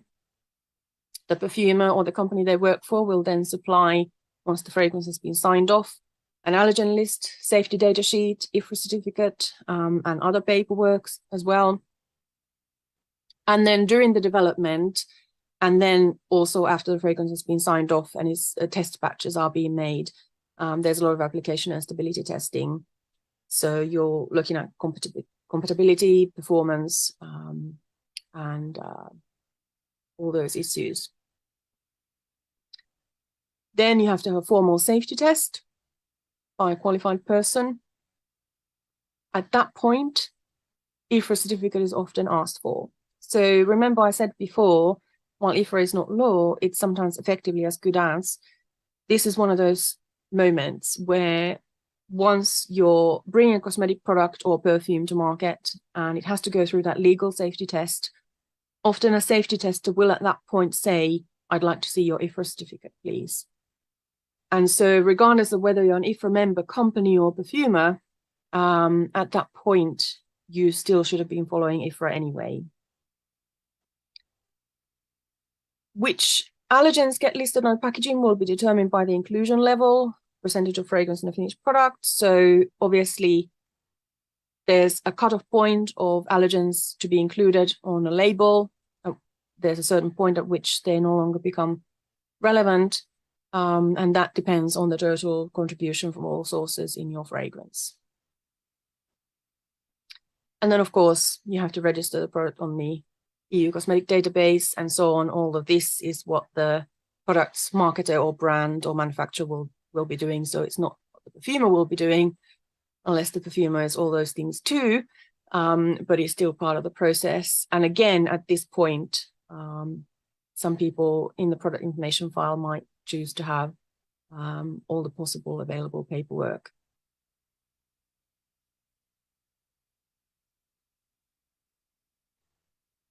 So a little bit about sort of non-compliance, or what if the perfumer didn't follow IFRA? What about fragrances that don't follow IFRA? Because there's loads around the world. Not the whole world follows IFRA. And to pretend so would actually be a problem, because we have to address this. So what happens? So for example, in India, IFRA is not typically followed. In a lot of other countries, a lot of other markets, IFRA might not be followed. Also, if you're perceiving yourself not to be selling fragrance, but you're selling aromatherapy products or essential oils direct to consumer, you might not even know what IFRA is, or you might not even understand necessarily the composition of the products that you're selling, because there's a lot of multi-level marketing going on at the moment where people haven't been given enough training or information on the product that they're selling. And then there might be a lot of smaller companies or independent perfumers. For example, in the States, there's a lot of perfumery going on where, people feel that IFRA is the enemy, which is of course not the case, but, there might be this perception that IFRA is out there to destroy fragrance and disrupt and ban and restrict. And so therefore, let's not follow it. But actually what ends up happening is a sort of ironic loop of confusion about product safety, which can then feed that kind of consumer pressure towards wanting more transparency from the trade, wanting safer products, which then leads to pressure for stricter chemical regulation, which ironically then can start to affect natural raw materials, because of course natural raw materials are just complex chemical mixtures made by nature. And so in all cases, and an approach that does not understand or chooses to ignore science and risk and context-based strategy will end up having unintended consequences. And there could be policies around the corner, and have already been policies in the past, where there have been unintended consequences for materials that were specifically targeted, that got caught in the crossfire of stricter chemical regulation or stricter demands from NGOs or dermatologists, etc.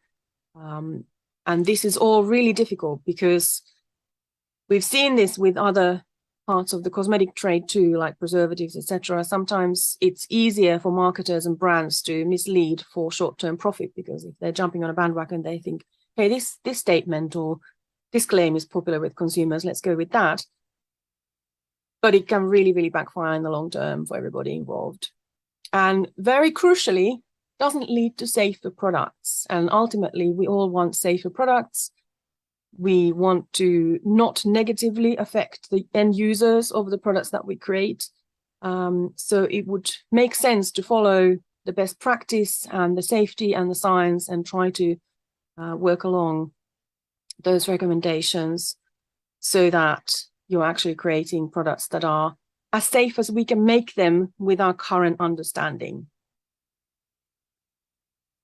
Very importantly, last but not least, what happens in the EU will have a global effect, because if a raw material, be it synthetic or natural, gets banned in the EU or restricted to a point where it's no longer commercially interesting to its producers and manufacturers, that material may become globally out of stock. It might not get made anymore, or it might not get produced anymore.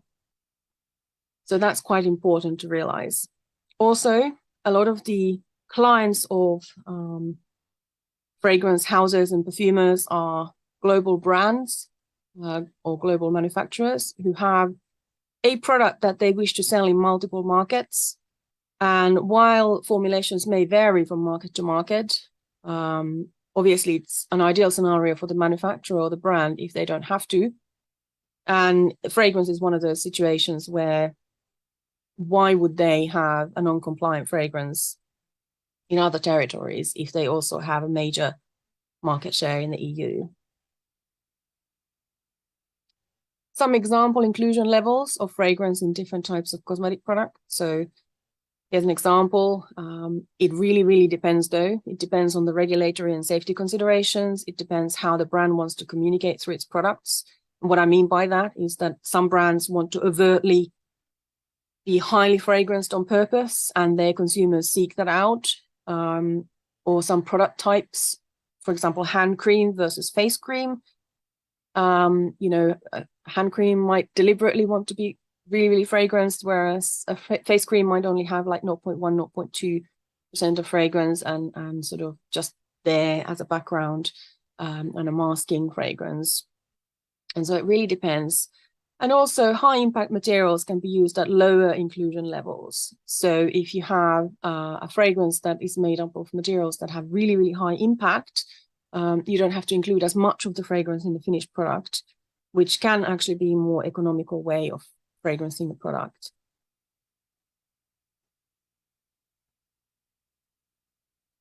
So some myths.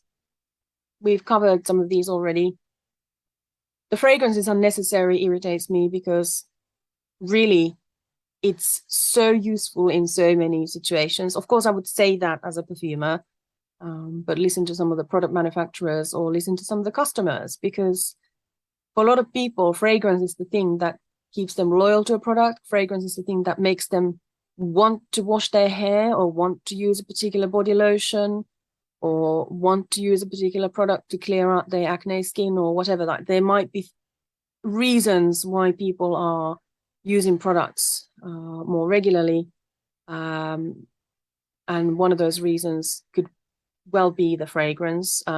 Fragrance also has positive mental health and quality of life contribution just from the emotional side of it. And from a pragmatic point of view, a lot of base products in cosmetics smell unpleasant and require some kind of cover just to mask the odor that can be sometimes not too bad, but kind of annoying, like waxy, or sometimes actually revolting. And you wouldn't want to have that smell on your face or your body.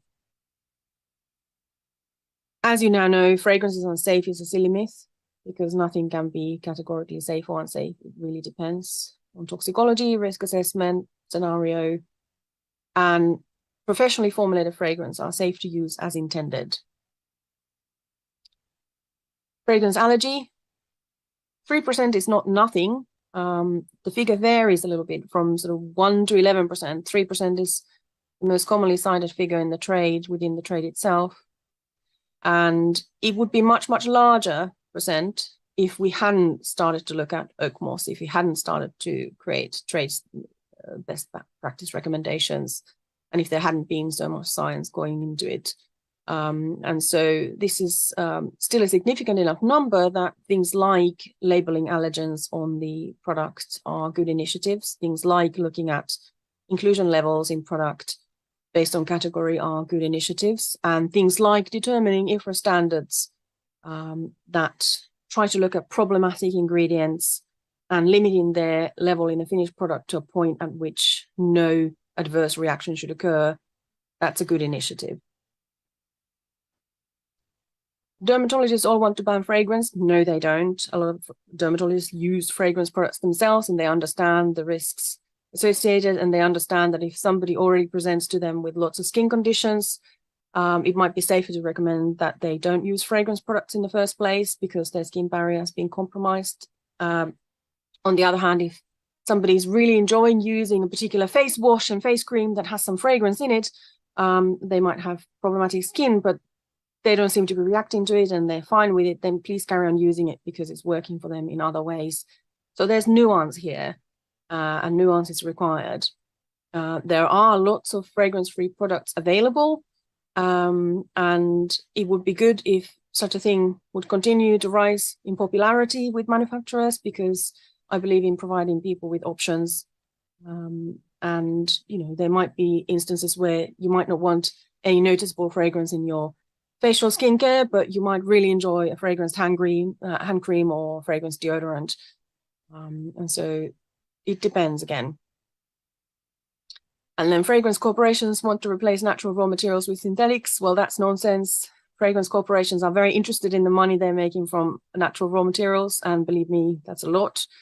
Plus, it's actually the responsibility of a fragrance manufacturer to reformulate a product if an ingredient has to be replaced. So, of course, a fragrance company wouldn't want to take that cost on purpose. Absolutely not. And IFRA is destroying fragrance. I think we've debunked that quite successfully, hopefully. IFRA is actually there as a diplomat between the different pressures coming from various regulatory or NGO or other bodies trying to restrict and ban fragrance ingredients or fragrance entirely. And IFRA is, in fact, acting as a go-between. And sometimes, I guess, it's easier to sort of blame the messenger. But in this case, IFRA is more of a messenger than anything else. And then natural is always safest. The origin of a raw material has nothing to do with its safety. So some recommendations to the cosmetic trade. Deal with the reality, please, and accept that even natural raw materials fall under chemical regulations. This is so important. So don't try to pretend that natural raw materials aren't chemical. They are. Please address the regulatory landscape or those putting pressure on raw material safety instead. Address the actual structures that are there rather than try to believe or promote a fantasy. Please develop business strategies that don't rely on misleading people about safety. Find a pragmatic balance between keeping marketing simple versus having difficult conversations with customers, because of course you can't do a whole education on a shop floor. Join the conversation via trade bodies and work groups and participate in influence in the future in a positive way. So try to improve, make things better. And please follow IFRA and use fragrance suppliers and perfumers who follow IFRA. Thank you. Our fiction team and myself are here to answer any further questions. Drop me a line if you want to ask anything more. And I'll be here after this presentation for Q&A. Our next presentation is by Dr. Miriam Sohn, who gained her master's degree in industrial cosmetology in 2002 in Lyon, France. She joined Ciba Specialty Chemicals in 2002. Subsequently, she started with BASF, where she has been working since, then in the Global Technical Center, Sun Care, where she took over different positions as lab head or technical manager for dedicated customers. In the meantime, she completed her doctoral studies at the University of Basel in pharmaceutical sciences in 2015. Today, she is IP manager for the Sun Care field and is involved in various projects as a senior application technology scientist. Without further ado, here's Miriam's presentation. Good morning. My name is Miriam Sohn, and I'm senior scientist at BASF in the Global Technical Center Sun Care in Germany. BASF is the leader manufacturer for UV filters and has developed most of latest approved UV filters. I'm working since 20 years in the sun care field, and today I would like to give you some insights into the topic sunscreen safety. But before, I would like to thank warmly Jen for having invited us to this today's summit. For practical reasons, I would like now to switch off my camera for the rest of the presentation. Let's start with the sunscreen requirements. There are 4 pillars that are all of them important UV filters and our sunscreen must comply with. First, the efficacy. UV filter must absorb UV light to prevent from UV damages. Known damages are immediate, like sunburn when overexposure occurs, or long-term damages like skin cancers or premature photoaging. UV filters must be photostable. They must not degrade under UV exposure. Sunscreen should be water resistant in order to maintain the protection during and after swimming, but also during sport activities. UV filters must be compatible with other cosmetic ingredients, and sunscreens should be aesthetically appealing so that consumers are likely to apply them generously and repetitively. The second pillar is the registration. Sunscreen product classification differs depending on the regions. They are either classified as cosmetics, like in Europe, or as OTC, like in the USA. But in each case, a UV filter molecule must be registered to be used in sunscreen. Registration consists in a series of tests to ensure the safety of the UV filters for humans, and the registration is done region-wise. The third pillar is the safety. Of course, sunscreens must be safe for human health. Each UV molecule must be first approved to be used in sunscreens. Safety may be reviewed when new data are available or new requirements appear, like the endocrine disrupting discussion. And finally, the freedom to operate. This point is of prime importance for manufacturers, since they must be sure not to infringe any patents from third party. The topic of today is sunscreen safety. Safety of sunscreens can actually be related to two endpoints. First of all, sunscreens must be safe for humans. And to ensure the safety for human use, the UV filters are registered on a positive list. The registration consists in a series of toxicological tests to ensure the UV filters are safe for humans. A UV filter molecule must be registered in each region separately, and so the main region include Europe, US, Brazil, China, Korea, Australia, Japan, and some others. And this also explains why the number and the type of approved filters may differ between the regions.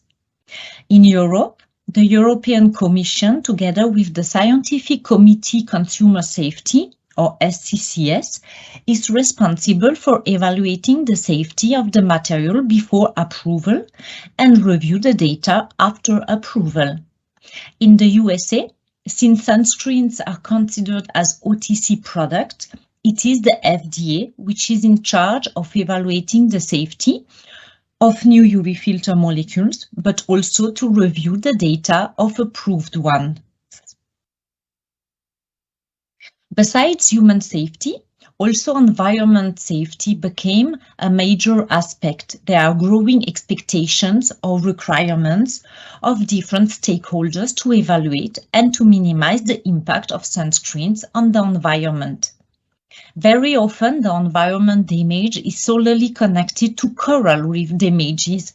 However, most of coral damages are due, for example, to the increase of water temperature and ocean acidification through the climate change, or to pollutions, or to our fishing practices. And there is no yet any harmonized criterion or tests to evaluate the safety of the ingredients on corals. In Europe, the environmental safety is monitored by ECHA, the European Chemicals Agency, which puts any substance which needs further investigations in respect, for example, of persistence or bioaccumulation or toxicity on a specific list that is called the CORAP list. Here you can see the absorbance in the UV range of main UV filters approved in Europe. As you can see, there are a lot of UV filters available.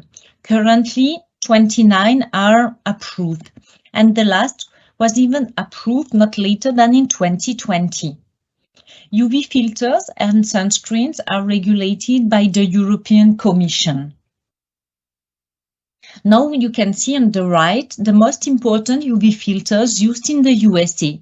So compared to Europe, you immediately see that the choice is much more restricted, and the latest and the more efficient UV filters available in Europe are not registered and not available for the US producer. So this is the case, for example, for the highly efficient and photostable UVB filter, or for the only photostable UVA filter, or also for all broad spectrum UV filters.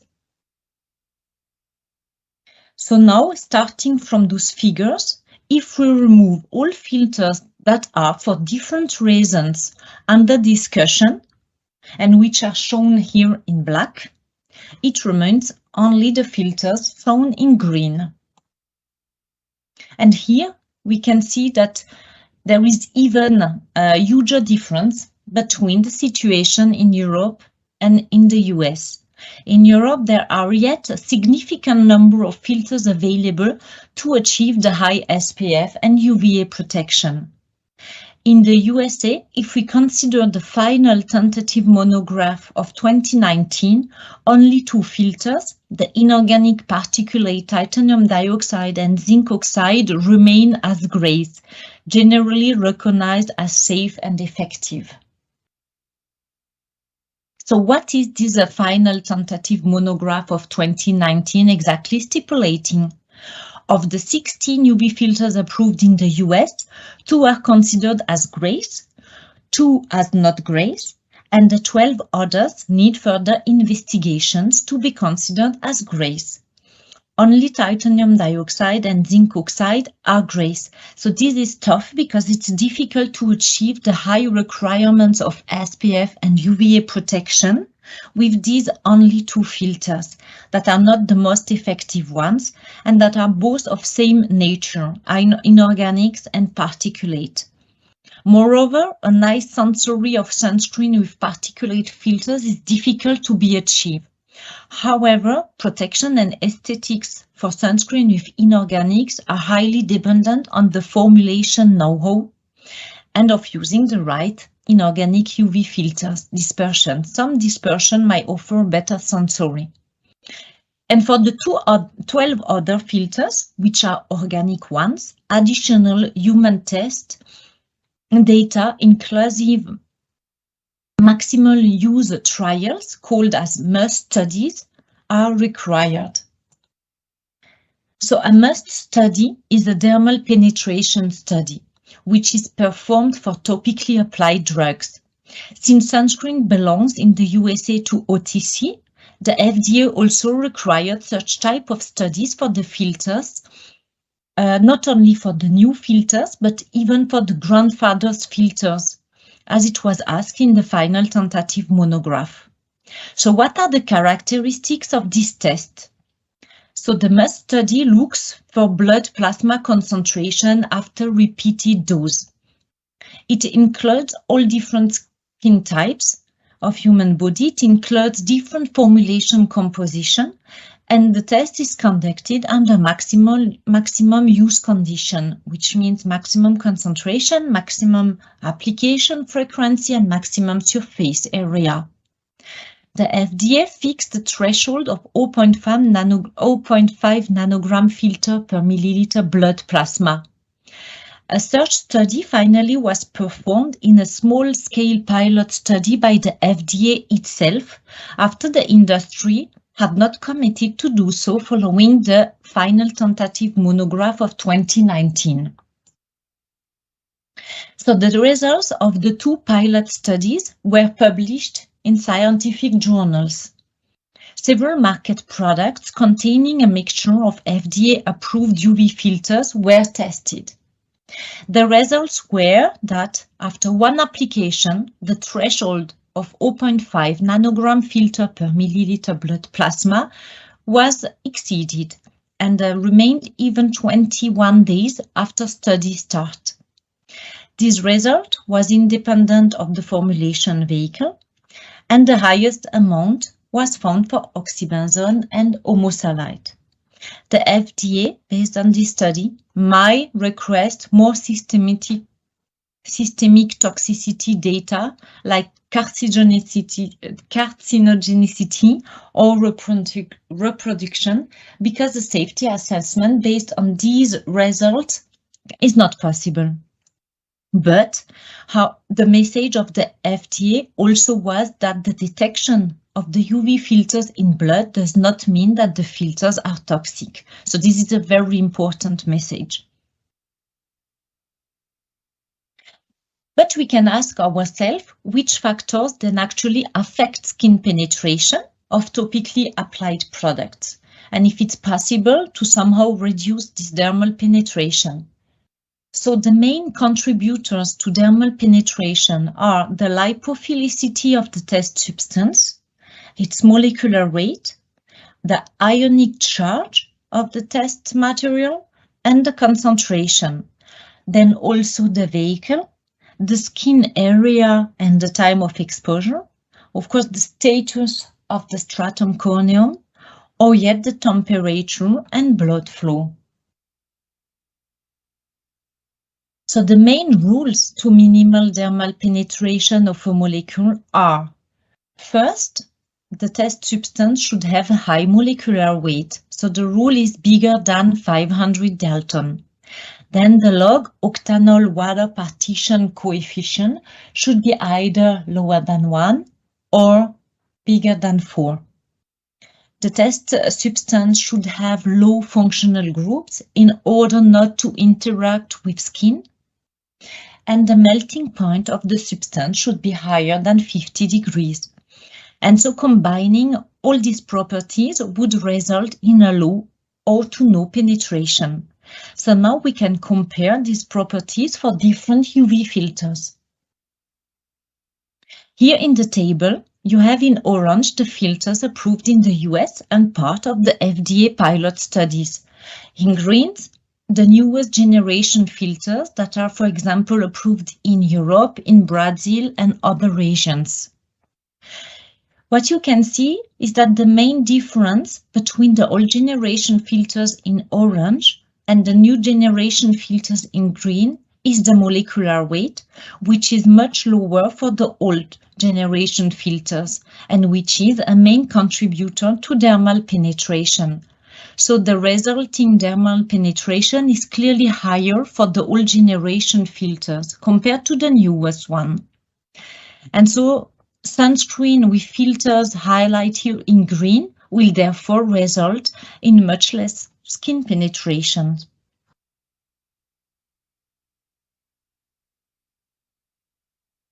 So what is the current situation in the US? So in the US, only titanium dioxide and zinc oxide appeared as grays in the final tentative monograph of 2019. And additional toxicological tests are required for all other grandfather and organic filters, which is cost and time consuming. It is also very difficult to achieve high performance with an acceptable sensory and stable emulsion working with titanium dioxide and or zinc oxide alone. And so to circumvent this problem, sunscreen manufacturers use boosters to reach the UV performance. And boosters can be either scattering particles or film formers, but boosters can also be molecules with UV absorbing functions and are, in this case, such illegal UV filters since these molecules have not been approved as UV filters, but they are very similar to UV filters but have not went through the approval process for safety evaluation. So what does it mean? So here you can see the UV absorbance of 4 molecules. 2 are approved UV filters, so these are the continuous lines, octocrylene in red and ethylhexyl salicylate in orange, and 2 are such called boosters, the dashed lines. So I prefer to use the term illegal UV filter since, as you can see, all 4 molecules perform as UV absorber. But a huge difference is their registration status. For octocrylene and ethylhexyl salicylate, suppliers now need to provide must data as required by the FDA, whereas the boosters, which as you can see have the same chromophore and a very similar structure, can be used without any further safety tests. Here are some examples of US products containing surge boosters. So, by asking finally for additional data to prove safety of already registered organic UV filters, the FDA finally might open the door to use UV molecules not tested at all. What is the situation in Europe regarding boosters? The Cosmetic Directive clearly states that market products cannot UV filters other than those listed in the Annex 6, implying that molecules with inherent absorbance and not listed in the Annex 6 of the EC regulation are forbidden. Boosters have no SCCS opinion, which means that they were not tested regarding their safety, like an official UV filter molecule. And the issue of using non-official registered UV filters was addressed by several organizations, and even few market products had to be removed from the market due to the use of such boosters or non-registered molecules showing UV absorbance. In this frame, also in Europe, the European Commission published very recently a safety alert against a sunscreen containing titanium dioxide, zinc oxide, and a booster because of its insufficient protection.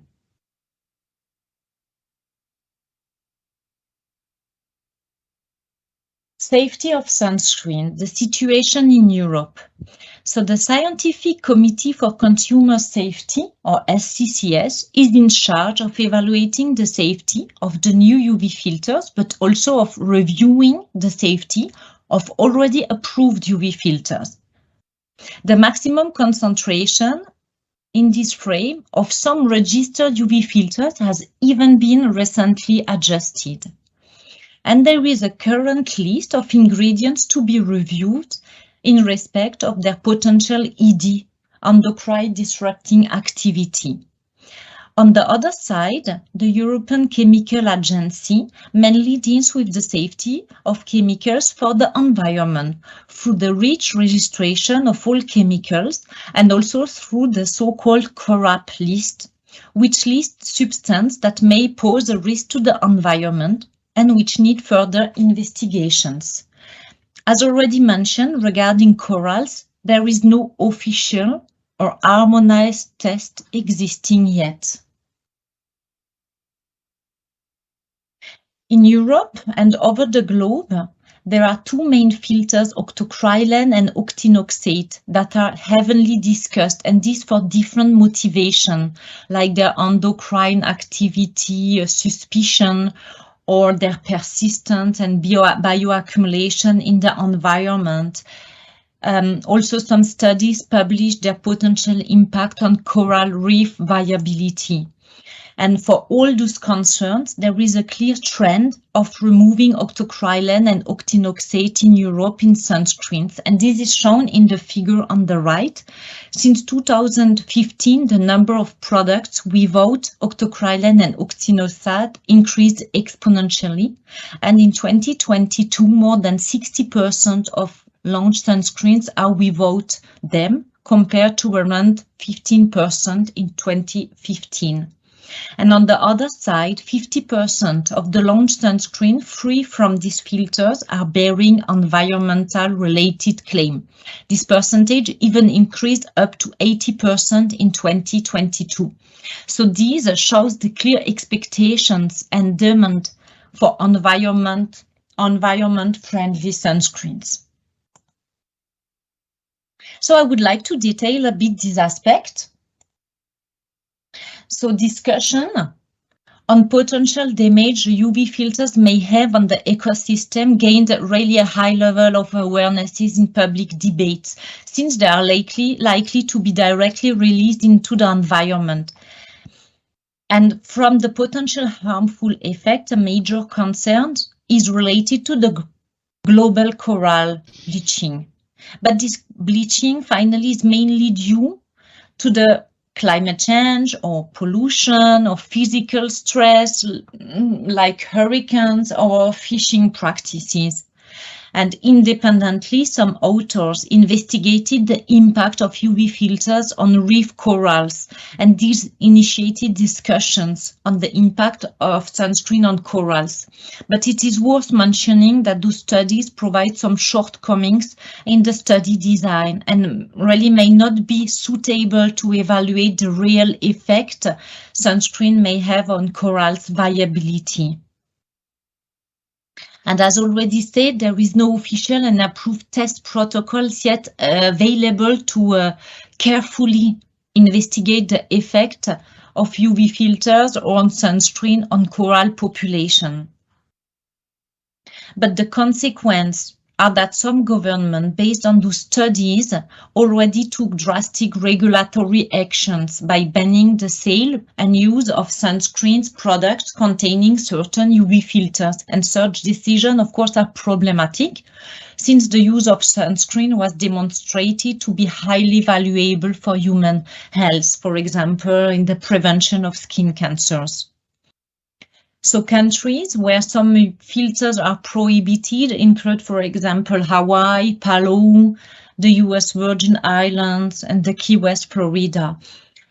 In Brazil, the government published already a draft regulation concerning some of the UV filter substances. And in Europe, as mentioned, the filters are rather placed on a list, the CORAP list, which open requests for further evaluation. So the development of eco-friendly sunscreen is becoming a big challenge, and based on this sense of eco-responsibility, BASF developed a methodology called the Eco-Sun Path. The objective is to evaluate the impact of sunscreens on the environment. But the effect of sunscreen should be investigated for all relevant environmental compartments and not just to limit to a single criterion. And so in this approach, we consider all relevant environmental compartments. In this sense, the parameters included are the biodegradation, the aquatic toxicity, acute and chronic, the bioaccumulation, the terrestrial toxicity, the sediment toxicity, and endocrine properties. So the Eco-Sun Path is a tool which considers the results of study reports, European Chemical Agency websites, scientific literature, expert judgment, to provide really a highly scientific criterion for investigating the impact of sunscreen on the environment. It starts to be well established in the market, and some sunscreen manufacturers even actively promote it on the packaging, as you can see on an example on the right. So I would like now to summarize the take-home messages. Only after human safety assessment, UV filters can be registered and used in sunscreens. The regulatory status of approved UV filters can always be reviewed. The choice of the UV filters is reduced globally due to open questions of authorities regarding the environment and/or the human safety. The lack of performance is sometimes filled using boosters, and these boosters are based on the same chromophores as approved filters, but have not been assessed in respect of their safety. And the penetration of organic UV filters depends on their individual properties. The reduced choice of possible UV filters will finally negatively impact the protection of the end consumer, which results in other health concerns. Modern organic UV filters are designed for highest UV absorbance and best safety profile and outperform the inorganic UV filters. And finally, the Eco-Sun Path offers a possibility to design more eco-compliant sunscreens. With this summary, I would like to thank all my colleagues of the Global Technical Service Sun Care and the Product Stewardship Personal Care, and thank all of you for your interest in that topic. And now I'm open and happy to answer all of your questions.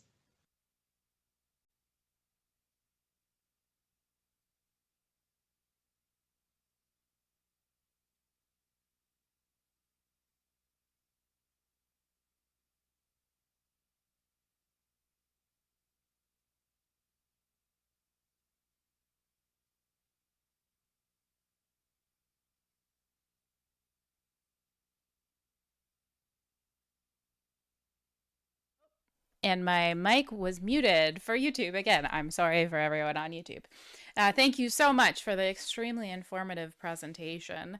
Okay, so I'll just get straight to it for questions. So this first question came from Black Ferret, who asks, filter boosters in the EU, is it legal to import and sell cosmetics containing them?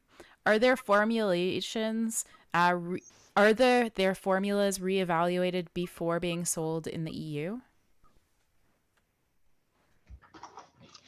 Hi together, can you hear me? I can hear you perfectly. I cannot put my camera. I don't know why it's not working. That's okay. I'll just be awkwardly here on the side. You will just have my voice. Good afternoon, everybody. Sorry, can you repeat the question? If the product that are imported in the US from Europe or the opposite? Sorry if I have to ask. So I'll just repeat the question. So filter boosters in the EU, is it legal to import and sell cosmetics containing them? Are their formulas reevaluated before sold in the EU? So yeah, pertaining to the EU market. The filters, the cosmetics that are sold in a specific region must comply with the regulation of that specific region. So now it's a bit more difficult to control this because of online selling and buying.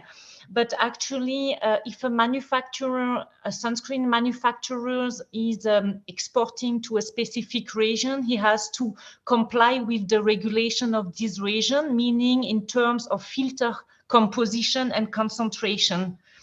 So meaning in Europe, the sunscreen must contain filters registered in Europe, and in the USA, also in the USA. For the testing of the SPF, the sunscreen manufacturers need to have a test, an official test, proving that the SPF, the sun protection factor, or the UVA PF is fulfilled. It can be that authorities is testing the sunscreen in this specific market, and then hopefully we'll find the same results that the sunscreen manufacturers has tested for this specific product. And this next question is from Di along these lines. How are boosters legal? / I'll tag in, are boosters legal? And then they went on to say, why should anyone undergo the process to become an official filter if people can just use boosters? I mean, there are different types of boosters, so even the term boosters is a bit limited.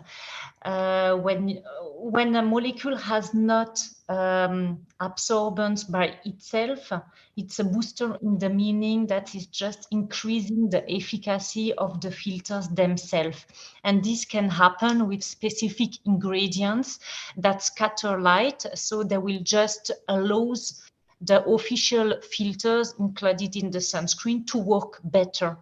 The problem is with surge boosters that have themselves inherent absorbance, like we have seen in the presentation, because finally they are very close in the chemical structures. They have chromophores like the official registered filters, but they have not went through the approval process, so all the safety and toxicological tests. And this is a big issue because for the UV filters to be registered, it can take till 10 years. So it's really a development of a molecule like it would be for the pharmacy. Also in Europe, it's very long to develop a new UV filter, even if it's considered as a cosmetics, because it needs to be registered in view of their safety for human use. You have some specific tests to be done, phototoxicological test, because it's exposed to UV. And this is not done for these other molecules like booster or like illegal booster. So it's a real issue in the market to have such molecules. And also for the safety, when you are speaking about sunscreen safety, this is an issue. This next question is from Mo, who asks, can what we consider old generation UV filters be banned completely in Europe in the near future, especially with the Green Deal implementing more of a hazard approach plus the inclusion in the CORP list? I mean, there are different aspects considering the safety for the environment. So first, the CORP list exists since many years, and they are following the registered filters when a specific country is asking for more data. So this is a process that is ongoing, and through this process, there were several filters that have been put on this CORP list. With the Green Deal action, it's a much bigger aspect regarding the environment.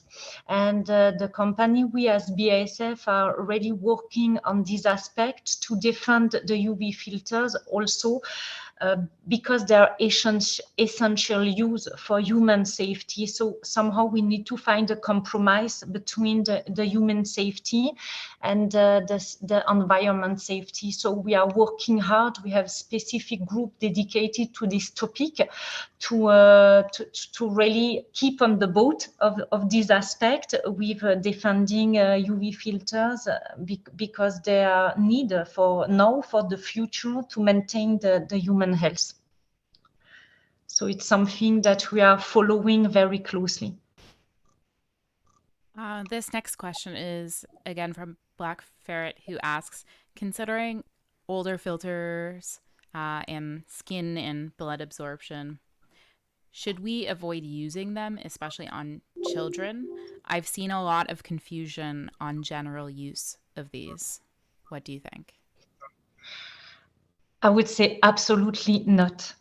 I mean, the FDA did some pilot studies to test these dermal penetration or the penetration into the blood, and even if somehow these molecules were penetrating at a minimum level, FDA itself recommended to continue using sunscreens, because penetration does not mean that it's toxic.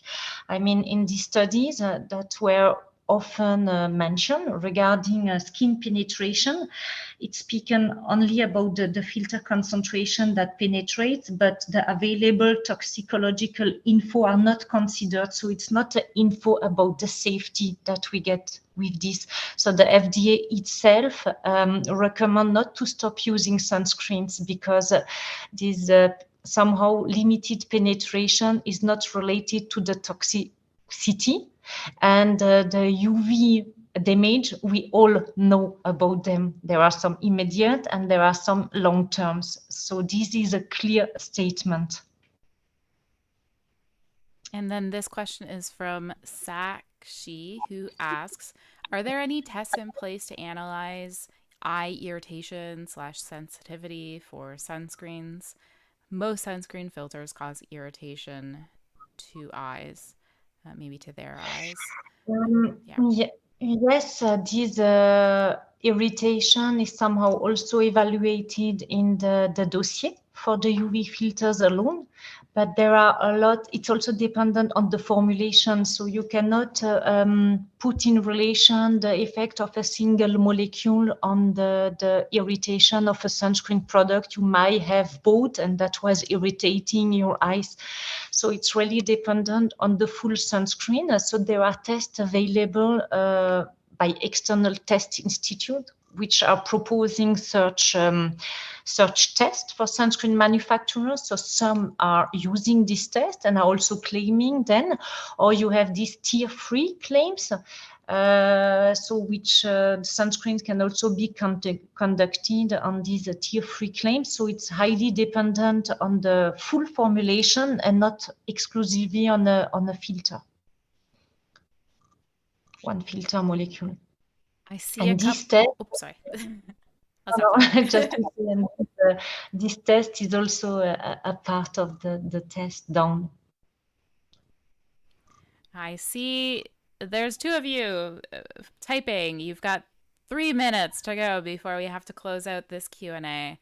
I guess I'll ask a question that may be controversial, and you can answer or not, whatever you want.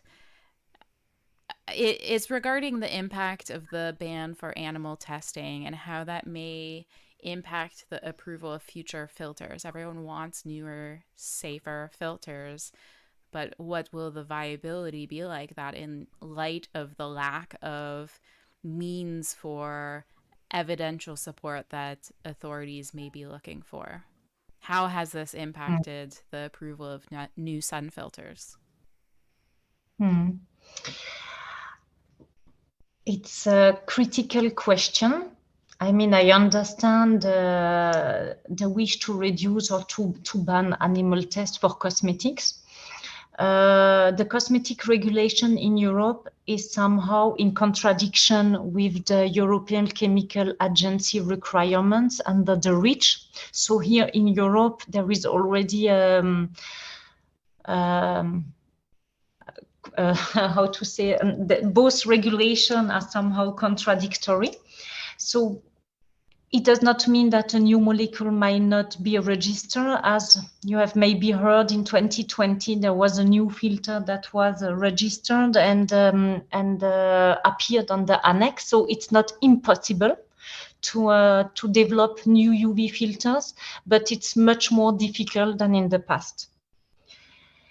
This is regarding the animal testing ban in Europe. I don't know now in the USA how since it's under the drug regulation, it's not the same critical aspect than in Europe. So I would not say that new filters will not appear, because we are working on a new solution and a lot of filters are disappearing, which make it much more difficult to develop new effective sunscreens. So there is still need of new molecules that are safe with high molecular weight and all the expectation and criteria that we expect for new filters, but it's much more difficult, this for sure. And with that, I'm so sorry to the other people who had questions. I took up the last little bit of time for your Q&A, but thank you so much for answering. Thank you so much for this presentation. It was super, super informative. So yeah, thank you, Miriam and BASF, for thank you very much. agreeing to participate. Thank you. Have a great rest of your Sunday. Thank you so much. Bye-bye.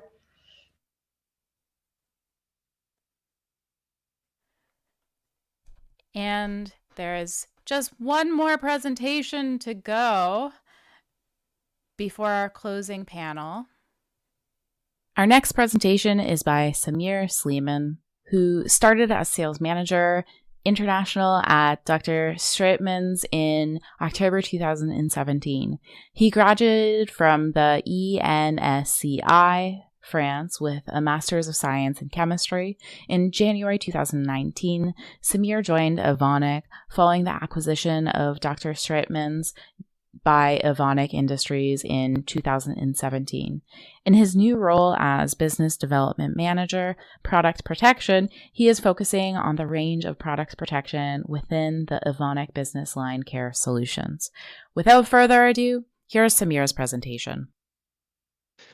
Hi, everybody. First, thanks a lot to Jen for the opportunity to be part of this event of the Safe Beauty East Summit. My name is Samir Sleeman. I'm working for Evonik. I am a so-called business development manager and taking care of our product protection portfolio, which consists, among other, of our preservatives and antimicrobial. That's also why I'm the lucky one that is able to discuss with you today the topic of preservation linked to safety during this e-summit. So my idea for this presentation is to give you some basic about preservation on the link of preservation and safety, but also showing you the impact of some discussion that you may have seen on the market before. So with no further ado, let's start with the presentation, and let's start with some nice picture. Life is beautiful and water is life. So you need the presence of water to support life. But supporting life means not only those really nice pictures, but supporting life on different levels. So when you have water, you also have a risk for microorganisms to be able to grow. And this is definitely a topic of interest for cosmetic, because if we look at a cosmetic formulation, and let's take an oil and water emulsion. Why? I will let you guess, but that's an easy one, because you reunite two phases. You have your water phase and your oil phase. So what you are offering when having such an emulsion is a perfect environment for microorganisms to be able to grow rapidly. Because what you have is a space, a medium, for the microorganism to be able to grow. So your water phase, your aqueous phase, and you have your oil phase, the phase from which the microorganism can get fed. So you offer the perfect condition for microorganisms to grow, which is not something you are looking for, and therefore it is a topic of safety and a topic of interest for cosmetic. There is a necessity to preserve cosmetic formulation. Why? You may think first about making sure that the aspect of the formulation is staying the same, that you don't have a bad color appearing, you don't create a bad reputation for a brand, and so on. But first and foremost, the most important criteria is and remain the safety of the final consumer. I'm sorry for the picture, but I think it helps to keep in mind that the most important criteria for preservation of cosmetic is to make sure that your product is safe, that your consumer will not be endangered by using a product, and especially with people with a weak immune system, you don't want to create any adverse effect. So therefore, the biggest criteria for preservation is to make sure that your product is safe and won't endanger the final consumers. So you see, there are two aspects. The most important, the health of the final consumers, but also to make sure that the product stay as it has been conceived and does not show some instability, does not show some discoloration, and so on and so on. So we may think that the most important is to have preservation, whatever it is, just to avoid this issue. So better have a wrong one, but avoiding any growth, or is there something like a wrong preservation? That's something we will see with the next slides. First, the topic of preservation is sometimes seen only through the scope of antimicrobials and preservative, but preservation is a bigger topic than this. Because if we look more from the technical point of view, preservation methods are not only antimicrobials. You have next to antimicrobial a lot of other parameters you can target, you can influence to help preserve your system or to help reduce your microbiological risk. And one of them, but that's not the only one, but one of them are, of course, antimicrobials. And there are a lot of them. And then depending on the region you are looking at, there may be some different definition. And here we specifically say antimicrobials and not preservative, because in some region, Europe included, preservative is something very well defined, and not defined on the technical level, but more on the legal level. And that's where you see that already, depending on the region you are looking at, a preservative is something different. Not all components will fall under the same definition. And that's why I like, one of the comparisons I like to make is a comparison between Europe and the US, because you have two different regions with two different situations. If you look on this side, first in the middle you have Europe. In Europe, our reference regulation is the Directive 1223 from 2009, which is regulating cosmetics, and which contains a positive list of preservative. So there is a specific definition of preservative that I will show you on the next slide, and that leads to a list of what is a preservative according to the European regulation. If you look on the other side, in the US, you have the FDA Act from 1933. They don't have specific definition of preservative. They don't have this positiveness of preservative. But what is the consequence and what are the difference? That's what I'm going to show you on the next slides. If we look at Europe, in Europe, we have something very particular because we have a very legal definition of a preservative. If you look at the Article 15 of the European Directive 1223 from 2009, a preservative is a substance, as you can see on the side, a substance which is exclusively or mainly intended to inhibit the development of microorganisms. And as you can see, we have here an intention. So it's not a technical definition, it's more a legal definition because it's the intent of the product that is mentioned directly of the definition in the of the preservative. So what you can see here is that to fall under the name of preservative, a material has to be with the intention to be used mainly for inhibiting microorganisms. So in Europe, this definition leads to the creation of the so-called Annex 5. The Annex 5 is the positive list of preservative. So if you want to claim a product to be a preservative, you can only use the product used in the Annex 5. And that's what you see also in the middle of the slide. A preservative can only be something taken from the Annex 5, which create a second category, the antimicrobials, where the intention is not mainly to inhibit microorganisms, but they also have antimicrobial properties. So that's why preservative may be too limiting, and antimicrobial is a broader definition. This definition leads also to the fact that you can see in Europe this preservative-free claim, because what is meant with this is free of listed preservative from this Annex 5. So you see, based on this technical definition, we create a special room where those claims are possible. But if we look on the other side, in the US, the FDA doesn't have a special rules for preservative. The FDA makes it clear that the cosmetic market that are put on the cosmetic products, that are put on the market have to be safe. To be safe means also free of microorganism growth that are not going to be to endanger the final consumer.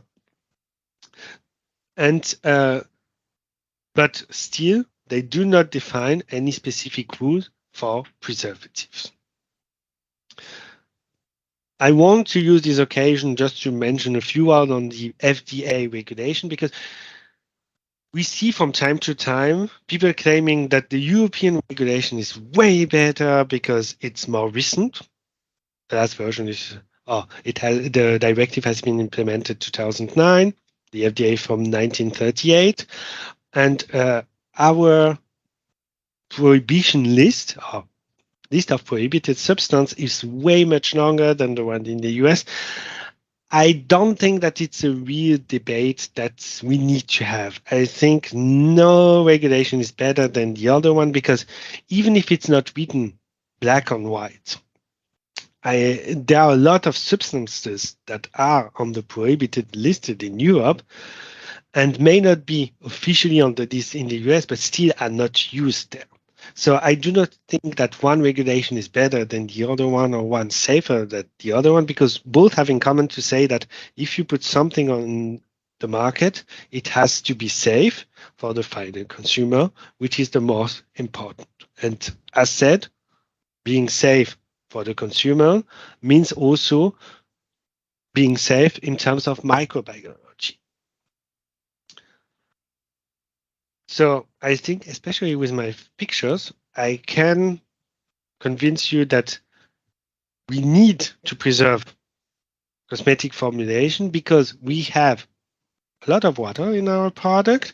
We have a lot of emulsion on the market. So we have great condition for the microorganism to be able to exist, develop, grow. And now we will look more on the topic of, can there be a wrong preservation? Or is it equal? I can do whatever I want, and as long as I have a protection, it's good. Let's look more into this.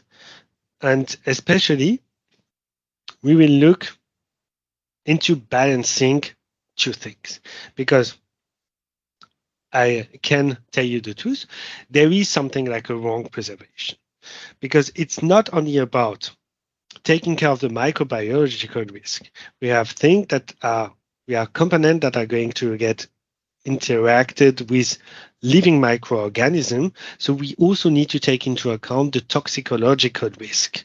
And what we need is to balance both of them. So the idea is to make sure to know your microbiological risk and to make sure that you have enough protection for microorganism not being able to grow, but on the other side, not overdo it, to not create adverse effect or not create effect that are not intended and effect on the final consumers.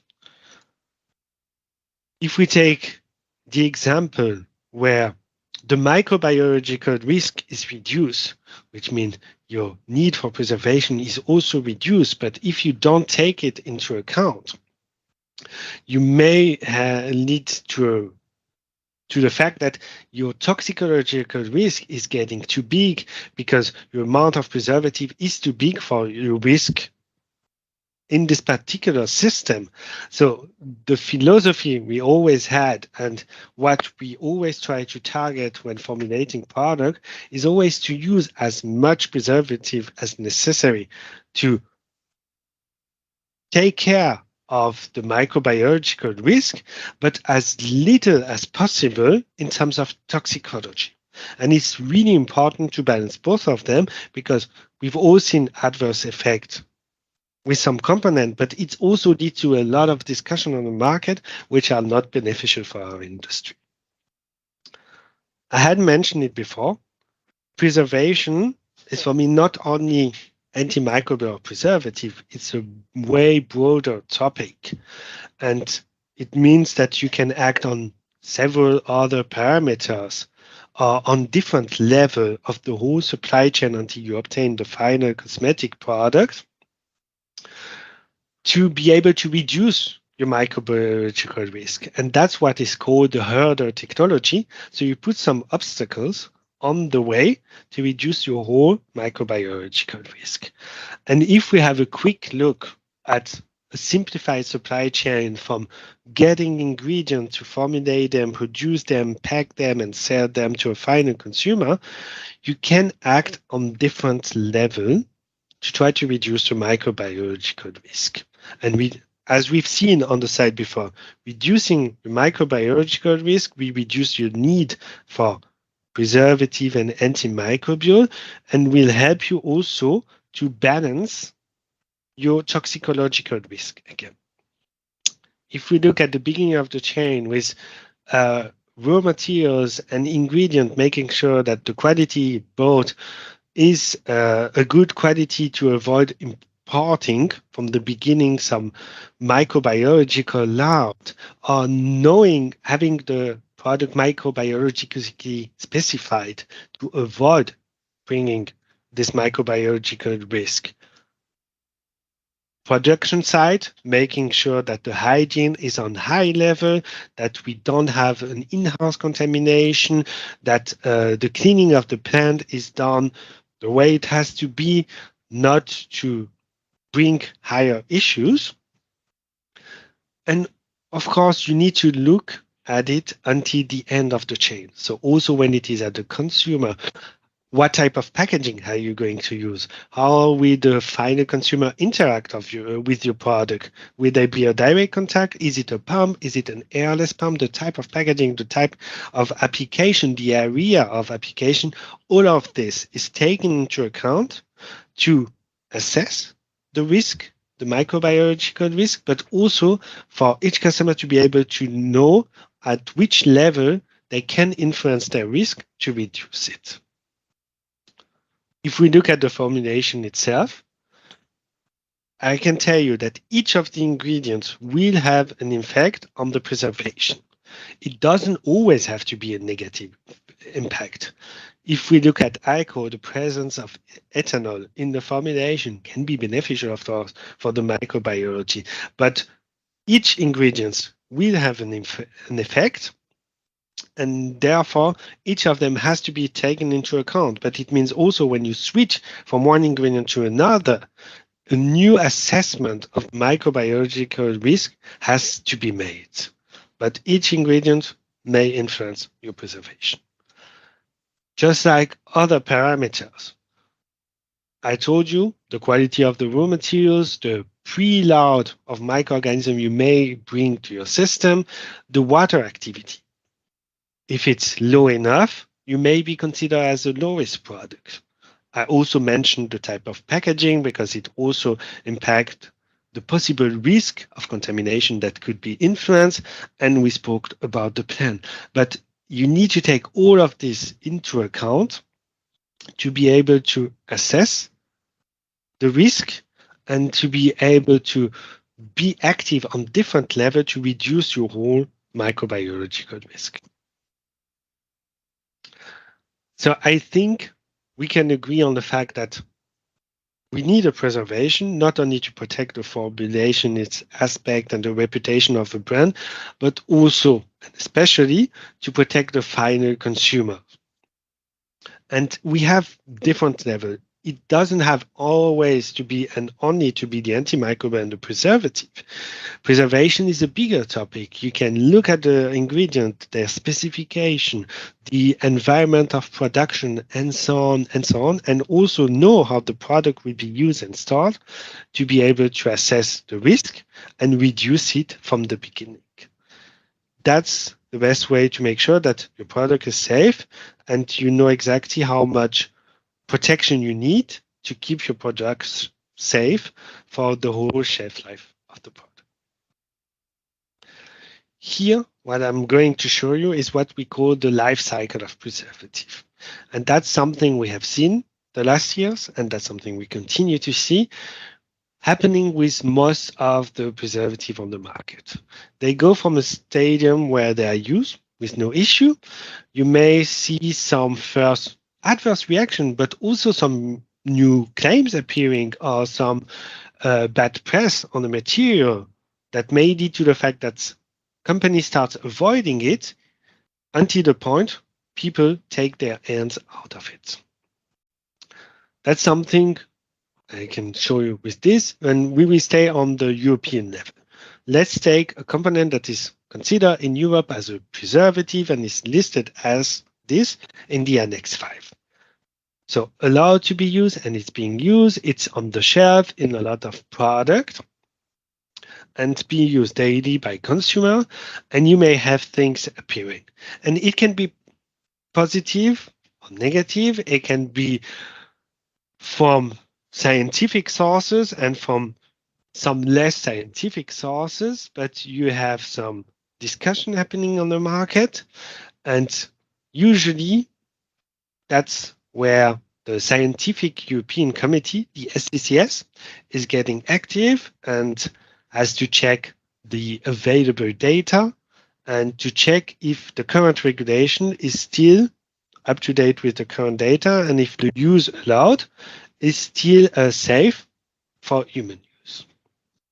And depending on their final opinion, they will have to adapt the entry in the regulation. To make it more concrete, let's take the example of MIT-CMIT. MIT-CMIT was 2009 were preservatives that were listed in the Annex 5 and allowed for different use at different levels. They had been introduced 2009 as alternative for parabens because there were discussion going on parabens and people wanted to replace them, and MIT-CMIT was an easy replacement for parabens. So it was used in a lot of product and it was available in the shelves and so on. And you started to have some feedback from the market, some adverse reactions, some allergies, some sensitization. And that's why the SCCS has to be activated, has to review the effect, the data available and everything, and issue a final opinion. And in this case, it says to the fact that due to the available data and effects seen, they decided to limit its use only to rinse-off materials and to define the maximum concentration. So it's all following the regulatory part. And in this case, you have data that led to this new restriction. But sometimes you also have some other components that are being having bad press, let's say, and you may not have the scientific data behind it to support this. So you see, if I take back this life cycle and show, for example, some product, you have one example I like to talk about, phenoxyethanol, which has been confirmed by the scientific committee to be safe for use up to 1%, but still, you had so many discussions on the market. And even if there is no scientific data to confirm it, and even if they confirm, the scientific committee confirmed that 1% is safe for use in all type of product, the press on it may say something else, and you've seen a lot of claims appearing like phenoxyethanol free, which leads to people being afraid of it or wondering what is happening. So it's not always scientifically based, as mentioned. So you see, what we see is that the different preservatives tend to go through this cycle and tend to disappear, reducing our possibility.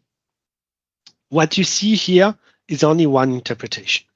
The level on which the different preservatives are depend on the region we are speaking of, type of product and so on, but it's just to give an idea that we unfortunately see the preservative going through this cycle and reducing the amount of possibility we have to preserve product and keeping them safe.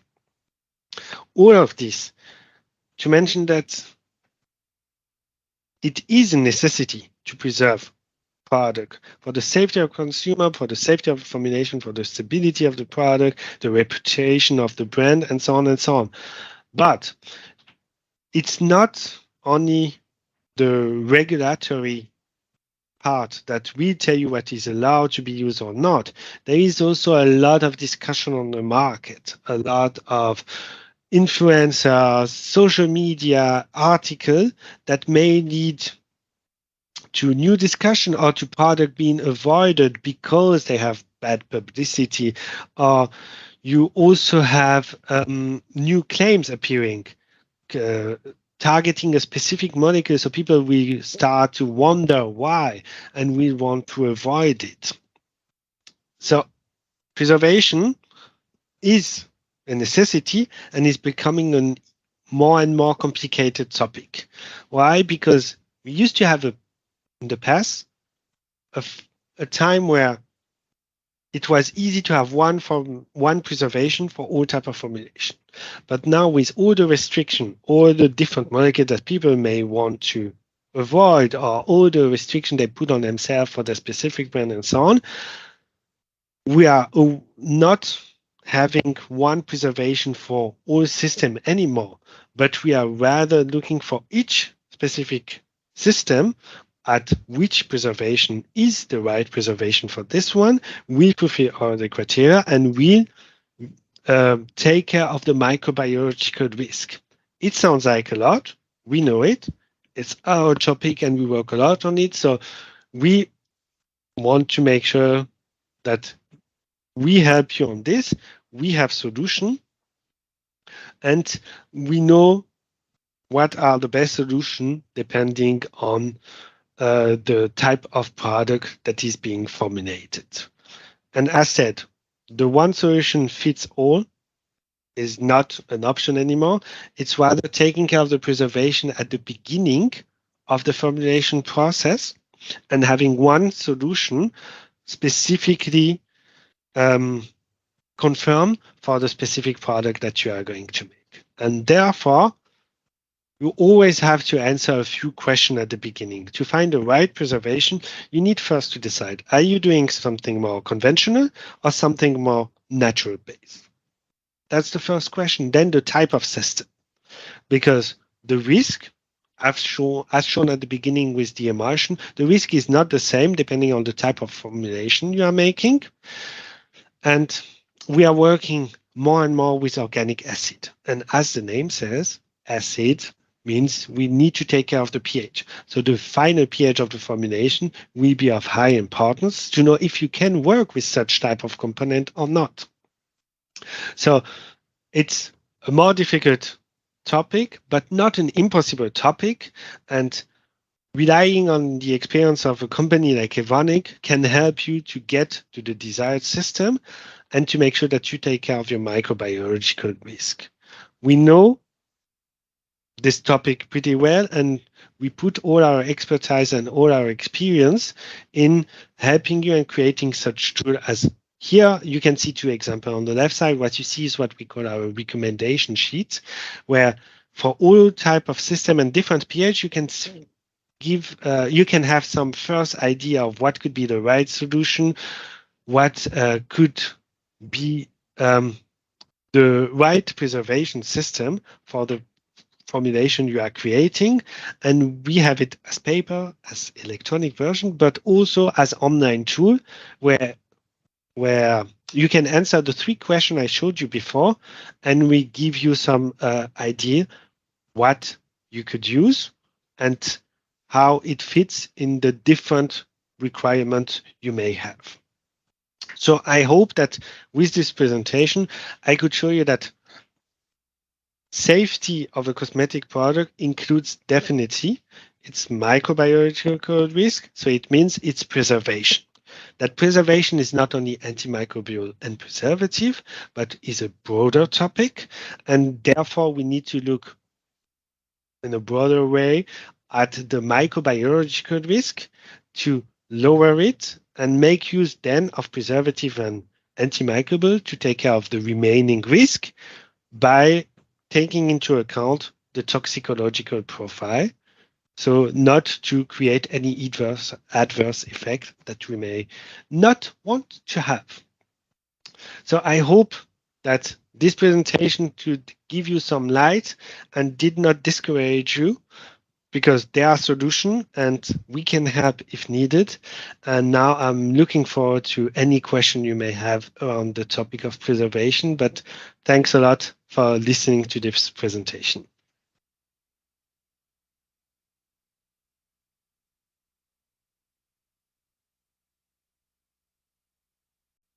Oops. And here we are with the Q&A, last Q&A before the closing panel. Samir, thank you so much for that informative presentation. Hopefully everyone over on Discord can hear me. Let me know if you can't. Okay, so the first question we got in was from Tracy, who asked, In an emulsion in which water is not the continuous phase, is there still a role for the recommended pH range for the preservative/preservative system? Should a formulator take the pH of the water phase prior to combining phases? First, hi, Jen. Thanks again. So we speak about inverse emulsion, so water in oil, and it depends on which antimicrobial we are speaking. If we speak about organic acid, yes, you still need to take care of adjusting the pH before emulsification, because you need to make sure that you have the right form, the antimicrobial form, which will have the activity. So if you have components that are only active at certain pH, yeah, you need to still take care of the pH of the water phase and before emulsification, because after it, it's not possible anymore. The next question is from, and I'll just say, anyone have preservative questions, ask them in the summit discussion, and then I will ask them to Samir. Okay, this next question is from Sakshi, who asks, why are methylisothiazolinone and methylchloroisothiazolinone still used in products? Why aren't brands switching to less sensitizing preservatives? And maybe what is the formulation context, like format, leave on versus wash off? And why does that make a difference if it is used? And this is now becoming a larger question, so I will stop that there. Yeah, but that was the first point I wanted to make, the difference between leave on and rinse off. Because if we take the European part, it's not allowed anymore in leave on products. And that's the thing. It depends in which region we are discussing and which application. If it's in Europe, yeah, you still can use small concentration, but only in rinse off. But there are several other regions in the world where those products are not banned and not forbidden at all. So they are still allowed to be used. And then it's the decision of each company who should make the safety dossier and check the formulation, check with their toxicologist if for them it's acceptable or not, if the risk is there or not. There are data on sensitization, we all know it, for MIT and CMIT, it's well known. That's what led to the discussion and the reduction in Europe. But in other parts of the world, it's still used. And let's face it, not to be too critical, but one of the reasons is also the easiness of use and the cost in use. It's not that biddable because it's really pretty economic to be used and here's pretty much everything. Which I don't think is necessarily a bad thing, having something economically viable for companies, low cost to consumers, useful at low concentrations, easy to formulate with. I see a lot of consumers associating the cost and ease of use as a bad thing, and so yeah, and no, then also. Oh, sorry. Oh, but I just wanted to add in, like you had mentioned, it's still allowed in wash-off products. So exposure is really important. I don't know if you want to add on to that point, just to make it clear. Just add really quickly, I agree with you. Good cost in use doesn't mean that the product is bad. It's not going hand in hand, not at all. And let's face it, preservative is a small part. If you make a toxicological assessment of the formulation, you need to take care of everything. You need to consider all the ingredients, all the interaction, and the effect on the skin. So for some of them, they could accept, and it's a whole discussion, and they are not against the law, because in some specific regions, it's still allowed, and as long as they consider and can prove that it's safe, we can put it on the market. This next question is from Kind of Steven, who asks, which preservative efficacy test standard do you generally recommend and why? I won't give one specifically. I would give rather some criteria. I would go with well-established international standards. And that's the thing, I would never say that, for example, if you take the European Pharmacopoeia or the USP in the US or the ISO 11930, none of them is better than the other one, but all of them have been proven to be reproducible. They have proven their use, and they have been used in so many, and they are standardized. I would just go with some of them, because if you decide to create your own method, you have to do the testing, demonstrate that your method is usable, realistic, reproducible, and so on. So the easiest one is stick to an established method, which is usually offered by most of the microbiological labs. This next question is from Mo, who asks, can preservatives be completely replaced or concentration reduced by packaging solutions for people with sensitivity towards preservatives, or is it more costly for the brands? It can. It will definitely have an impact on the cost. There are some big French dermal cosmetic brands who have some special even patented packaging, which doesn't allow any external air even to get into the packaging, and it's produced under sterile condition. So you need to take care of the production, produce in certain condition, and use a packaging. Then they avoid the use of any antimicrobials. But it's higher costing and higher requirements. We are more on the pharma side than on the cosmetic side. This next question is from Nastis, who asks, even if the antimicrobial components are sufficient, do you think it is ethical to claim a product is preservative-free? It implies other things than just listed preservative-free to the end consumer. Are there legal action that can be taken against that? So, like, if they're using things that aren't under the list of preservatives, and but it still has an antimicrobial effect and it still is acting as a preservative system, or maybe like a natural hurdle system or stuff like that. Okay, I'll stop talking. You get the question. What do you think? I do. What I can tell you is our philosophy, or the philosophy of Dr. Strebmans or Vanek, has always been the same. We never supported the claim of preservative-free because what should be understood is free of listed preservative. But of course, the final consumer doesn't know the Annex 5 or doesn't check the Annex 5 and everything. So I wouldn't do this claim. I wouldn't support this claim. It's still a gray area. We were waiting for a long time on the European level for a decision, which finally came 2017, and it was a technical document. So it's not legally binding. It's not a law, sorry. It's a document that says, yeah, you shouldn't do it in case you have antimicrobial, but still you see all those products and you see all those people using this claim. And at the end, it brings only bad light on preservative because people really think that you can have product with no preservative that could be safe, which is for 99% of the product not the case. Of course, you have some exception, but for most of them, it's just that they contain other antimicrobials. So I would be in favor of not seeing those claims anymore, to not put a bad light on it. But so far, I do not think that it will be an issue. There had been some company challenge in France, but by the French Federation of Beauty. It's not on the legal side so far. Okay, probably the last question, as we have run out of time, but I'll still ask it because it's from Julia Ruby, who's been super, super helpful. Thank you so much, Julia. I can't thank you enough. Okay, the question is, do we have good allergenicity and skin irritation data for newer preservatives? How can a formulator ensure they are using the best preservatives for minimizing risk of consumer having a reaction to a product, assuming they need to use something that has an INCI that the consumer deems acceptable? So at least I can speak for Europe.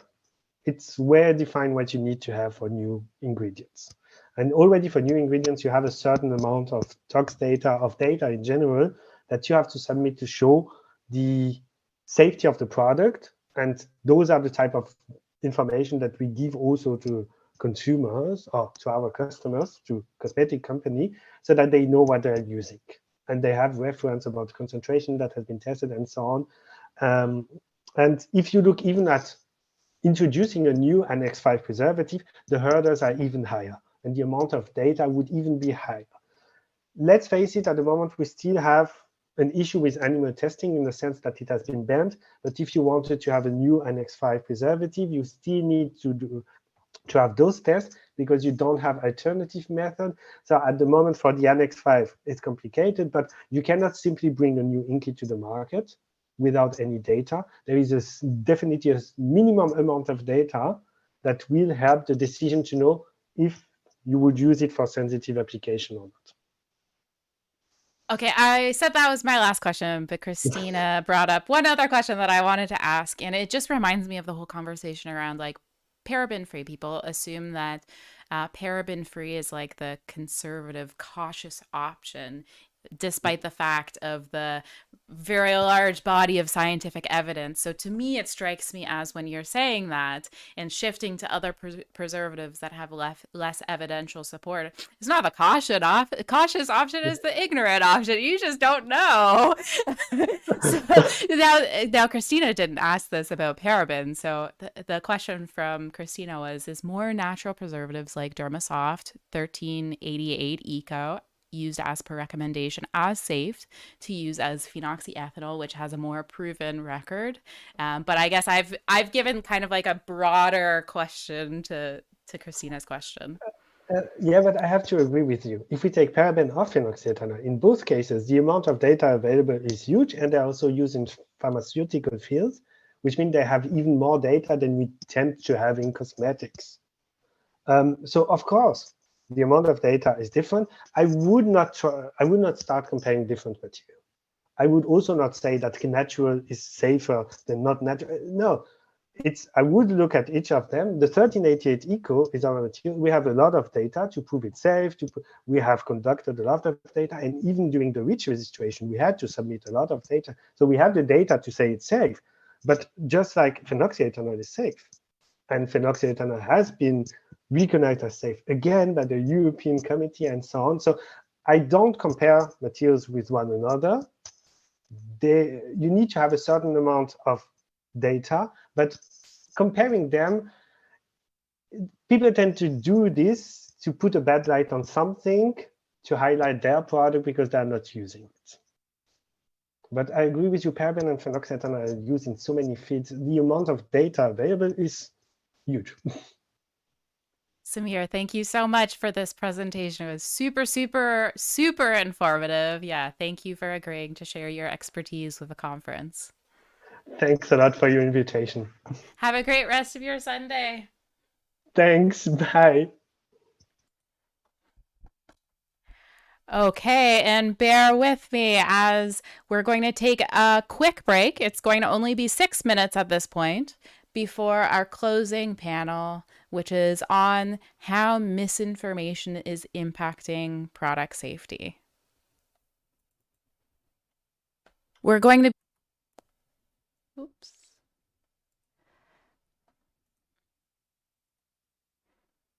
Sorry for this redundant video that I'm about to share. We'll be heading into a quick 10-minute break before our closing panel, which will start at 3:10 p.m. EST. But before that, I just wanted to introduce our panelists, which include Esther Ulu, Michelle Wong, and Lolita Iyer. Esther is a R&D formulation scientist, licensed esthetician, and science communicator who is a passionate advocate for dispelling misinformation within the beauty industry.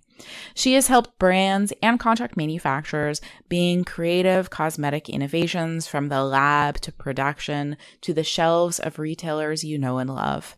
Her expertise has been presented to several brands such as Decium, K18, and has also been featured in many international publications such as Vogue Business, Days, Sunday Times, The Financial Times, and more to educate and continually make a difference in the lives and skin health of many.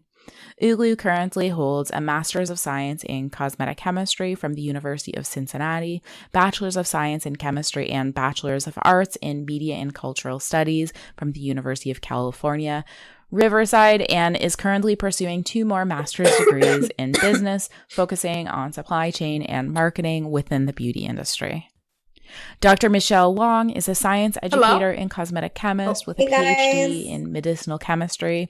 She's behind Lab Muffin Beauty Science, where she explains the science behind product beauty products for a general audience. Founded in 2011, Lab Muffin Beauty Science receives 2 million page views per year and has an Instagram following of 347,000 and a YouTube audience of 307,000. Through her science education work, Michelle has worked with a range of brands on campaigns, including P&G, J&J. Her work has been featured in international magazines, including Elle and Huffington Post. And last but not least, Lolita Iyer is a cosmetic chemist with a knack for thinking outside the box. She received her master's degree in biotech from Johns Hopkins University and her bachelor's degree in chemistry from Rutgers University. Lolita's passion and expertise lie in developing skincare products tailored to consumer needs. She has worked with both leading global, multinational, and indie skincare brands in the beauty industry and is seasoned in formulating, regulatory, and product development. And with that, we're going to head into our break. I'll see you soon.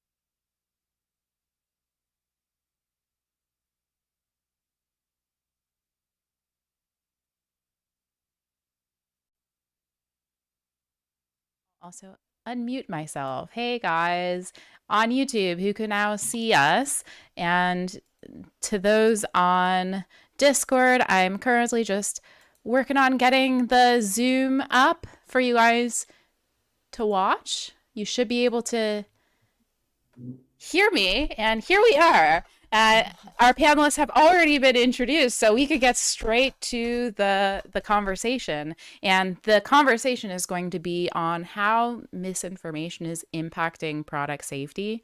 I think it's a really, really important topic that I think that the industry really needs to pay attention to, especially in how maybe good science communication can start to, help overcome.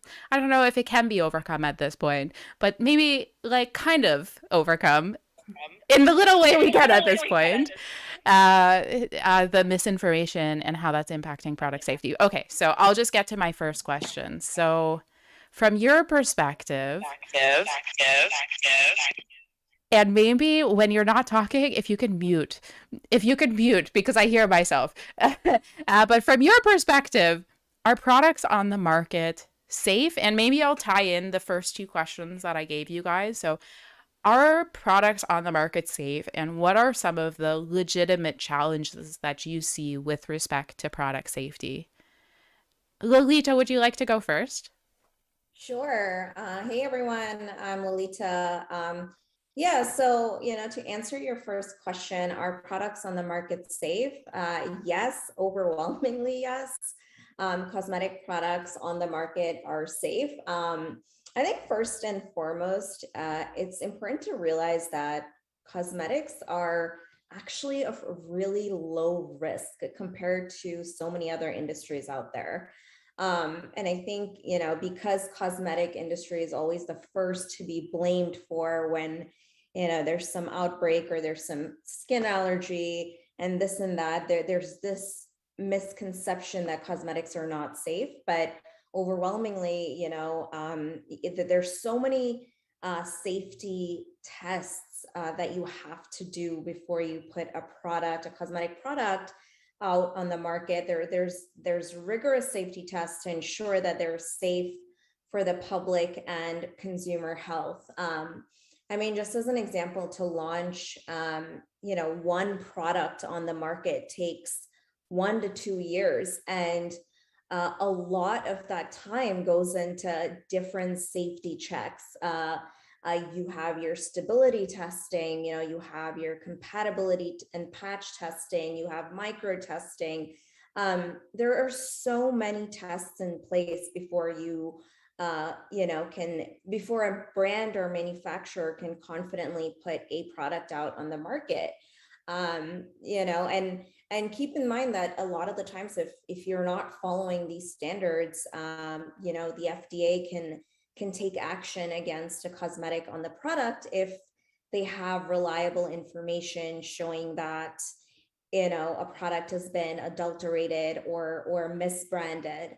And so to answer your first question, yes, cosmetics are safe. And you also have many governing authorities, FDA being the biggest one in the US, that can take action against a cosmetic if it's not safe. You have you have the SCCS, you have the cosmetic ingredient review expert panel who make sure that ingredients that are used in these products are safe, and there's various tests that they do to make sure that it is safe. Esther, would you like to go next? Yeah, I can go next. Hi everybody. So I want to say yes, to this answer, but I do feel that it does need a little bit of nuance. So I actually would say that the overwhelming majority of products on the market are safe. However, there are smaller brands, and it's really the ones that I see on Etsy, eBay, Amazon, very small brands that have products that I personally feel that do slip by. And it's not hard to spot the problems with these brands and products as a scientist, because it's easy to spot non-compliant ingredient lists and see drug claims that they're making, especially like for example, a soap bar can cure eczema or treat acne, stuff like that.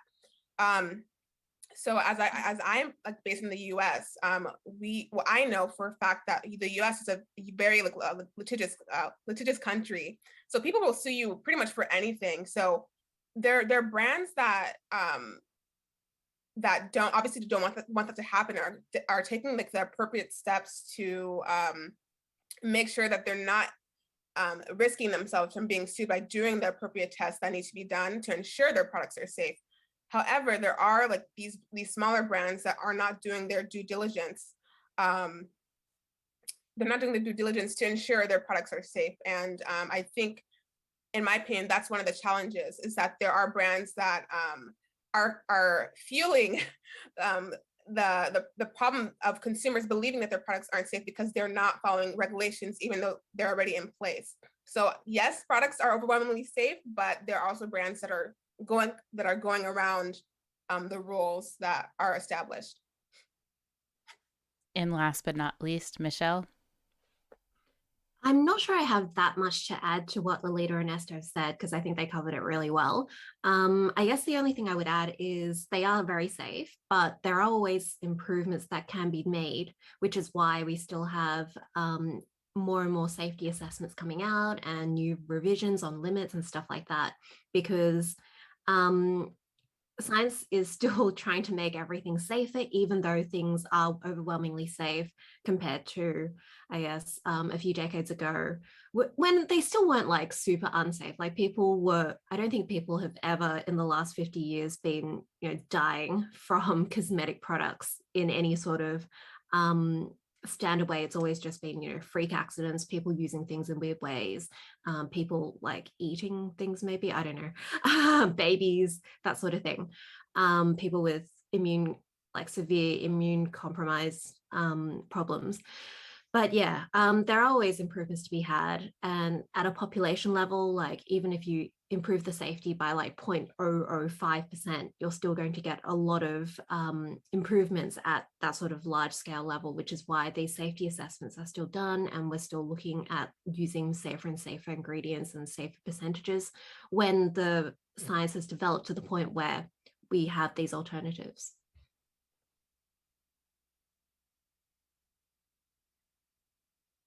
Okay, so then my next question is, what are some of the perceived challenges out there for product safety? This is a weird way of saying this question. I'll rephrase after. That may not be aligned with reality. So like those like safety misconceptions that's like natural equals safer, therefore we need to ban synthetic ingredients.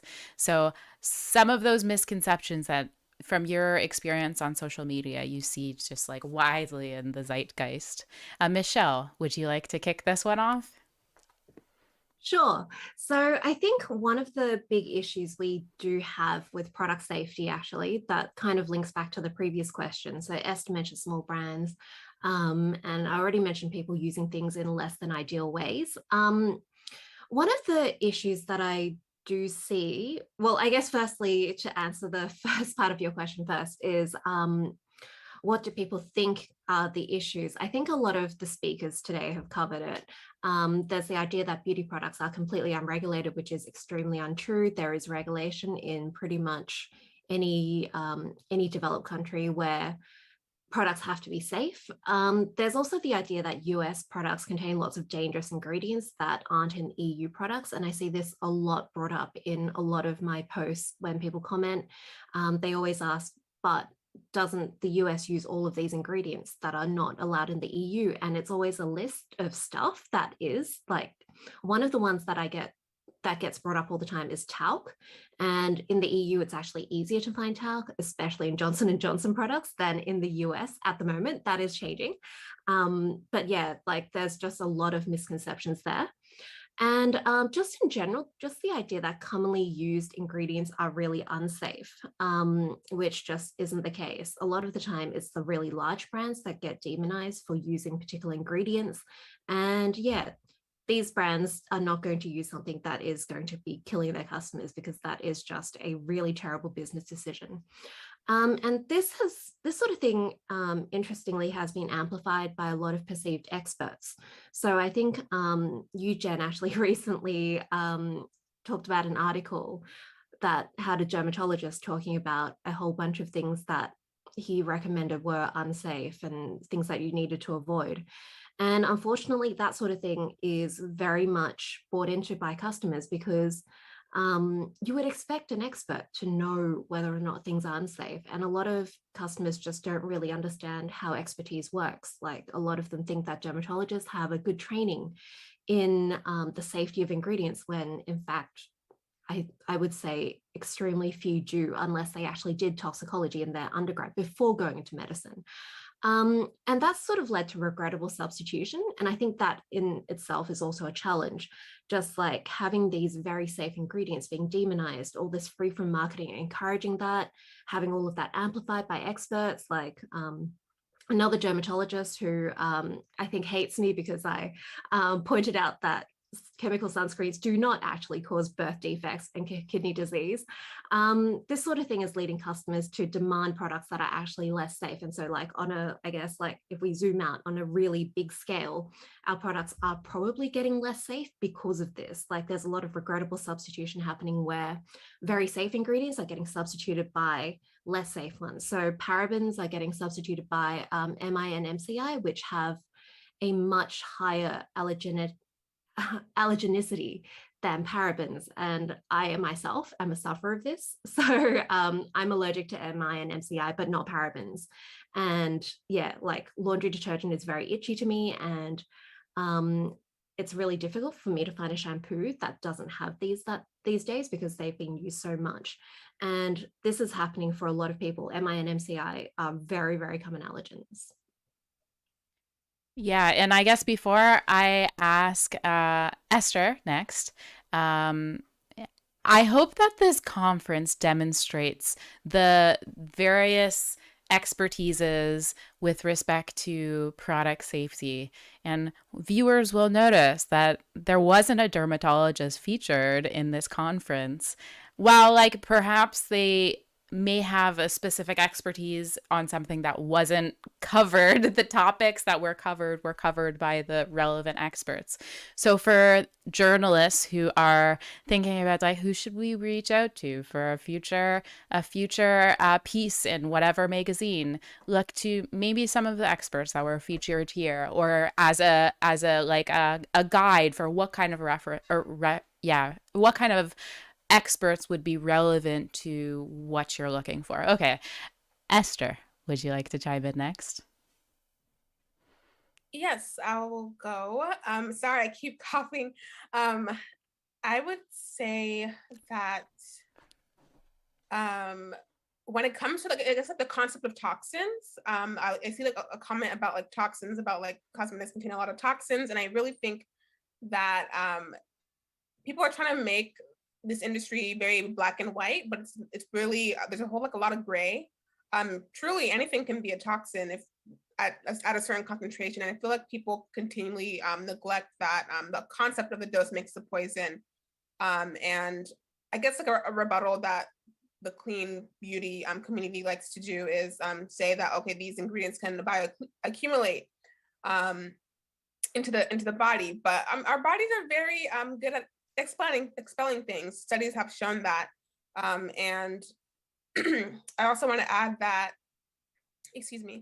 that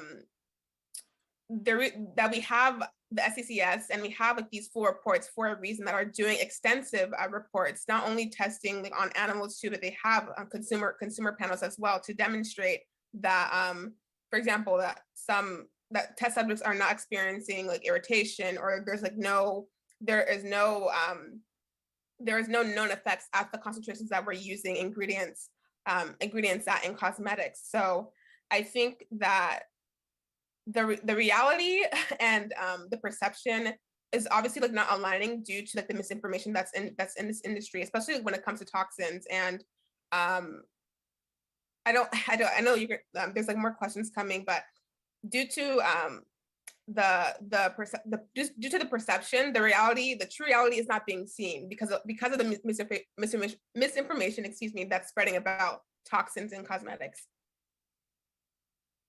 And last but not least, Lolita.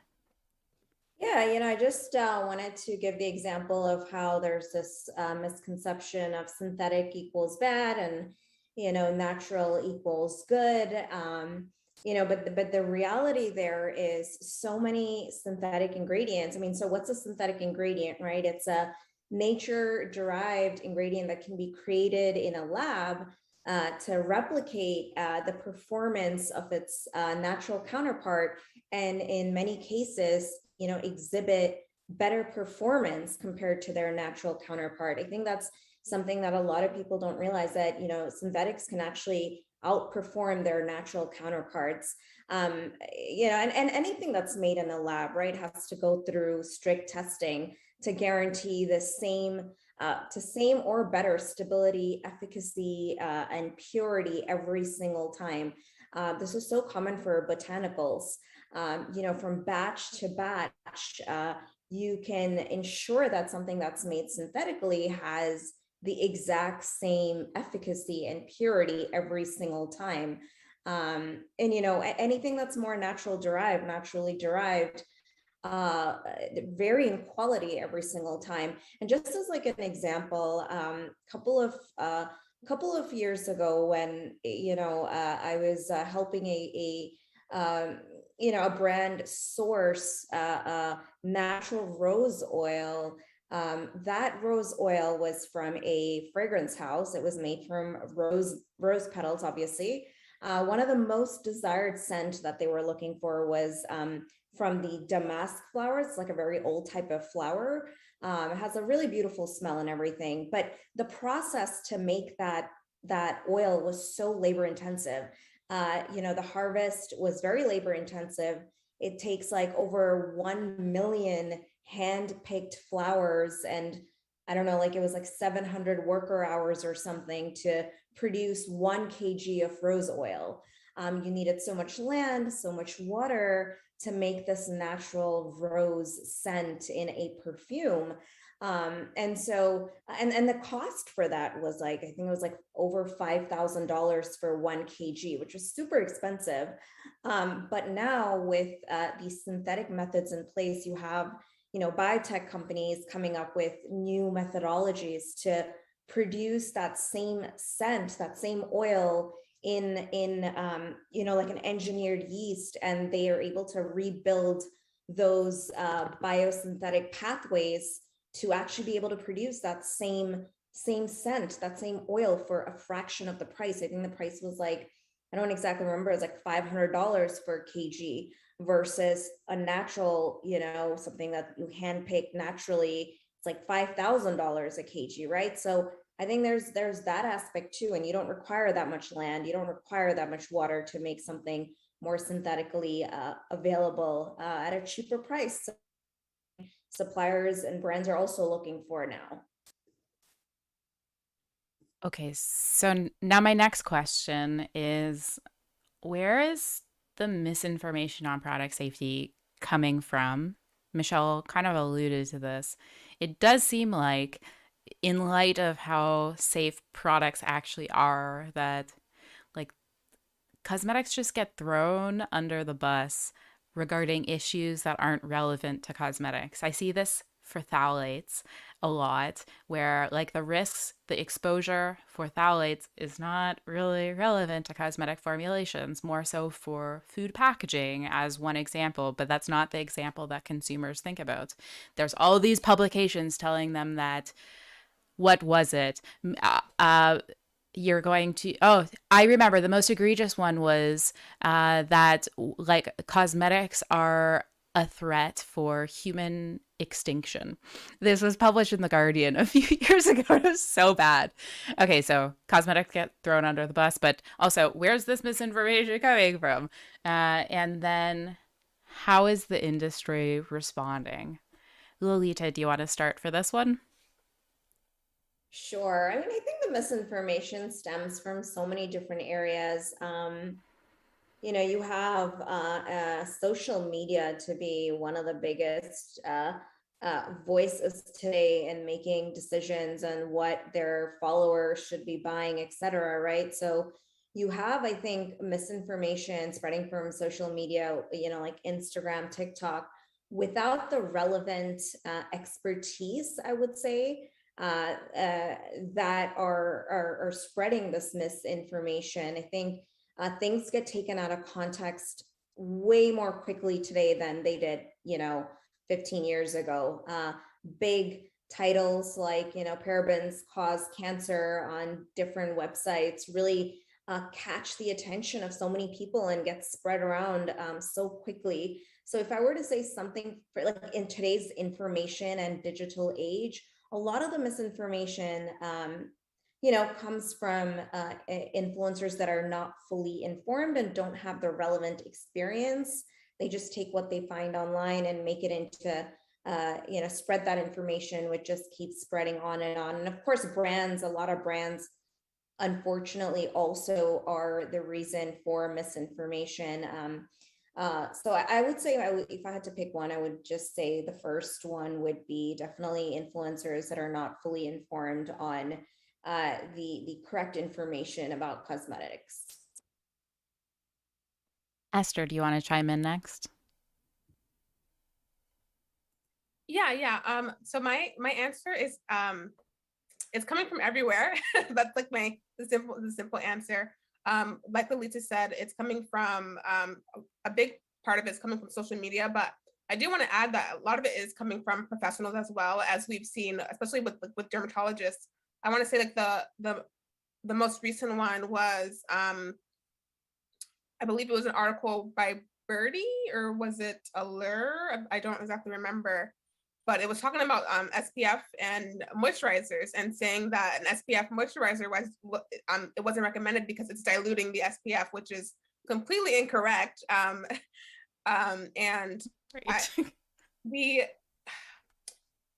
this bothers me in the sense that this really does have to do with the appeal to authority, and how dermatologists are considered like the highest, highly most respected professional when it comes to beauty. So even Jen, you mentioned earlier how there's no dermatologists in this safety summit.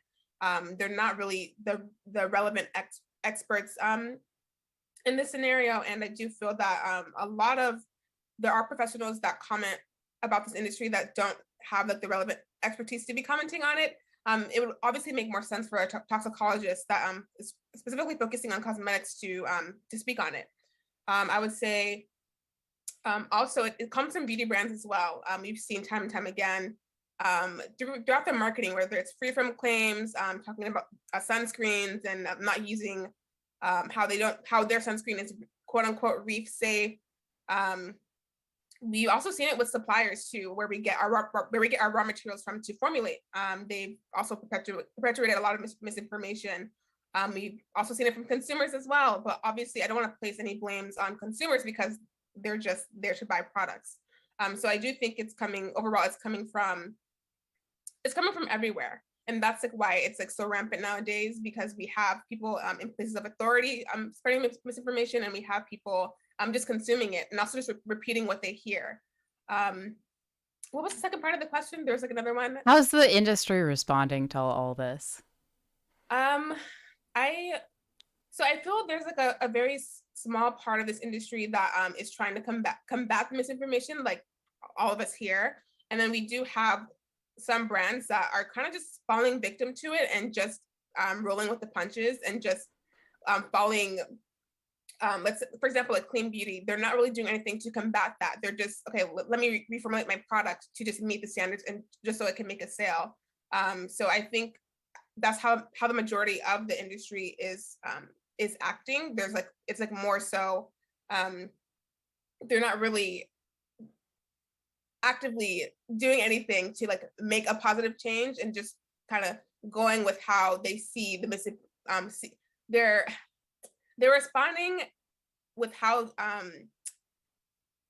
they're responding with how the misinformation is being perpetuated. They're not really making any active and positive changes, in my opinion. Yeah, and I just wanted to quick chime in here. It's like a bandwagon effect. And I had a whole panel on this topic. I think it's really important. Like everyone's just jumping on that bandwagon to appease different standards that are cropping up. And what I find the most upsetting is when I see ingredient suppliers do that. I see a lot of ingredient suppliers doing that on LinkedIn, and it just drives me crazy. They should know better, in my opinion. I also just wanted to quick chime in to what Esther was talking about just like something that happened very recently to me. I just shared it in my stories, I think maybe like 2 days ago. I was quoted in this article that was a response to the Not So Pretty documentary, or docuseries, sorry. I was all the way at the end, and there was like a physician right at the beginning. There was also some, like, I'm not really sure what her credentials were, but they weren't relevant to safety. But they're talking about how they're talking about phthalates and reducing risks and exposure and all that. Everyone else except for me is talking about if consumers want to reduce their risks for phthalates, they should stop using fragrance, and that's going to have like a net benefit with respect to health. And failing to recognize that the only phthalate that's used there is diethyl phthalate. Diethyl phthalate can be used without restriction because it's demonstrably safe. And diethyl phthalate, as used in cosmetics, is not demonstrated to be endocrine disrupting. Like, where was this context? So yeah, there's this like, and then I'm just like the crazy person talking about, yeah, cosmetics are safe right at the end of the article. So there's this like false equivalency there, because obviously these especially the physician right at the start saying all these like very compelling things. There's this false equivalency where people feel like, oh, we're just showing both sides of the story, but that's not really it. One side just maybe doesn't know what the regulatory or chemistry context is. Okay, I'll stop talking. Michelle, do you want to chime in next? Sure. So I have a lot of feelings on this topic. So firstly, back to the experts. I just want to kind of, I feel like the four of us have a bit of a reputation for like hating doctors or something, but we don't. I think one of the big reasons why we do tend to like talk about doctors not being the relevant experts is because they are seen as the relevant experts. And in a lot of journal articles, they do tend to approach the doctors first. And so they just end up having the opportunity to spread a lot more misinformation than any other expert, which is why we tend to vent about it a bit. But yeah, it's like it is partly just a like sampling bias. I think I should also point out that there are toxicologists and chemists who are also spreading this misinformation, because a lot of the time the toxicologists that get approached by documentaries, for example, aren't actually experienced with the cosmetics industry. And so they're coming from like a more academic perspective where they don't actually see a lot of the science in the cosmetics industry, because so much of it is just not peer reviewed. And as an academic scientist, you kind of expect that everything you can ever get is on PubMed. And that's just not the case for cosmetics. And also with chemists, there are lots of chemists who, like, the training for a cosmetic chemist is so varied. There are cosmetic chemists who do not have a very solid background in chemistry or pharmacology or toxicology. And so, yeah, you get things like safe beauty chemists and stuff like that. And that just doesn't really reflect the scientific consensus of relevant experts. But again, that can be seen that way. And I think one really big player that hasn't been mentioned is like the anti-science alternative facts organizations like the EWG, the Campaign for Safety Cosmetics, and Credo. And a lot of these are just really operating on that that hazard versus risk issue, where they see the hazard, all that hazard-based data, all these rat studies and stuff like that, and then they blow that out of proportion because they don't really understand the more complex side of risk. It's also the more complex side to explain to consumers, and it doesn't get explained that much. Now, for how the industry is responding, I have a lot of feelings on this bit in particular, because like the idea of clean and safe and free from has been around for a really long time. It's been around since the 90s. I am probably showing my age, but there were chain emails on SLS, for example, that were being forwarded in the late 90s from my mum to me. And the myths in that are still like around. I think there is actually a big debunking article on Snopes even, which is again a bit of a dated reference, but yeah, this stuff has been around for a really long time. And I actually started my blog partly because of it in 2011, which is 11 years ago. And it's really frustrating that I even had to do that. Like, when I went on the internet back then, there was just nothing countering this information apart from like maybe Snopes, which is like such a small part of the internet.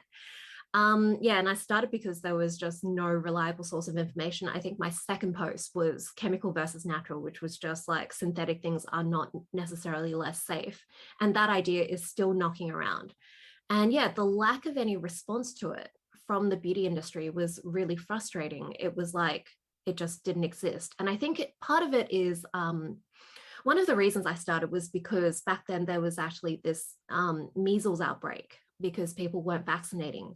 And back then the biggest anti-vax sort of stories were actually the same as the clean beauty stories. It was still this hazard versus risk thing where people were like, aluminium is unsafe, mercury is unsafe. These are in vaccines in very small amounts, and we are just going to freak out. And literally the logic is exactly the same as the clean beauty logic, like studies looking at hazard being misinterpreted and blown up out of proportion.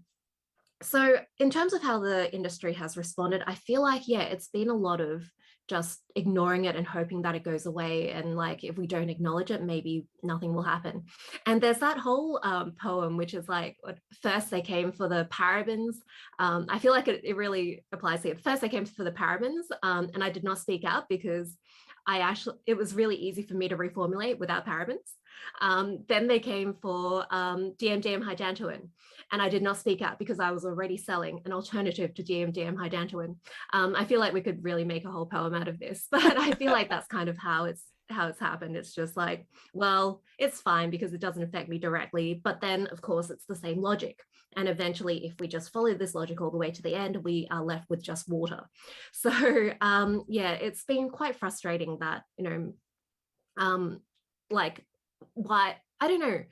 I feel like some of the time I'm like, why am I doing this? Like, why am I the one who is talking about this when there's all this money, all these resources that the beauty industry could have put into combating this misinformation rather than, one Australian on a free blogging website desperately trying to find information. But I mean, I feel like there are some brands that are starting to speak out a bit more about it, which is really nice. So Decium is one that with their Everything is Chemicals campaign. And yeah, unfortunately though, most brands in the past, hopefully this is changing, brands were just reformulating to suit the market. And a lot of them were even emphasizing and legitimizing the misinformation. Okay, I'm going to tie in 3 questions together because I want to ask some of the questions that are coming up in the comments, and also suggestions, some really good suggestions on steps moving forward in the context of like maybe journalists knowing which experts to reach out to. But I'll ask the questions. So the first one is, and you can take all 3 or you can focus on one part of this question. Okay, so how is misinformation impacting product safety? The second part is, how is it impacting brands trying to navigate this space? And then the final part is, how is it impacting consumer safety? Like, yeah. So I guess consumers. So I guess that's kind of the first question right over again. So how is this all impacting brands and product safety at large? Michelle, do you want to? Actually, Esther, you've been sandwiched this whole time. So Esther, do you wanna start first this time? Yeah, I'll go first. So the first one, how does misinformation impact product safety? So in my opinion, it causes products to use lesser known alternatives to the ingredients that are being demonized. And the problem with this is that some of these ingredients don't have as a robust or thorough safety profile. So there's a risk of some of these ingredients not being safe to the consumer. There's a higher propensity for a consumer to have an allergic reaction. There's a possibility for higher ingredient interactions and so on and so forth. So I think that's really how misinformation is impacting product safety. How is it impacting brands trying to navigate this space? So, well, for one, it's making it harder for brands to use ingredients for the formulations. And it's also causing brands to move towards a trend that they necessarily don't want to move towards. It's really just making formulation harder for them. And the last one is, how is it impacting consumers? This is like where I have like a more like longer answer. So I believe that misinformation is causing consumers to take a very precautionary approach when they are buying cosmetic products. So with the problem with this, in my opinion, is that just like overall, I feel that human societies in general, we just have a higher inclination to believe in this negative information, and that a lot of things are just bad. And a primary example of that is the COVID vaccine. So I believe that we're more inclined to believe in like conspiracies and negative information than we are about the overall consensus of scientific topics. So it doesn't really matter how robust or thorough the data on safety is. It's truly the fear marketing that is really effective on the consumer, as it gets them to believe that, I knew that all these things are bad. And an example of that is what happened with Olaplex and that one ingredient that I'm forgetting the name of. So ultimately it gets people to like not really look at the science, but what it does do is that it perpetuates a lot of conspiracy thinking and creates a lot of mistrust in the industry. So I believe that misinformation and the fear aspect of it, it's causing this shift to like quote unquote safe marketing. And I think overall what it's doing is that it's creating very negative feelings in consumers. And obviously nobody wants to feel like negative feelings. They want to, be happy and have like things that give them joy. Obviously cosmetics, they want to feel pretty and, so obviously in my opinion, this whole like safe marketing and like even though I feel like some of it is misinformation, it's getting consumers away from those negative feelings about their products being unsafe. So overall, how I think it's impacting consumers is that it's affecting their psyche because it's very manipulative, the misinformation itself, and also like the fear. It creates like a lot of anxiety in the consumer. So by saying, our product is better because it's safe, then it's making a consumer feel that, let me rephrase that, sorry. So a brand is saying our product is better because it's safe makes a consumer feel better, when in reality that product could be subpar and possibly unsafer. Excuse me, sorry. Oh, Esther, thank you so much for agreeing to join this while you're sick. Oh, sorry. While Esther is recovering, Lolita, do you want to chime in next? Sure. Esther, hope you're feeling okay. Oh no. All right. Okay, so I think to answer your question, Jen, yeah, I think I agree with what everything Esther has said.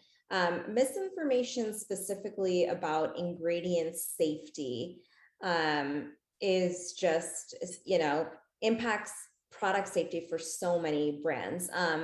You have the rise of all these apps that give you ratings on specific ingredients. And you have these organizations like the EWG that spread this misinformation on ingredient safety. And then what happens is brands, so consumers start demanding for products without, whether it's sulfates, parabens, or whatever it is that based on all this fear mongering, now brands have this, brands have a business to run, so they end up reformulating their products to be without these, to have that don't have any of these ingredients. And I think it's also important to realize how powerful free from claims are that brands are using as almost like a marketing tool almost. As an example, I worked for a brand that was selling a perfectly good moisturizer, had, reasonable claims, was doing well. And the following year, they just decided to add free from claims on their marketing, free from parabens, free from phthalates, all of that. And surprisingly, their sales for that product, increased exponentially. And I just realized the power of claims and how quickly this misinformation spreads. And, it was just something that the brand thrived on, this misinformation that, was just, they were like, hey, if this product's doing well, let's add free from claims to all of these other products.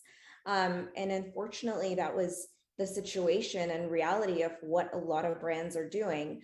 And so I think that's where I feel like brands, should, or new brands essentially, or even large brands should hire the right experts to help them make that decision, because so much of it is led by marketing teams.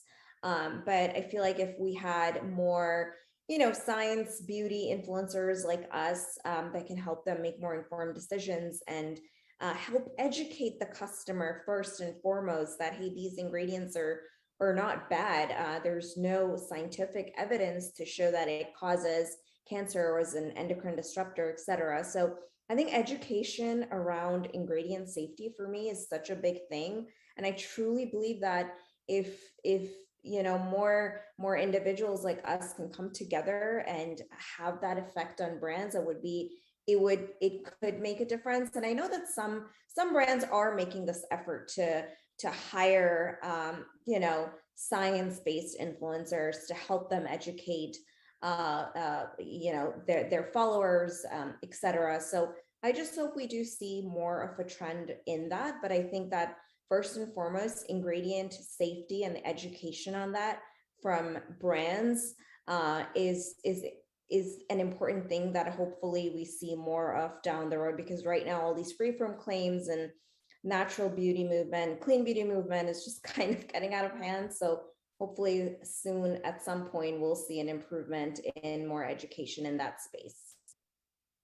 Yeah, and just to kind of like quickly echo that, like the fear mongering, fear marketing really just takes advantage of this like negative bias we have for humans. So fear marketing is extremely effective. People are concerned about their health. Of course they are. And so they're more likely to latch onto these products. And then when they see free from lists and then assume that the ingredients of the products are free from are bad, then they just then preferentially look for that. And then products that don't use that marketing are put at a distinct disadvantage.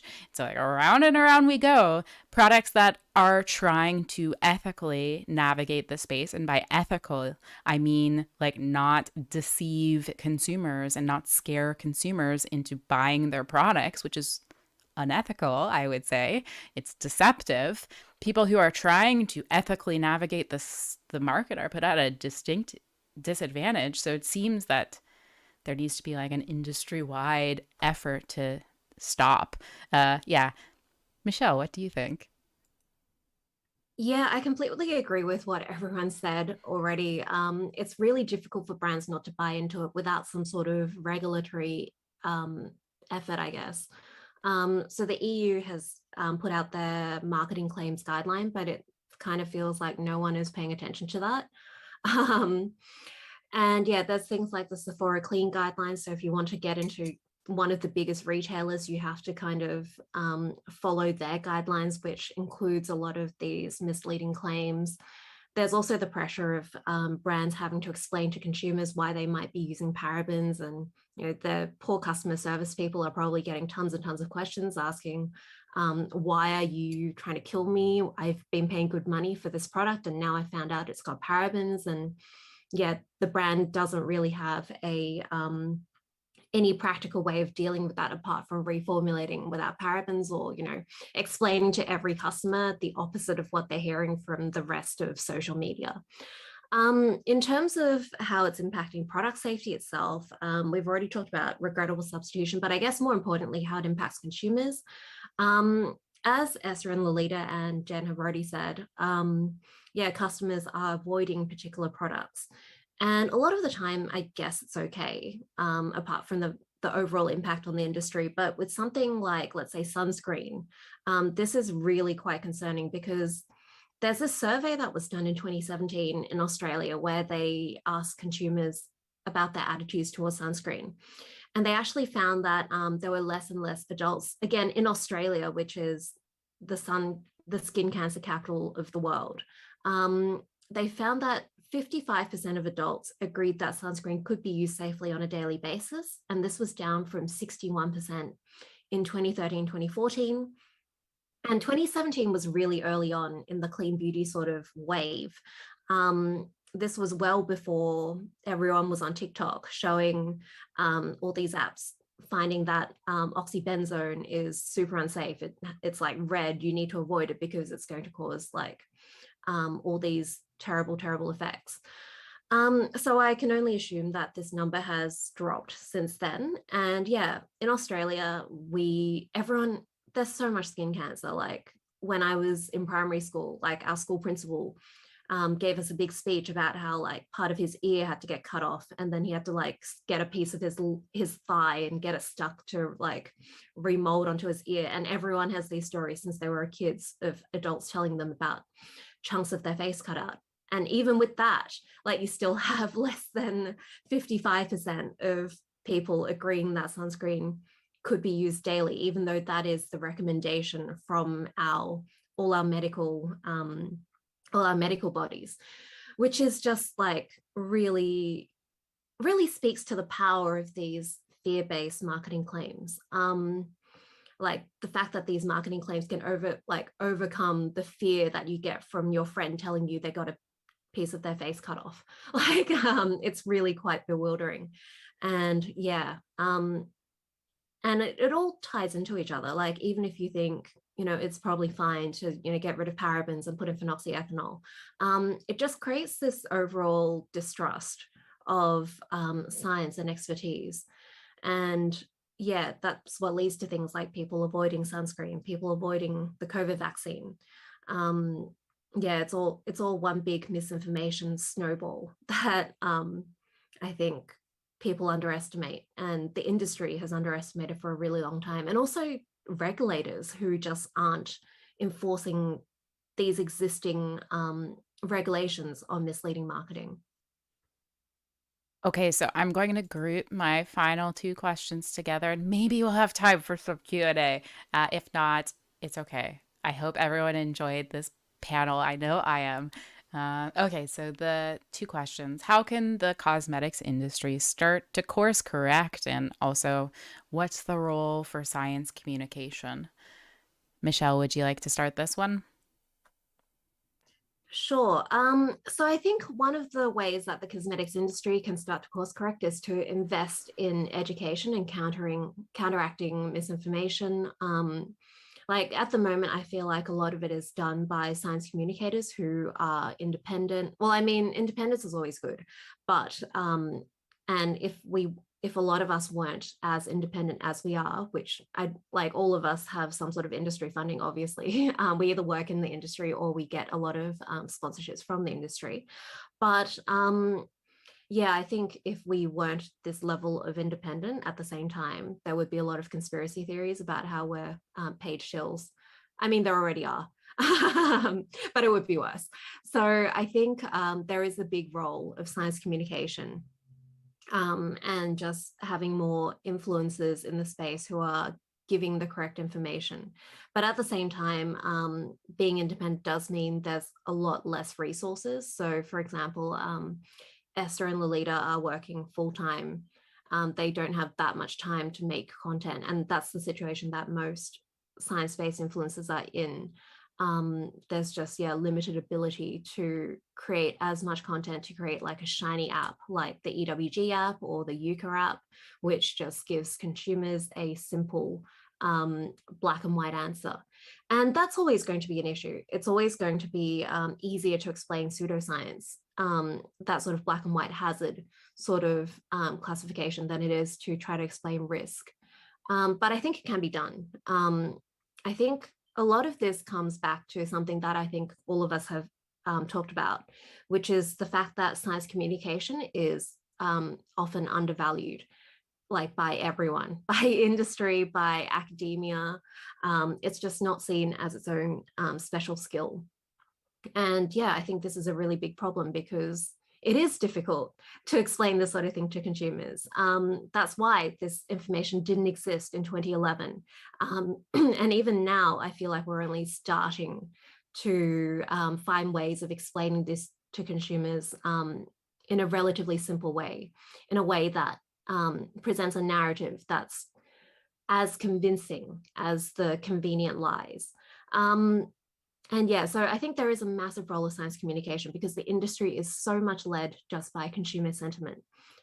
We can see brands just like caving in. We can see even like really, really big multinational brands who have teams of scientists. They hire hundreds, maybe thousands of scientists, just starting to buy into freeform claims, collaborating with the EWG, paying the EWG to lower the ratings, the danger ratings of their products.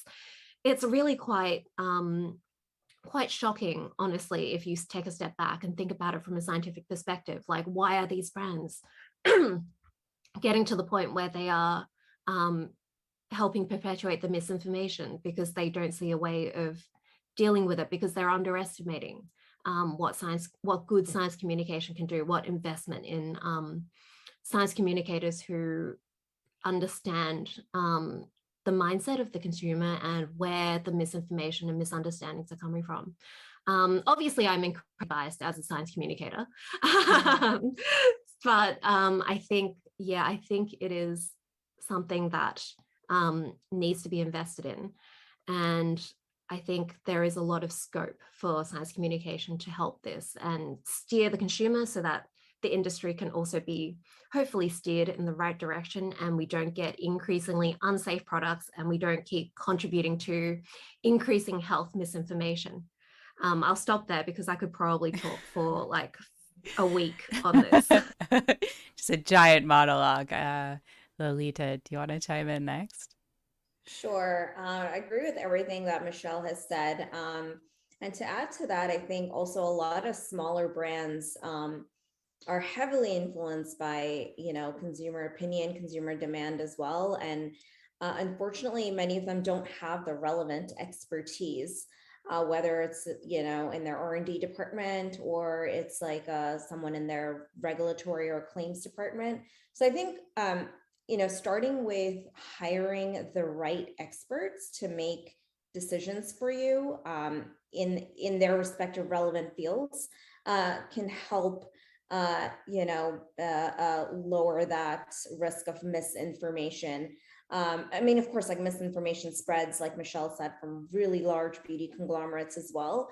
But for smaller brands, I think it's not even like a second thought. Like it's just, hey, we just start a brand and it has to be free from XYZ. And as someone who right now works with smaller indie brands, those are the type of briefs that I get all the time. Like there's no second thought on, these, formulating a product that has any of these like ingredients that are fear mongered. And so me as a formulator and, I've worked in regulatory and product development, I try my best to explain to the brand that, hey, if you did have silicones in your moisturizer, it had like a nice slip, do you want to try it out? But the answer always is no, we want like a no silicone free brand, etc. So I've seen that so much from small brands where they don't even want to take a chance to try to listen, or just take my advice as someone who has so much experience in the industry. And so hopefully, soon, like with the help of other science beauty influencers out there, with other chemists out there, something can be done to help these brands make more informed decisions about their product choices and ingredient choices. But but there are other brands out there who are actually truly making an effort to educate consumers. I know of a brand that works with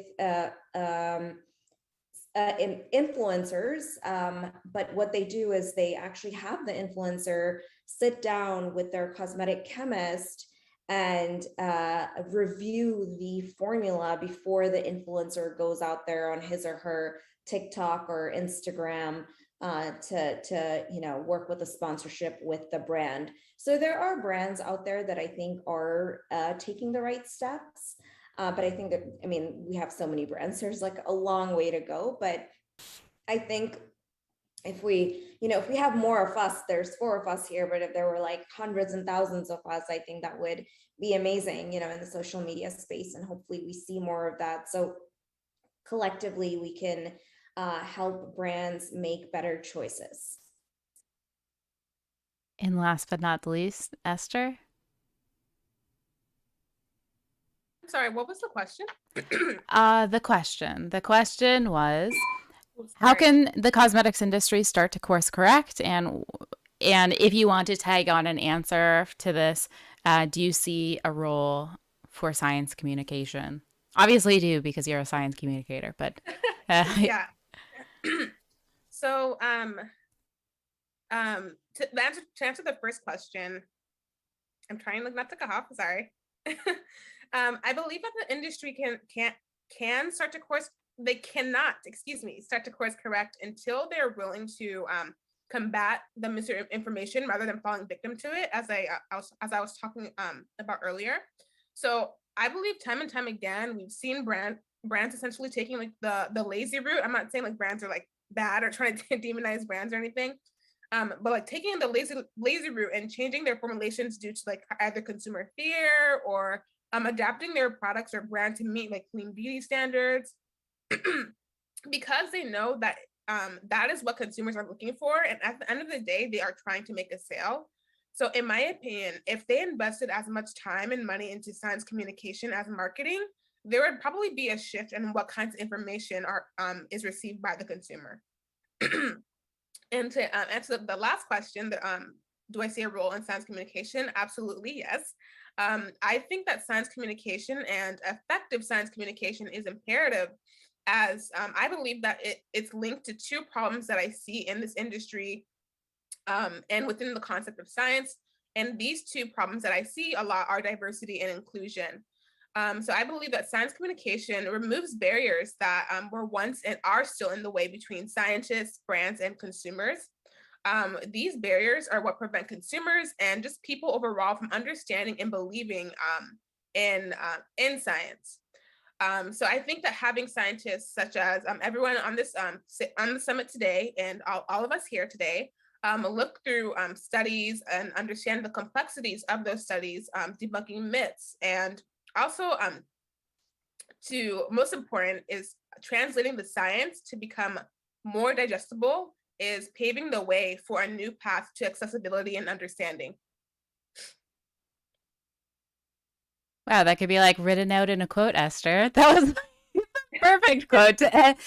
Okay, so we have run out of time. I'm so sorry to everyone who had questions. If you have questions, some of us are in the question or in the chat for the summit chat discussion, so we can continue the conversation there for a little while. Although some of us have to either go to bed or drink tea. I'll be there for a little while at least. Go to bed as in Michelle. It's what time right now? It's 6 a.m. So I don't know. Maybe I should just stay up and have normal waking hours, but yeah, so that is the end of this panel and also the end of the e-summit. Thank you to our panelists here for agreeing to share your expertise. Thank you to all of our speakers throughout the day. This event would not be possible without you, so thank you so much for helping make this what it was. I also wanted to thank again. I can't thank you enough, Julia. Julia, you're so awesome. Thank you so much. Thank you so much for all the tech support. And also, Julia's been moderating both the YouTube and the Discord discussion. So thank you, thank you, thank you. And there's going to be a replay of this whole summit. I am going to publish it at the very latest. It's going to be published tomorrow morning. It may be published earlier. Whoever is registered will receive a link with the replay, and then there will also be slides for the presentations. And then I guess I would leave it at, if you'd like to support this e-conference initiative, I personally think it's really important, the accessibility of accurate information, and obviously the rest of the panelists do as well, and maybe you do as well. I hope you do. If you think that this is important, please share. Please share some of what you've learned today. Maybe share this panel. Share parts of the conference. Whatever you can do, share it, get it out there, and keep it in mind as you navigate this space into the future. But with that, thank you so much, and thank you to Michelle, Lolita, and Esther for being a part of our closing panel.